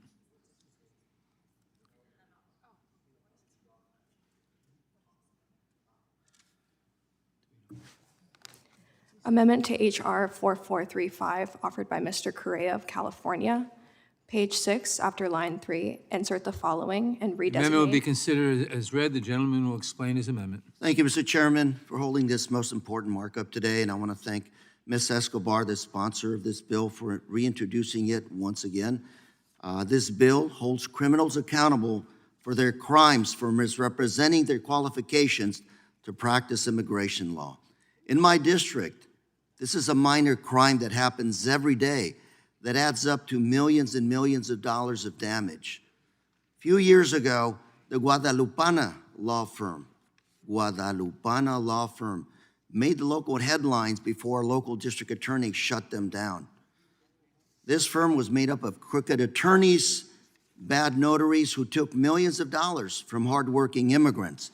And by the time authorities shut them down, they had fled the country. And the worst of it is that these attorneys and advisors recommended that their victims sign documents that were not true, resulting in many of these victims permanently being disbarred from legalization, or barred, I should say, from legalization. I support this Notario Fraud Act, but there's so much more that needs to be done. Let's not forget the real damage is to the victims. They should have at least the opportunity to seek monetary restitution. That's why my amendment requires that practicing immigrant attorneys and accredited immigration representatives have adequate errors and omissions insurance so that victims may be compensated at least partly for their harm. And with that, I support the bill and I withdraw my amendment. The amendment is withdrawn. Are there any other amendments are there any other amendments? Chair. Reserve a right to object. What purpose does Mr. Fitzgerald, seek recognition. Mr. Chair, I have an amendment at the desk. Clerk will report the amendment. Amendment to HR Point of order is reserved. to 4435, offered by Mr. Fitzgerald of Wisconsin, page 3, after line 19. Without objection, the amendment is considered as read. The gentleman will explain his amendment. Thank you, Mr. Chair. I guess I would start with saying, once again, we find ourselves kind of in a position of the bill is got a laudable goal, and obviously with what we're hearing and what's been demonstrated today is that this is needed. But I think I do have an amendment before the committee that would once again tighten things up, make things a little bit more succinct, and actually I think improve on the statutes. I guess I would also say I'm disappointed that Mr. Correa had withdrawn his amendment, because actually what I'm seeing is that amendment kind of speaks to what we are recognizing as one of the issues. And that is, once again, the cartels, and let me further describe, by definition, they're more transnational criminal organizations. Just, you know, I know that there's different terms that are used sometimes for the cartels, but I wanted to just reiterate that, you know, this is a global issue, not just something happening within the borders, certainly of the United States, but also our bordering countries. So what this amendment would do is, and DOJ has been asking for some of this stuff. They have been trying to root out immigration law fraud and prosecute Notario fraud under mail and wire fraud. That's been going on. It's been going on for a long time. So, because obviously we know fraud's never acceptable, and it's an unauthorized practice. I don't know if you want to call it a shell game, and the way it's been described numerous times is misrepresentation of legal services. So this amendment would allow judges to increase sentencing for any violation of this act when the individual involved is, guess what? Related to the cartels, related to these transnational criminal organizations. And you would say, well, how would you determine that? Well, the way you would determine it is by the case or by trying to prosecute. You know, that's how this would emerge. That's where this would come from, is in that prosecution. Because that would reveal the connection. Because otherwise, what we are led to believe, based on what we're seeing today, is that these are all just individuals operating on their own. Come on. That's not true. We know that's not true. So I think this amendment goes a long way to, once again, improving the bill, improving the efforts of the author. I applaud Representative Escobar in what's going on here. But again, I think this amendment addresses something that clearly is happening and would make this bill much better. I would yield back. The gentleman yields back. For what purpose does the gentlelady from California seek recognition? I Strike last word. move to strike the last word. Oh, do you insist on your point of order? I had the point of order. I do not insist on my point of order. Point of order is withdrawn. It is withdrawn. Gentlelady is recognized. I'm pretty confident that every single member of this committee opposes the drug cartels. I mean, that's a given. And most of them are transnational organized crime. But I don't know really what else is transnational organized crime. To be honest, although I have watched these predators for many years, the Notorios, I've never once, even when there have been local prosecutions, there's never been an instance where they were connected with the cartels.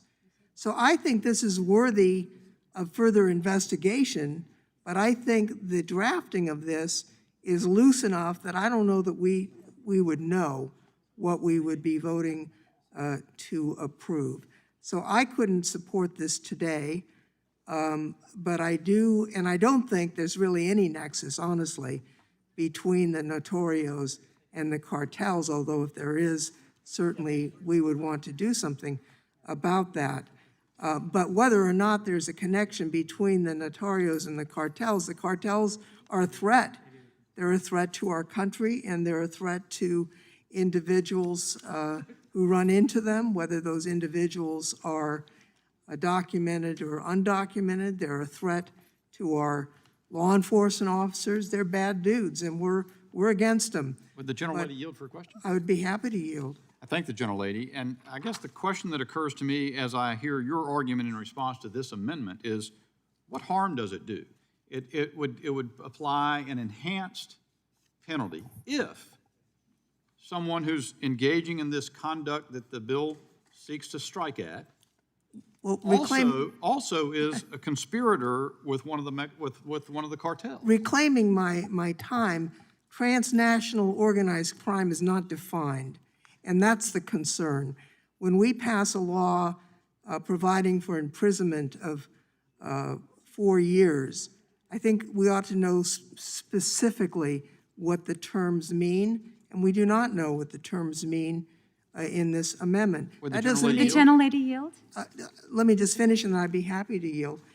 That doesn't mean that we couldn't find out. We could have a hearing, we could do some research, but I don't think we know at this moment what that term means, and I'd happy to yield to the gentlelady who's done so much good work on this bill, the gentlelady from Texas. Thank you so much, Ms. Lofgren, Representative Lofgren.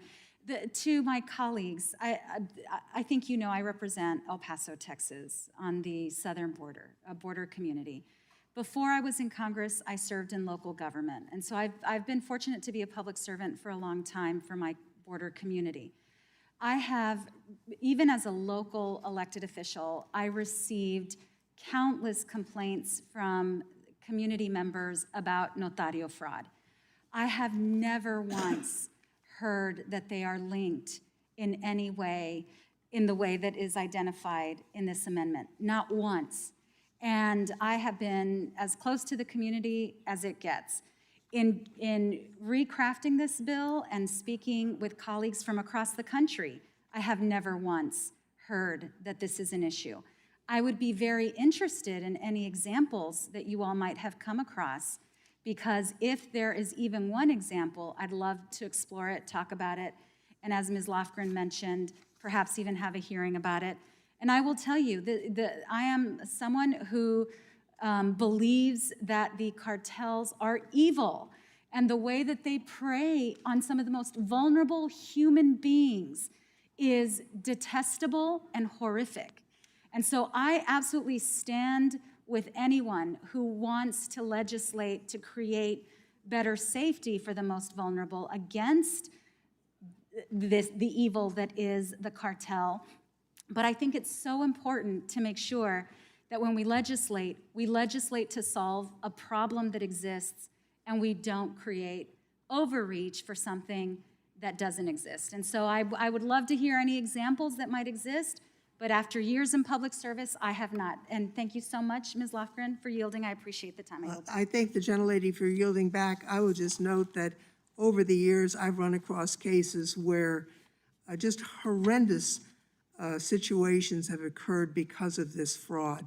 And it's important that this bill, which I think has as a match in the Senate, pass and pass along the lines that can pass in the United States Senate, because real harm is being done to innocent people who are trying to comply with the law. And with that, Mr. Chairman, my time has expired. Gentlelady yields back. Who seeks recognition? Mr. Chairman, I move to strike the last word. Gentleman is recognized. Thank you. And I wonder, it seems to me that this is, I have a hard time seeing what's difficult about this. I do understand the comment of the gentlelady from California, I guess, in a technical way, that that there's no definition in the amendment of a transnational organized crime. But then again, I doubt that's a very big obstacle. And I don't see what mischief could occur because it's not a term that is likely to be thought of as ambiguous. Organized crime's pretty clear. Transnational organized crime's pretty clear. And so the possibilities or the problem, it seems to me, would exist if a court were to overinterpret it to include a bunch of stuff that wouldn't be included. Mr. Bishop, will you yield? I'd be delighted to yield to the gentleman. I just want to associate myself with the remarks of the gentlelady from California. This is a criminal statute, and so there are significant problems if definitions are not provided, because you have to provide notice to a defendant or an accused of what the circumstances are that led to the charges that have been leveled against him. I was a practicing criminal defense lawyer for many, many years. You can't leave it up to courts to decide what those terms mean, because that doesn't provide sufficient notice to an accused. It raises serious due process questions. Reclaiming my time, and I'd be delighted to perhaps extend more time but just to engage in something in the nature of a colloquy if we could. I would submit that we were just in a very long markup over some bills that had great potential impact, that had some terms that were extraordinarily broad and ambiguous and not defined, like critical trading partner, if that one rings a bell. And so invariably, courts have to interpret words that Congress has not defined with great precision, but I would contrast this situation with that one and invite the gentleman from Rhode Island to comment on that. Yeah, of course.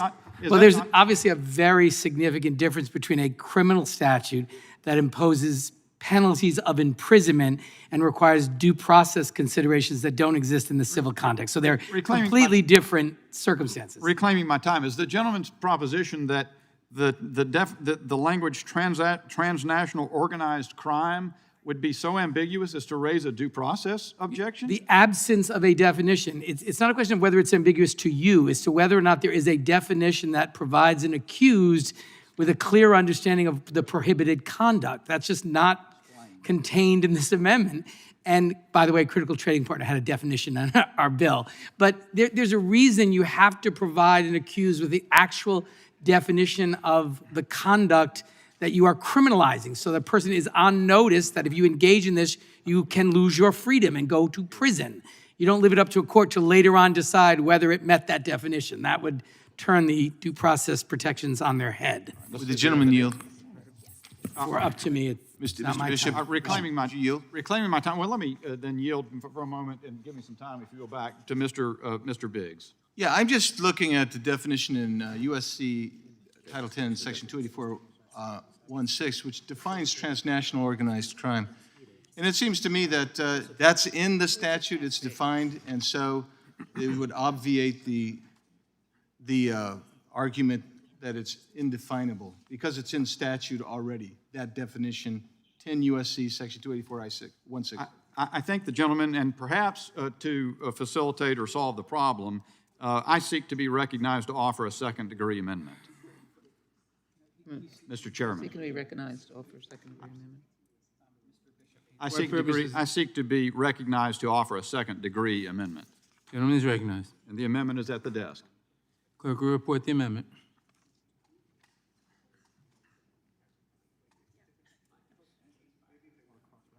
Yeah. Reserve a point of order. Point of order is reserved. Amendment. Point of parliamentary inquiry, Mr. Chairman. Who controls the time right now? I've just sought to be recognized for a second-degree amendment and was so recognized. Okay. Amendment to HR 4435, offered by Mr. Bishop. Page 3. Without objection, the amendment is considered as read. The gentleman will explain his amendment. I thank the chairman, and I assume I get a new 5 minutes. Yes. Right, thank you. Thank you, Mr. Chairman. So this second-degree amendment will interpose the language following the term transnational organized crime with a definition, which is an offense whose inception, perpetration, or direct or indirect effects involve more than one country. And I think that solves the problem to which Mr. Cicilline spoke. And again, it seems to make great sense in terms of, it certainly ought to absolve any concerns whatsoever about Mr. Fitzgerald's amendment, because all his amendment does, for goodness sake, is say, if someone who's engaged in this notario fraud that the bill strikes at is also engaged in this transnational organized crime that we all know, and Ms. Lofgren made the comment, everybody's against it, and frankly, the enhancement's not that significant. There are crimes, penalties as long as 3 years against these folks for notario fraud in the bill, if it involves, I think, a matter of more than $10,000. And in this case, it would then, it just extends it to 4 years if the person's participating with the cartel. How easy should that be? Would the gentleman yield? So I understood someone wanted me to yield back here. Is that correct or no? No. Okay. Yes, I'd be delighted to yield to the bill sponsor. Could you give me an example of when this has happened? I couldn't speak. Frankly, I don't have the knowledge of when a notario fraud has happened, but I've heard from members of the panel across the board that it's happening a lot, that these people are bad people. I do know that the cartels are very involved, as I'm sure you do, that by virtue of the open border that the Biden administration has undertaken, the cartels are bringing people across the Rio Grande, getting paid $6,000 Just to be clear, a you head. don't have an example of this ever happening. But I don't have an Correct? example. Okay. I'm fixing the definition, and perhaps Mr. Fitzgerald would want to speak to it.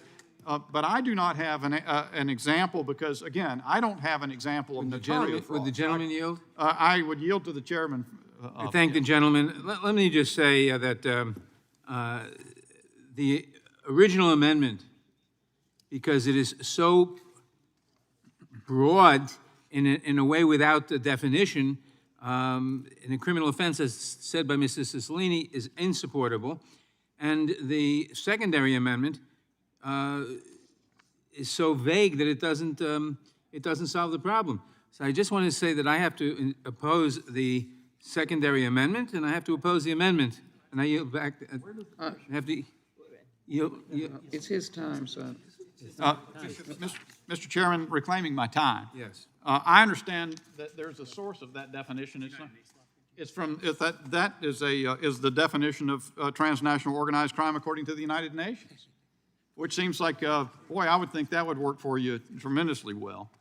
And I submit that it really does clean this up very much, and I hope that therefore the majority would be delighted. The majority certainly opposing transnational organized crime, certainly be opposed to the cartels, as the gentlewoman from California indicated everyone is. Let's dispense with this quickly. And Mr. Bishop, will you yield for a question? I do yield to the gentleman from Rhode Island. I don't think anyone questions your intention here, but I guess my question is this.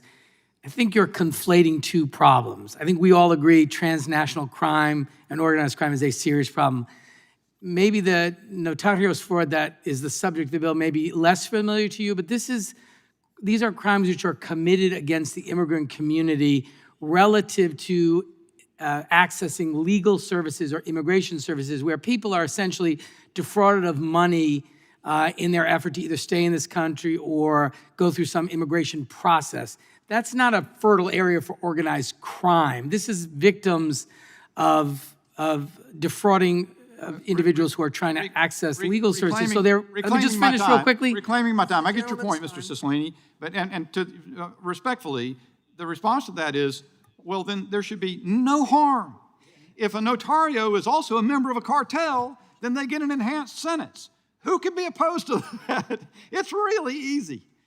So even if it's not likely that these reprehensible notarios we're hearing so much about could also be a member of the Mexican cartel, I mean, I don't know why that's so implausible, but then again, I'm from North Carolina. But I submit that we've solved the problem of the definition. That cleans up the due process problem. I appreciate your contribution on that point. We've cleaned this up. We could really get this dispensed with very quickly. And with that, I yield back. Gentleman yields back. Madam Does Chair- anyone else wish to be heard? Ms. Jackson-Lee is recognized. Thank you so very much, Mr. Bishop. the last As I strike the last word, and also I withdraw my point of order, Let me just say that your amendment is worthy of further discussion, but I do believe my colleague and my colleagues, plural, are seeing these every day in their districts, Congresswoman Escobar, Congresswoman Garcia, and myself. We're seeing the real life, daily, in the United States, domestic-based individuals who are seeking, and let me just read very quickly. Immigrants hire these persons to file taxes, work on immigration papers, and handle other legal matters. Scammers then steal their tax return money, overcharge clients, and botch paperwork. These are some of the things. They're also, their culture, they're coming from a country where a notario is someone that is highly esteemed, is respected in the community, has all these credentials to practice law, though they're not. So when they come across this person in the United States, of course, they assume this is a person that could help with my immigration case. And I think I asked to submit the Notario Fraud Scammers into the record as unanimous consent article and immigration lawyers. My point is that your idea is worthy, again, as I indicated to Mr. Fitzgerald, of a more intense review, a transnational review. But I do think you have some Achilles heels. The definition, even though you tried to amend it, and the expanse of what you do in this as opposed to what the bill is. The bill is narrowly framed to deal with these scammers that attack our constituents every day. And so I would make the argument that we can do this another time. Hate to say that, we've said that before, and that we can address the complexity of transnational organizations dealing with immigration crime or dealing with crime. With that, I would have to oppose the amendment and the underlying amendment, and also, as I conclude, hoping that we will pass Ms. Escobar's bill. I ask that we support the underlying bill. I think it is a vital change to, in essence, really saving lives, because what happens is these people find out what has happened to them, the fraud, 15 years later, and they are in the mix of the immigration process to be deported, their children separated from them. It is a mess. This bill is long overdue and it is needed, and I think we should move quickly. As I say that, let me thank all of my colleagues for voting on bills out of the Crime Subcommittee in a bipartisan manner. Maybe you'll do that in this bill. And I want to thank the Crime Subcommittee staff for doing an excellent job for getting these bills out. Again, I ask that you support the Escobar bill, H.R. 4435, and that we do it in a bipartisan manner because it is needed. With that, Madam Chair, I yield back. Gentlelady yields back. Does anyone else wish to be recognized? Mr. Tiffany is recognized to strike the last word. Yeah, I move to strike the last word. Thank you, Madam Chair. So I think part of the reason that we want to include this amendment, we may not get another opportunity. And it appears to me that we have, as the gentlelady from Texas just said, this is a worthy bill.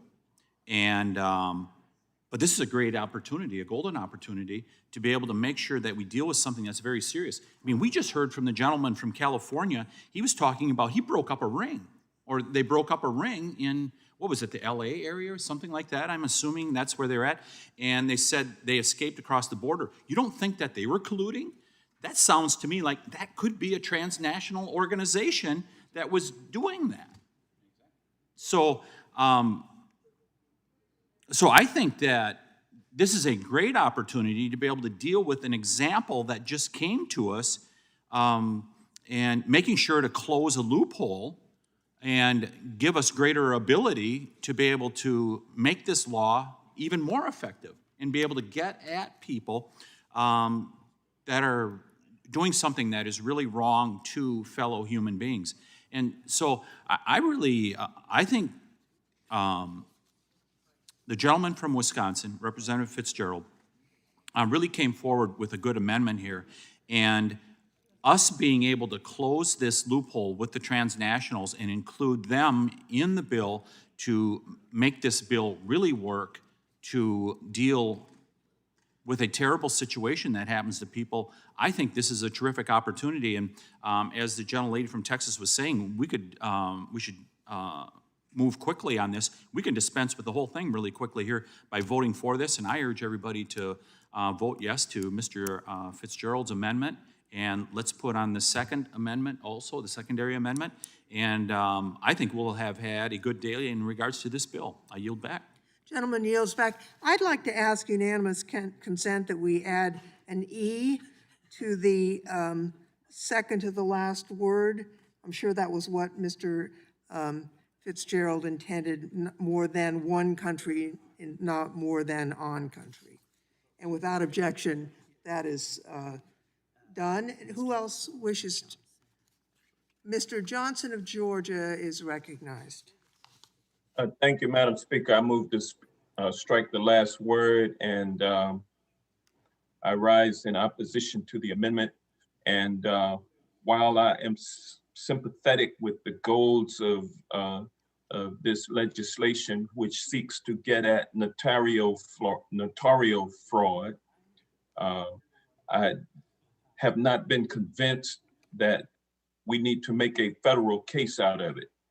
In the state of Georgia, such misconduct would constitute an everyday theft by deception or some other kind of fraud that is recognized under state law. And I assume that most states would have statutes in place that would get at the misconduct that this legislation seeks to get at. And with there being very slight evidence of any transnational activities with respect to garden variety notarial fraud, you know, then it means that there's generally no organized conspiracy. It's just individuals set up on a street corner in a shop that advertise, and then they get a victim in there and they don't do the work that they promised to do, or they do it such that it is not effective, or sometimes they just skip off with the money and do absolutely nothing. But those are like garden variety theft cases. And so when we insert in the federal statutes a specific provision on notarial fraud, which primarily takes place in Latino communities across the United States, then we're opening up federal agents and federal prosecution focused on Latino areas and focused on Latinos. And I'm just, you know, I'm not convinced that we need to go this far to get at this issue. I'm thinking it's more of a state issue, but I'm still open-minded, and I'm looking forward to hearing, continuing to listen to the debate as we move forward on this markup. And with that, I yield back. Gentleman yields back. Who else seeks recognition? Mr. Raskin is recognized. Thank you, Madam Chair. Perhaps it's unnecessary to get too much more deeply into it, but I just want to point out that the so-called secondary or clarifying amendment just adds multiple new layers of confusion, ambiguity, and vagueness to it. If you look at the insertion on the amendment, it says any person who violates subsection A, B, or C and who participates or conspires to participate in transnational organized crime, then the insert is, which is an offense whose inception, perpetration, or direct or indirect effects involve more than, I think that's one country. So basically with this amendment, we've defined an entity, which is transnational organized crime, as an offense whose inception or perpetration or direct or indirect effects involve more than one country. What would it mean to say that, okay, you've got international organized crime, if it is a crime, or if it is an offense, or its indirect effects relate to more than one country? What are the indirect effects of a crime? You could say That's everything. So, I believe the underlying bill is excellent and addresses a serious problem based on real empirical research that is actually going to advance the public interest. All of this just seems to me to be like legislative graffiti. It's just scrawling a bunch of ideas on paper, and it doesn't advance a real public interest. So I thank the author of the bill and those who are, struggling to add an amendment. But if you want to deal with the problem of transnational organized crime, Will the gentleman yield? Yes, by all means. So, do I understand that the UN definition of transnational crime is, in your view, what was it? Legislative graffiti? Well, certainly in this context it is. I don't know where it's coming from. I don't know if all the misspellings were part of the original, but I don't like the way the United Nations spells perpetration or the word one. So yeah, I guess I would stick to American law rather than use UN law. That's what we're doing here.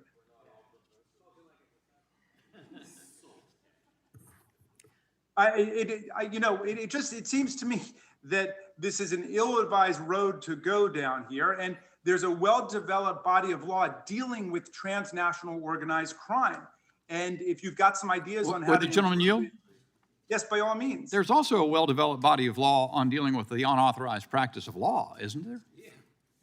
Well, not with respect to notarios, because this is a criminal statute. I think what you're talking about is either bar discipline or else the unauthorized practice.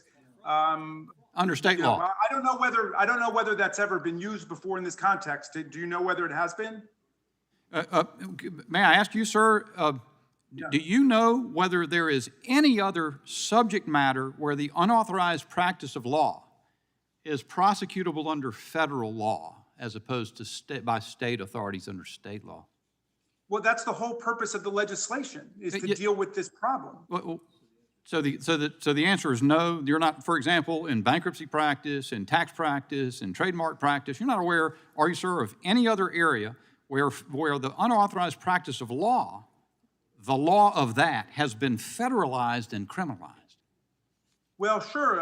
Under mail fraud, for example, there are people who would pretend to be lawyers who are prosecuted under the mail fraud statute or the wire fraud statute. For the unauthorized practice of law? Fraud. If they pretend to be a lawyer and they defraud people out of their money, sure. Yeah, I can find you a lot of cases like that.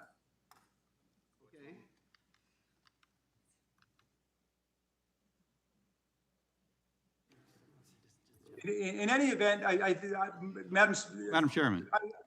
Yes. Mr. Raskin's time has not yet expired. Okay. So Madam Chair, this is just to say that what we've got is a very worthy underlying legislative vehicle, and the amendment strikes me, whether it comes from the United Nations or somewhere else, it doesn't fit here. And I think it would just add a lot of chaos and confusion to the federal law. I yield back. The gentleman yields back. Mr. Bishop? Yes, I withdraw the second-degree amendment. Madam Chair, I seek recognition to offer second-degree amendment. I'm sorry. First, we have to get, by unanimous consent, we will withdraw the second-degree amendment. And hearing none, that second-degree amendment is withdrawn. Thank you, Madam Chair. I seek recognition to offer a second-degree amendment. You are recognized for that purpose. Thank you, Madam Chair. And Clerk will report. Amendment to H.R. 4435, offered by Mr. Biggs of Arizona, page 3. By unanimous consent, the amendment will be considered as read, and the clerk will will hand out the amendment. And a point of order has been reserved by the gentlelady from Texas.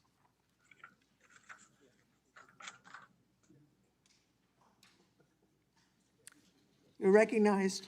thank you, Madam Chair. And I appreciate the procedural safeguard to reserve a point of order, but this is basically, the first part of this amendment is exactly the same as the last part. The only thing that's different is, since there seems to be such a concern about the definition, what we've done here is we've actually defined it with the definition of transnational organized crime in Section 10 U.S.C. Section 284 I-6. So in that definition it says, and I want to read this so everybody understands what it says, so maybe it will clear it up, and maybe ameliorate some of the concerns that I've heard. Number one, this is it. This is what it says.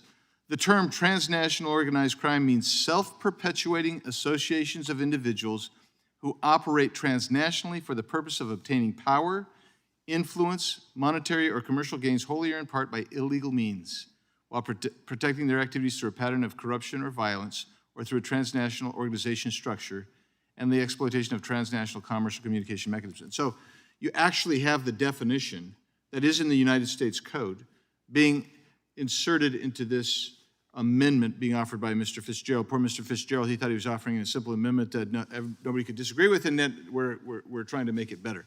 The gentleman yield? I'll yield to you, Mr. Bishop. It would seem that whatever problem of legal graffiti might have existed with my second-degree amendment has been 100% resolved with yours. Would you agree? Mr. Bishop, I would wholly agree, and if Mr. Cicilline was here, he'd be calling you Mr. Biggs and me Mr. Bishop. But either way, I would agree. And we put this in here to make it very clear, because I think maybe some of the questions were justified, although, you know, I used to do some international legal work, and I thought the UN had actually had some problems with its vernacular from time to time. But I think now you're going to be arguing against the U.S. Code because we've taken the language from the U.S. Code, trying to ameliorate some of the concerns of my colleagues across the way. I think that resolves it. I don't want to belabor the point, Madam Chair. We've had a lot of discussion today about this, and I don't think any of us thought we'd be having this kind of lengthy discussion. But I would say I hope we've ameliorated the concerns, and with that, I yield back to the Gentleman yields back. I recognize myself in opposition to the second-degree amendment, and let me say why. I appreciate the effort that's been made to make this more certain and to address the ambiguities. But I think there are still some drafting issues that it's not clear that there needs to be conspiracy related to, and I've just pulled up, and I hope that Cornell Law is right in terms of having the code online, but presumably they are. I would recommend that, you know, we take a step back and look at whether the issue of transnational crime and notorios are actually related at all. I don't believe there's any evidence that they are. If there is, I think we would have a bipartisan effort to do something about it. And I think this has gotten, of course, we're the Judiciary Committee. If we can complicate something, we will. But I think that at this point, we would be better off moving on to the bill itself, agreeing to talk together about whether the cartels are in fact at all connected with the abuses that we're finding in the notario business, and if so, make a pledge to work together on a bipartisan basis to deal with that.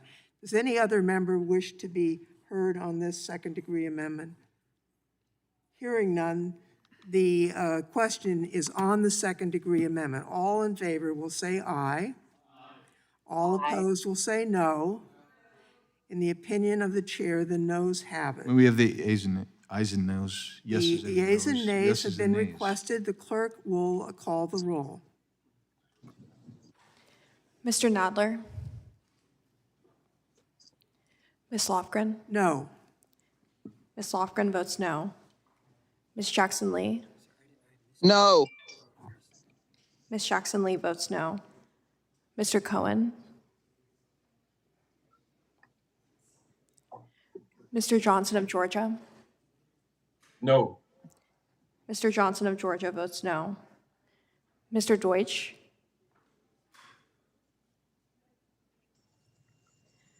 Ms. Bass? No. Ms. Bass votes no. Thank you. Mr. Jeffries?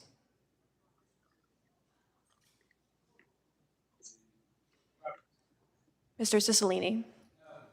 Mr. Cicilline votes no. Mr. Swalwell? Mr. Liu? No, Swalwell's a no. Swalwell's no. Mr. Swalwell votes no. Mr. Liu? No. Mr. Liu votes no. Mr. Raskin? No. Mr. Raskin votes no. Ms. Jayapal? Ms. Jayapal votes no. Ms. Demmings? Ms. Demmings votes no. Mr. Correa? Mr. Correa votes no. Ms. Scanlon?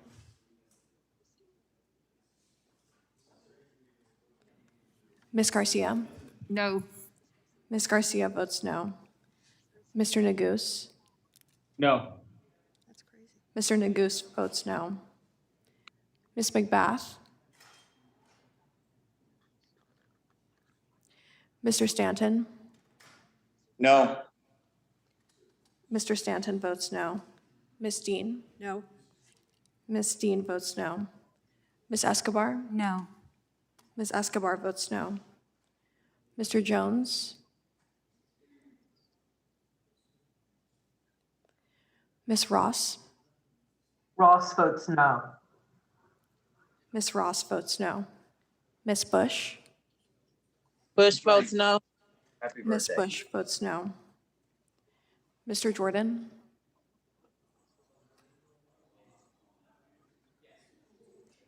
Mr. Jordan votes yes. Mr. Shabbat? Aye. Mr. Shabbat votes aye. Mr. Gomert? Mr. Isa? Aye. Mr. Isa votes aye. Mr. Buck?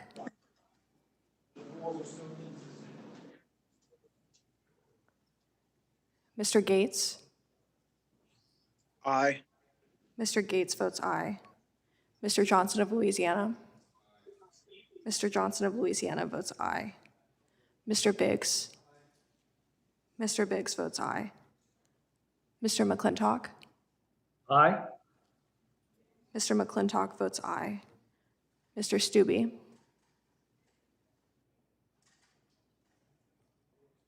Mr. Tiffany? Mr. Tiffany votes aye. Mr. Massey? Mr. Massey votes aye. Mr. Roy?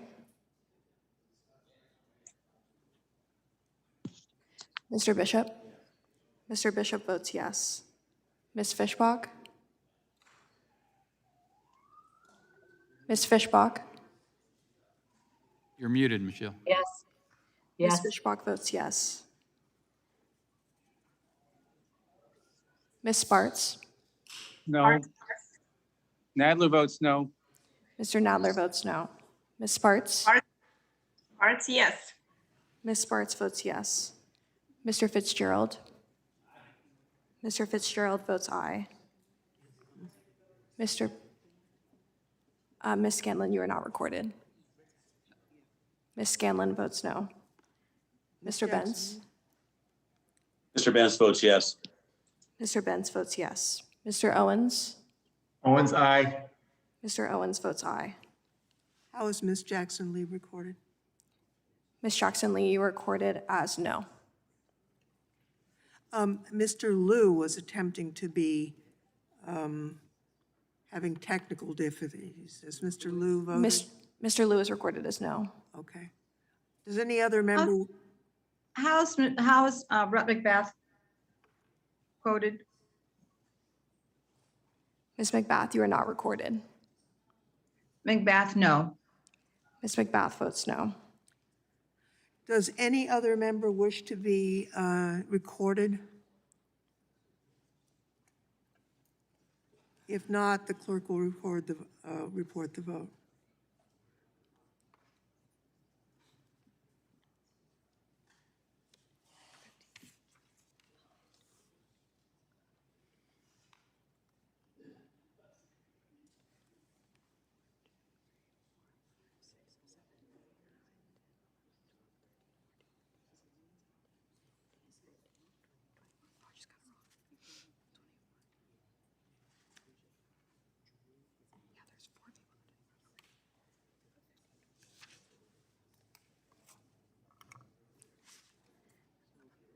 Madam Chair, there are 15 ayes and 21 noes. And the second-degree amendment is not agreed to. The question is now on the underlying Fitzgerald amendment. All those in favor will say aye. Opposed will say no. No. No. In the Yeas and days? I was going to say, I believe that the noes have it, but the yeas and nays have been requested, and so the clerk will call the roll. Mr. Nadler? Ms. Lofgren? No. Ms. Lofgren votes no. Ms. Jackson-Lee? Ms. Jackson-Lee votes no. Mr. Cohen? Mr. Johnson of Georgia? No. Mr. Johnson of Georgia votes no. Mr. Deutsch? Ms. Bass? Bass votes no. Ms. Bass votes no. Mr. Jeffries? Mr. Cicilline? No. Mr. Cicilline votes no. Mr. Swalwell?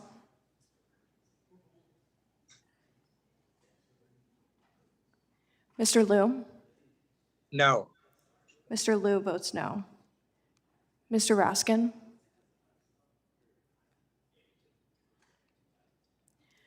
Ms. Jayapal? Ms. Jayapal votes no. Ms. Demmings? Ms. Demmings votes no. Mr. Correa? Mr. Correa votes no. Ms. Scanlon? No. Ms. Scanlon votes no. Ms. Garcia? No. Ms. Garcia votes no. Mr. Neguse? No. Mr. Nadler votes no. Mr. Neguse votes no. Ms. McBath? No. Ms. McBath votes no. Mr. Stanton? No. Mr. Stanton votes no. Ms. Dean? No. Ms. Dean votes no. Ms. Escobar? No.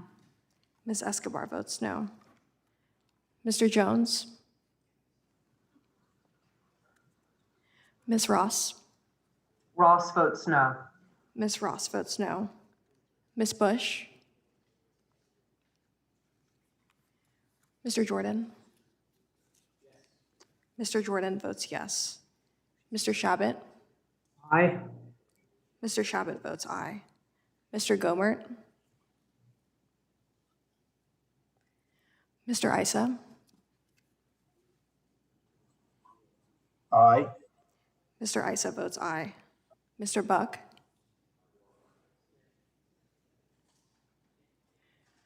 Mr. Gates? Aye. Mr. Gates votes aye. Mr. Johnson of Louisiana? Mr. Johnson of Louisiana votes aye. Mr. Biggs? Mr. Biggs votes aye.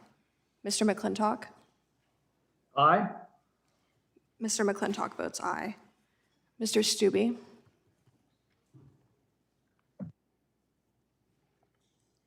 Mr. Tiffany? Mr. Tiffany votes aye. Mr. Massey? Mr. Massey votes aye. Mr. Roy? Mr. Bishop? Mr. Bishop votes yes.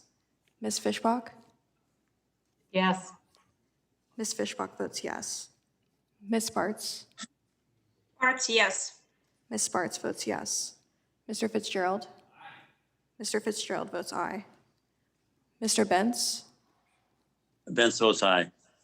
Mr. Bentz votes aye. Mr. Owens? Owens, aye. Mr. Owens votes aye.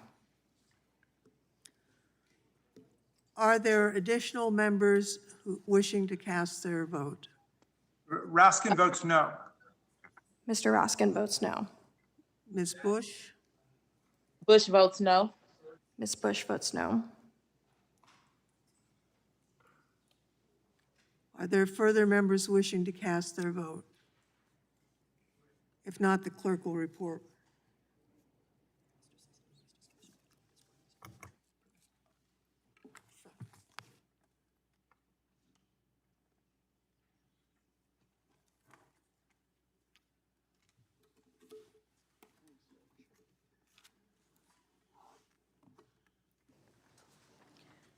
Mr. Chairman, there are 15 ayes and 20 noes. The amendment is not agreed to. For what purpose does Mrs. Cicilline seek recognition? I move to strike the last word. Gentleman is recognized. Thank you, Mr. Chairman. I'm delighted to report that we'll now return to the actual bill before us. And I want to thank my colleague, Congresswoman Escobar, for introducing this important piece of legislation. All too often, notaries painting themselves as legal service providers take advantage of immigrants seeking legal help. These fraudsters, often referring to themselves as notarios, take advantage of the fact that in many Latin American countries, a notario público can provide legal services. Here, however, that is not the case, as being a notary does not license you to practice immigration law. These fraudsters offer legal services to victims who believe they have hired a capable professional as they navigate our complex immigration system, but the providers are not actually qualified or certified to provide legal services at all. Victims often pay thousands of dollars and put their hopes and trust in these imposters, and they're left in the dust when they don't receive the help that is promised.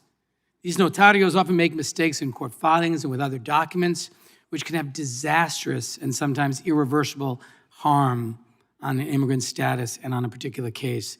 There are also cases where the notarios skip town, often taking the victim's important legal and other documentation with them. A lucrative business for these notarios has grown out of deception and the suffering of thousands of victims. And I know firsthand, having received complaints about this when I was mayor and continue to receive complaints about these individuals as a member of Congress, this bill will help crack down on this abhorrent practice by making it illegal to provide fraudulent immigration services or misrepresent oneself as having a license to practice law. It also will require the Department of Justice to dedicate 15 attorneys to investigate and prosecute such fraudulent practices, and would create a public list of those convicted of providing immigration services unlawfully so others know to be aware of such bad actors. This legislation is extremely important and will help protect thousands of people from being taken advantage of, strengthening our communities and our legal system in the process.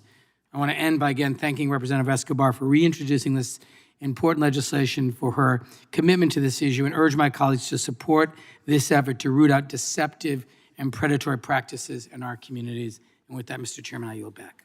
Gentleman yields back. Mr. Chairman, For what purpose does Mr. Bishop seek recognition? to strike the last word. Gentleman is recognized. I thank the chairman. I will say that until I sat down at this hearing today, I had sort of missed the significance of this bill and not thought about the context, just hadn't had time. And then I looked at it, and as a practicing lawyer for a long time, I took note of the fact that as far as I know, and this is something I was getting at with Mr. Raskin, as far as I know, this would be the only subject matter of law in which one engaging in the unauthorized practice of law would be subject to federal prosecution and criminal penalties. And before I go further, I wonder if the bill sponsor would yield to a question on that point. Ms. Escobar, would you yield to a question? Certainly. Am I correct about that? As I sat here doing a little bit of research, and the best I could do is, I pretty quickly got confirmation that the only place in which unauthorized practice of law could be federally criminal is in federal enclaves where the law of a state are brought in, like a federal, like Fort Bragg in North Carolina, something like that. Are you aware of any other place where the unauthorized practice of law is rendered criminal by federal law? You know, I have tremendous respect for our colleague, constitutional expert Jamie Raskin, who mentioned that he could provide some examples. But to answer your question, if I may have a couple. Well, I'm going to reclaim my time unless you answer it quickly. Well, I'm trying to answer your question, but the point of this. No. Do you know whether there are any other occasions in? I'm happy to look. All right, I'll reclaim my time. Into it and provide you examples. I think what Mr. Raskin said is that he thought that the unauthorized practice could be prosecuted as garden variety fraud, perhaps, but then you wouldn't need a specific law. This would be the only case that I know of in which the unauthorized practice of law is made federal and criminal. I'm not even clear that in North Carolina the unauthorized practice of law is criminal. It can be acted upon by the bar, but I couldn't find any crime. So the problem with this is not only that it moves federal law into an area it's never been in, but the question is for whom, and compared to other situations, what are you doing? So if someone is involved in a matter on federal court, and they're victimized by someone practicing law without a license, if they're in bankruptcy court, if they're in a federal trademark matter, and on and on and on, in which you're having people dealing with federal law issues, if they are victimized by someone not practicing law without a license, then Mr. they're Bishop, left to state. will you yield to a question? I will not. They're left to their state authorities to enforce the law there. And so what that means is, for the sake, and the people who are victimized here are people, in many cases, illegal immigrants into the country. And so this bill would give priority to those people under federal law over every American who may be victimized by the unauthorized practice of law. And in the course of doing that, the majority is unwilling even to add Mr. Fitzgerald's amendment to say, if the same person's a member of the Mexican cartel, we want to punish him a little more. No, we can't do that. We're in an environment where prosecutorial resources have been so minimized for the sake of enforcing the federal immigration law that I think the figure is that customs enforcement officers, 6,000 of them are arresting an average of 2 a month or something if people need to be deported. It's been de-emphasized to the point of disregard of the law. And where is the one place where the majority sees it as a critical priority to federalize and criminalize the unauthorized practice of law? That is where notarios are victimizing predominantly illegal immigrants into the United States. That's what you want to do. That is amazing to me. That's not true. Well, I'd be glad to yield for an answer as to why that's not true, as long as it's a fast answer. They are not predominantly undocumented immigrants. In fact, a lot of victims of notario fraud are American citizens.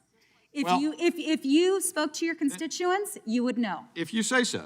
I would submit that these people who are pursuing asylum claims that they will never prevail on, that's probably a lot of the people that you're talking about. But to the extent they are American citizens, then answer me that.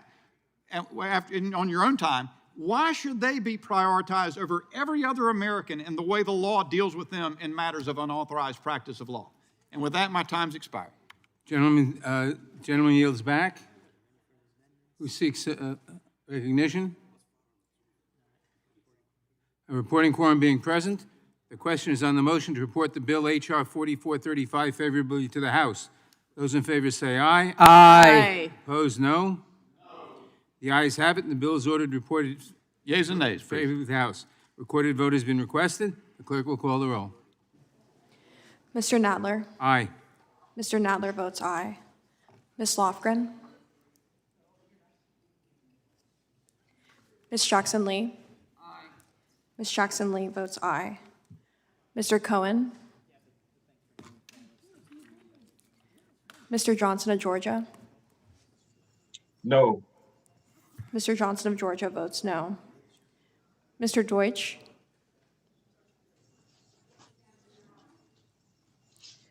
Ms. Bass. No. Ms. Bass votes no. Mr. Jeffries.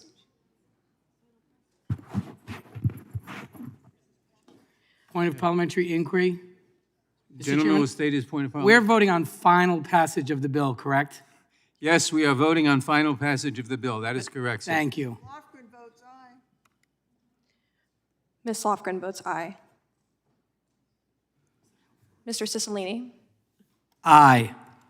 Mr. Cicilline votes aye. Mr. Swalwell. Mr. Liu. Aye. Mr. Liu votes aye. Mr. Raskin. Aye. Mr. Raskin votes aye. Ms. Jayapal. Aye. Ms. Jayapal votes aye. Ms. Demmings. Ms. Demmings votes aye. Mr. Correa. Mr. Correa votes aye. Ms. Scanlon. Ms. Scanlon votes aye. Ms. Garcia. Yes. Ms. Garcia votes yes. Mr. Neguse. Aye. Mr. Neguse votes aye. Ms. McBath. Aye. Ms. McBath votes aye. Mr. Stanton? Aye. Mr. Stanton votes aye. Ms. Dean? Aye. Ms. Dean votes aye. Ms. Escobar? Aye. Ms. Escobar votes aye. Mr. Jones? Ms. Ross? Ross votes aye. Ms. Ross votes aye. Ms. Bush?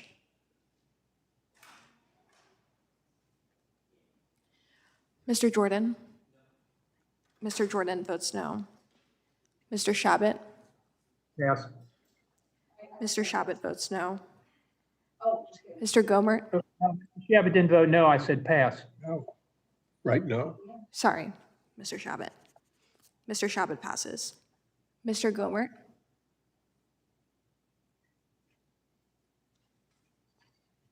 Mr. Isa? No. Mr. Isa votes no. Mr. Buck? Mr. Gates? This isn't final passage, I think. Mr. Gates? No. Mr. Gates votes no. Mr. Johnson of Louisiana? No. Mr. Johnson of Louisiana votes no. Mr. Biggs? It was made. Mr. Biggs votes no. Good one. Is. Mr. McClintock? No. Mr. McClintock votes no. Mr. Stubbe? But why are we creating you know how easily you could slip into. Mr. Tiffany? Mr. Tiffany votes no. Thinking you're a lawyer when you're not. and be Mr. Massey? really Mr. Massey prosecuted. votes no. Mr. Roy? And, you know, and the witnesses against you will be undocumented aliens that you took money from. Daryl, you on, buddy? Daryl, mute your microphone, bud. Mr. Bishop? Mr. Bishop votes no. Ms. Fishbach? No. Ms. Fishbach votes no. Ms. Sparts?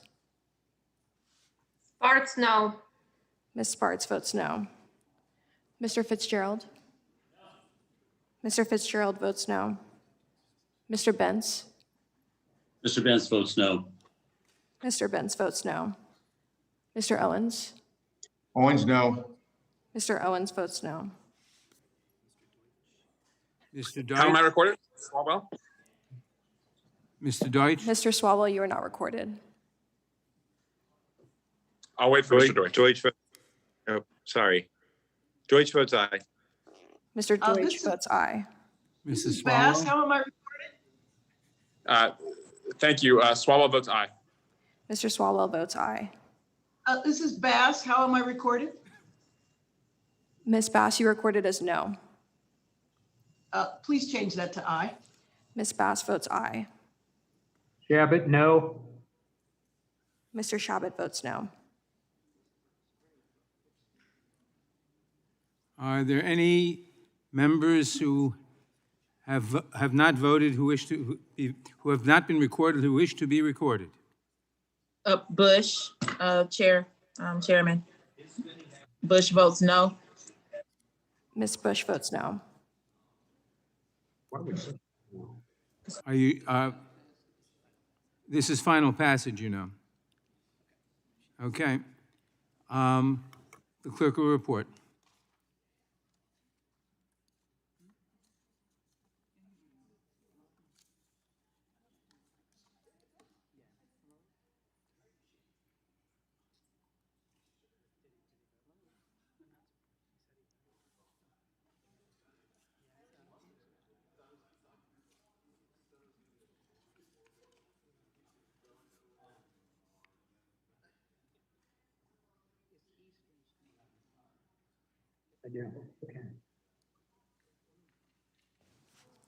Mr. Chairman, there are 20 ayes and 17 noes.